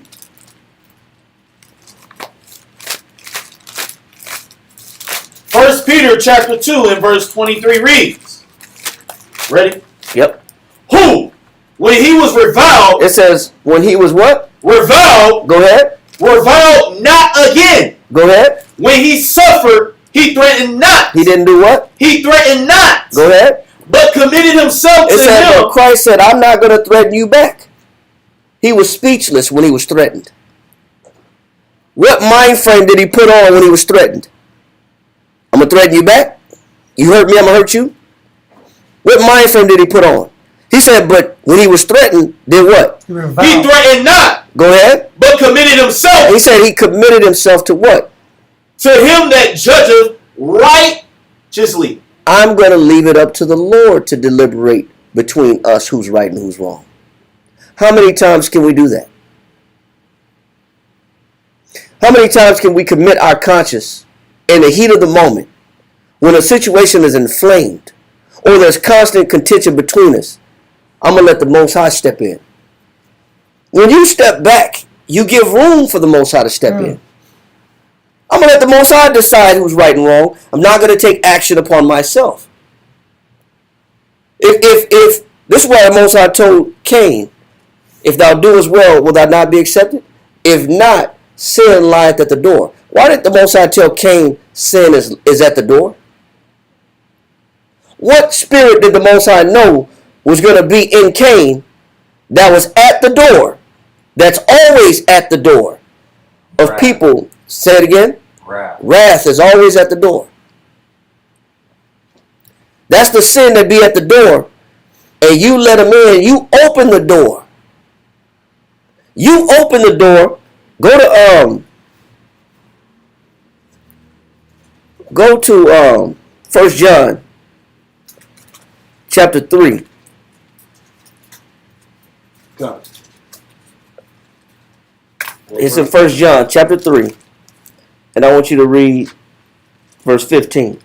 Come. 1 John chapter 3, verse 15 reads, whosoever hateth his brother. So when you got that hate in you, that door starts to unlock. That whatever's on the other side that's at the door that the Most High was warning Cain of, he said, if not, sin lieth at the door. So when you hate your brother in your heart, you start to open that door. But what door are you opening? Read. Whosoever hateth his brother is a murderer. What door are you about to open? Murderer. You start to unlock the door to what? Murderer. You become a murderer when you unlock that door to anger. And you let your anger escalate to wrath. It's only a matter of time before there's a crime scene. Anger is connected to murder. Anger is heart murder, according to Matthew Henry commentary. Anger is heart murder. That means I commit murder in my mind before I actually do the action. That's why he calls it premeditated. Premeditated murder. Yeah, it's premeditated because I already thought about it, because the brewing and the meditation of anger is the preliminary action to actually hurting somebody. You're right. It's the preliminary action to it. But the more you let anger fester in you as a person, you've started taking the initial steps of murder. Those are the first steps of murder. And this is why the Most High told Cain, why thou wroth? Wrath is to be extremely angry. Why are you extremely angry? The Most High knows what's coming on the back end of being extremely angry. He knows exactly what's coming in on the back end of being extremely angry. That's why you got to quench your anger with the notion that the Lord will take care of me. That's why you got to quench your wrath with the notion that the Most High sees what's going on. He'll deliberate between me and this other person that's obviously got a problem with me. He'll deliberate it. That's the mind frame Christ took on. And that's why it says in 1 Peter 2 and 23 one more time. God.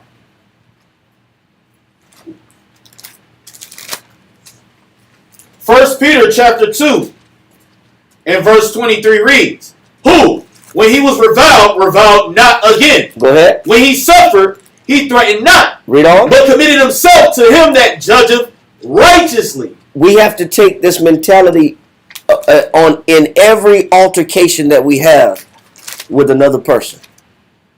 I'm going to let the Most High decide. Now you're going to trip about it. I'm going to let the Most High stick up for me. God. You have to take this mentality upon every negative interaction. Otherwise, you're going to start stirring the pot. Yep. And when you start cooking and stirring that pot of anger, you're going to make a souffle of wrath. And it's going to be murder in that pot. Yep. That's what you're going to serve for dinner. Man, because now my objective is to remove this person from my sight permanently. I got to remove this person from me. Now I got to tear the flesh. Now I got to tear the flesh. That's what murder means. To tear the flesh. So from there, let's go to James chapter 1, verse 19. Come. James chapter 1, verse 19 reads, Wherefore, my beloved brethren, let every man be swift to hear. That's why it says be quick to hear. Go ahead. Slow to speak. Slow to respond. Get understanding. Let me get some understanding first before I react. I'm not reactionary. I'm not letting my emotions speak for me. I'm not letting my fists do the talking. Read on. Slow to wrath. And I'm very slow to what? Wrath. I'm very slow to wrath. That's the last thing that I want to do is execute my wrath. Why is that the last thing you want to do? Read on. For the wrath of man worketh not the righteousness of the Most High. Because the minute that I execute my wrath, then I'm operating how? Not the righteousness of the Most High. I'm out of order now. That's what people don't realize. That when I get my satisfaction, and I get the satisfaction and I get gratification out of being fulfilling my anger, Yep. and acting my anger out on somebody, The pleasure of that. the pleasure of it, that's the minute that I'm out the spirit. That's why it's the last thing that I want to do is let anger grow to wrath. That's why in Ephesians chapter 4 verse 26 it says what? Read Ephesians chapter 4 verse 26. Come. Ephesians chapter 4 and verse 26 reads, be angry and sin not. Is it against the law of God to be angry? But But when is it wrong? when you sin. It's in the dough. Yeah, but when does the sin come in? Wrath. When I let anger grow to wrath. Yes. When it goes beyond just anger. And now I'm meditating on revenge or responding back to this individual. Or hurting this person also. Or defending myself. Now I gotta match fire with fire. When we start letting anger grow and escalate to wrath, he says this is when sin comes in. Like the Most High told Cain, if you don't, you're angry now, but if you don't do what's right, sin lieth at the door. It's right around the corner. Sin is around the corner from anger. They live on the same street. Come. But you got to be careful not to let your anger get too high. You got to learn how to quench your anger before it escalates. Proverbs chapter 13, verse 19. He didn't mention it. So we got to stay away from wrath. Proverbs chapter 13, verse 19. Come. Proverbs chapter 13 and verse 19 reads, the desire accomplished is sweet to the soul, Go ahead. but it is an abomination to fools to depart from evil. It said, but it's an abomination. It says the desire accomplished is sweet to the soul. When you see the Most High step in and defend you, where you didn't have to defend yourself, what is that to you? He said it's sweet to the soul, man. You know what we call sweet revenge? When I get this person back. When I see them suffer like I suffer. Then we call it, they say revenge is a dish best served cold. Yeah. So We got all these different terminologies. Or what Tupac said that. What Tupac say that? I ain't gonna say it. you can't say it now. No, Revenge. No, you already know. okay. Then forget it. Whatever Tupac said is what people believe. Yeah. Obviously, it's what he believed. Yeah. Revenge on my enemies. Yeah. You know what I'm saying? Because that's what he always talked about. But, I know what you're talking about. Yeah. Yeah. we ain't even going there. You know what I'm saying? Because he tell you how sweet it is. Yeah. He's talking about how sweet it is to get revenge. I know what you're talking about. But the Most High said that when you let the Most High step in and you let the Most High deal with your enemies, that is the sweetest thing that you can see.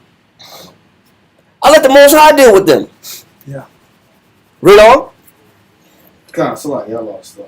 Verse 19. Proverbs 19 and 19. Desire accomplished is sweet to the soul. Come. Second The book. desire accomplished is sweet to the soul, Yeah, when you let the Most High step in, read on. but it is an abomination to fools to depart from evil. But a fool will hold on to his what? Evil. He'll hold on to his wrath. He said that's an abomination. That the Most High gets extremely sick. It's vile and sickening to the Most High to watch a person hold on to their wrath. You know what that shows? A complete lack of distrust in the Lord. Come. And a complete lack of faith that the Most High will step in and defend you. Exactly. You have something else, David? Ecclesiasticus 23 and 16. Ecclesiasticus chapter 23 and verse 16. Chapter 23 and verse 16. Okay. Ecclesiasticus chapter 23 verse 16 reads, two sorts of men multiply sin. Two sorts of men multiply. Multiply means an exponential rate, an intense rate. Multiply like a virus. Read. Multiply sin, and the third will bring wrath. And the third will bring wrath. Let's read it. A hot mind. A what? A hot mind. A hot mind. A person that entertains an angry, intense, hot conscience that's unregulated. This spirit is posed to sin. It's pre-sin. It's a pre-sin mentality. Read. A hot mind is as burning fire. Is as burning fire. Read. It will never be quenched. It will what? It will never be quenched. That's why it's not. It's the Most High checks us when we get angry. He checks us when we get angry because he's not trying to have you sin. He's not trying to have you sin because then he got to deal with you. So let me check you before you sin. Let me check you when you're angry. And also, a hot mind is a person, he said, never be quenched. I don't want to be convinced to let go of my anger. Yeah. I don't want to, I'm not open to let somebody cool me down. I'm not open to reason or to rationale. I'm not open to be convinced to let go of this vindication or feeling of revenge that I got on my head. Okay. There's nothing you can tell me to get me to calm down. That's a hot mind. I refuse to be altered. I don't want nobody. I don't want to hear you try to change my mind. My mind is made up. This person is wrong. I got to get revenge. I got to do what I got to do. Say what you want to say, but I'm not open to let you tell me otherwise. In my mind, this person is guilty, and they deserve revenge or punishment. But go ahead. It will never be quenched till it be consumed. Till it be consumed. The fire is not quenched until there's nothing left to burn. The sin's not, the person not quenched until they destroy everything, every bridge, every relationship around them. Until they burn their connection with the Most High. Yep. That's the point I wanted to bring out. Done. So with that, is there any questions? We're going to go ahead and finish right there. We'll stop right there. I know War may have something else. But if not, we're going to go ahead and send up our prayers. I'm sure we'll have to finish this tomorrow. It's already 3 o'clock. I mean, next week, next Sabbath, it's already 3 o'clock. Let's go ahead and send up our prayers. Imagine upon we'll walk down, rise and face the east.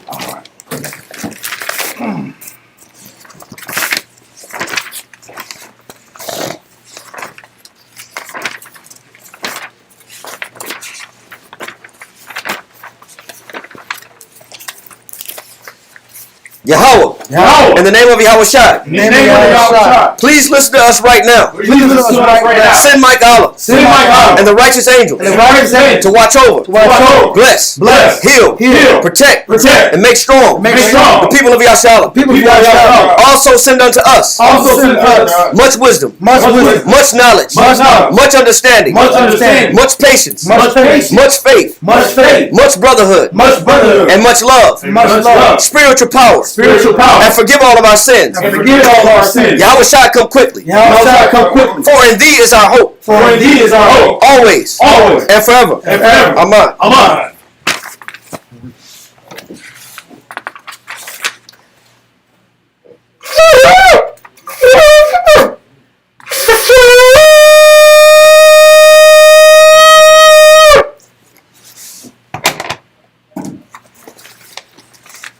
Barakatah Yahweh Ba'ashem Yahweh Shai. Natalanawa. Hatawa. Bless you, Yahweh, name Yahweh Shai, that gives us the law. Barakatah Yahweh Ba'ashem Yahweh Shai. Hahawa. Natalanawa. Award. Lara'a. Blessed are you, Yahweh, in the name of Yahweh Shai, that gives us the light to see. Barakatah Yahweh Ba'ashem Yahweh Shai. Hahawa. Natalanawa. Ha'ayon. Korah. La Korah. Ha'ain. Blessed are you, Yahweh, in the name of Yahweh Shai, that gives us the ram's horn to call the people. Barakatah Yahweh Ba'ashem Yahushai. Barakatah Yahweh Ba'ashem Yahushai. Hawa'ah. Netanyahu. Shaman. Zayath. Lamashak. Yasha'Allah. Blessed are you, Yahweh, in the name of Yahweh Shai that gives us the olive oil to anoint Israel. All right. Psalms 92. It is a good thing to give thanks unto Yahweh. It's a good thing to give thanks unto Yahweh. And to sing praises unto thy name. and And to sing praise unto thy name. O Yahweh. O Yahweh. To show forth thy loving kindness. To show forth thy loving kindness. In the morning. in the morning, And thy faithfulness. In thy faithfulness. Every night. Every night. Upon an instrument of 10 strings. Upon the instrument of 10 strings. And upon the psaltery. and upon the soul, Upon the harp. Upon the heart. With the solemn sound. With a solemn sound. Thou Yahweh. thou Yahweh, Hast made me glad through thy work. and be glad in thy work. I will triumph. I will triumph In the works of thy hands. in The works of thy hands. O Yahweh. O Yahweh. How great are thy works. How great are thy works. And thy thoughts are very deep. And thy thoughts are very deep. A brutish man knoweth not. A brutish man knoweth not. Neither doth the fool understand this. Neither doth the fool understand. When the wicked spring is the grass. When the The wicked spring is the grass. And when all the workers of iniquity do flourish. when all the words of iniquity flourish, It is that they shall be destroyed forever. that they shall be destroyed forever. But thou Yahweh But thou art Yahweh, art most high forevermore. art most high forevermore. For lo thine enemies. For lo thy enemies, O Yahweh. O Yahweh. For lo thine enemies. for lo thy enemies Shall perish. shall perish. All the workers of iniquity All the words of iniquity shall be scattered. shall Shall be scattered. But mine horn But my horn shalt thou exalt. shalt thou exalt. Like the horn of a unicorn. like the horn of a unicorn. I shall be anointed with fresh oil. I shall be anointed with fresh oil. Mine eye also shall see. My eye also shall see See My desire my desire on mine enemies. on my enemies. And my ears shall hear And my ears shall hear my desire my desire of the wicked that rise up against me. of the wicked that rise up against me. The righteous shall flourish like the palm tree. The righteous shall flourish like the palm tree. He shall grow like a cedar in Lebanon. He shall grow like the cedar in Lebanon. Those that be planted in the house of Yahweh Those who be planted in the house of Yahweh shall flourish in the courts of our power. shall flourish in the courts of our power. They shall still bring forth fruit in old They age. shall still bring forth fruit in old age. They shall be fat and flourishing. They shall be fat and flourish. To show that the Lord is upright. To show that the Lord is upright. He is my rock. He is He is my my rock. rock. And there is no unrighteousness in him. And there is no righteousness in him. By Hashem Yahushua. Psalms 133.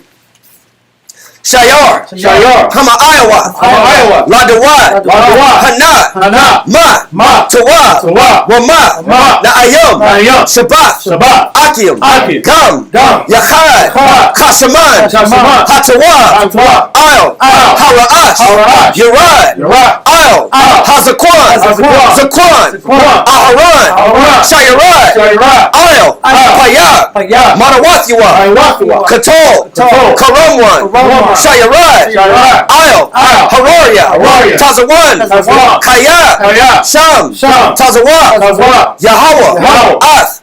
Habaraka. Habaraka. Kayayim. Kayayim. I. I. Hawalam. Hawalam. Ba'ashem Yahushua. Ba'ashem Yahushua. Psalm 133 in English. Behold, how good and how pleasant it is for brethren to dwell together in unity. It is like the precious ointment upon the head that ran down upon the beard, even Aaron's beard, that went down to the skirts of his garments, as the dew of Hermon, and as the dew that descended upon the mountains of Zion. For there the Lord commanded the blessing, even life evermore. Amen. Amen. Yahweh. Yahweh. Ba'ashem. Ba'ashem. Yahushua. Yahushua. Raknanawa. Raknanawa. Washalom. Washalom. Wahabiyat. Wahabiyat. Sapari. Sapari. Yahweh. Yahweh. Ba'ashem. Ba'ashem. Yahushua. Yahushua. Raknanawa. Raknanawa. Washalom. Washalom. Wahabiyat. Wahabiyat. Sapari. Sapari. Yahweh. Yahweh. Ba'ashem. Ba'ashem. Yahushua. Yahushua. Raknanawa. Raknanawa. Washalom. Washalom. Wahabiyat. Wahabiyat. Sapari. Sapari. Yahweh. Yahweh. Ba'ashem. Ba'ashem. Yahushua. Yahushua. Raknanawa. Raknanawa. Washalom. Washalom. Wahabiyat. Wahabiyat. Sapari. Sapari. Turn.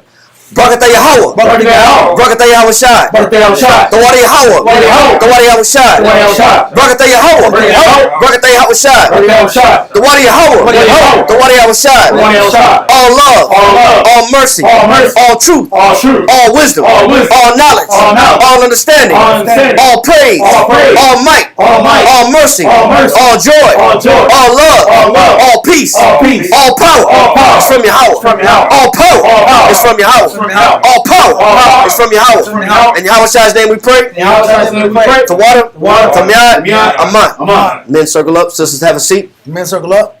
Men circle up. Men circle up. All right.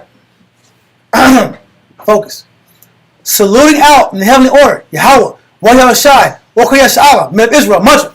Barak. Yahweh Bashem Yahshua Barakatam. Kwame Salah.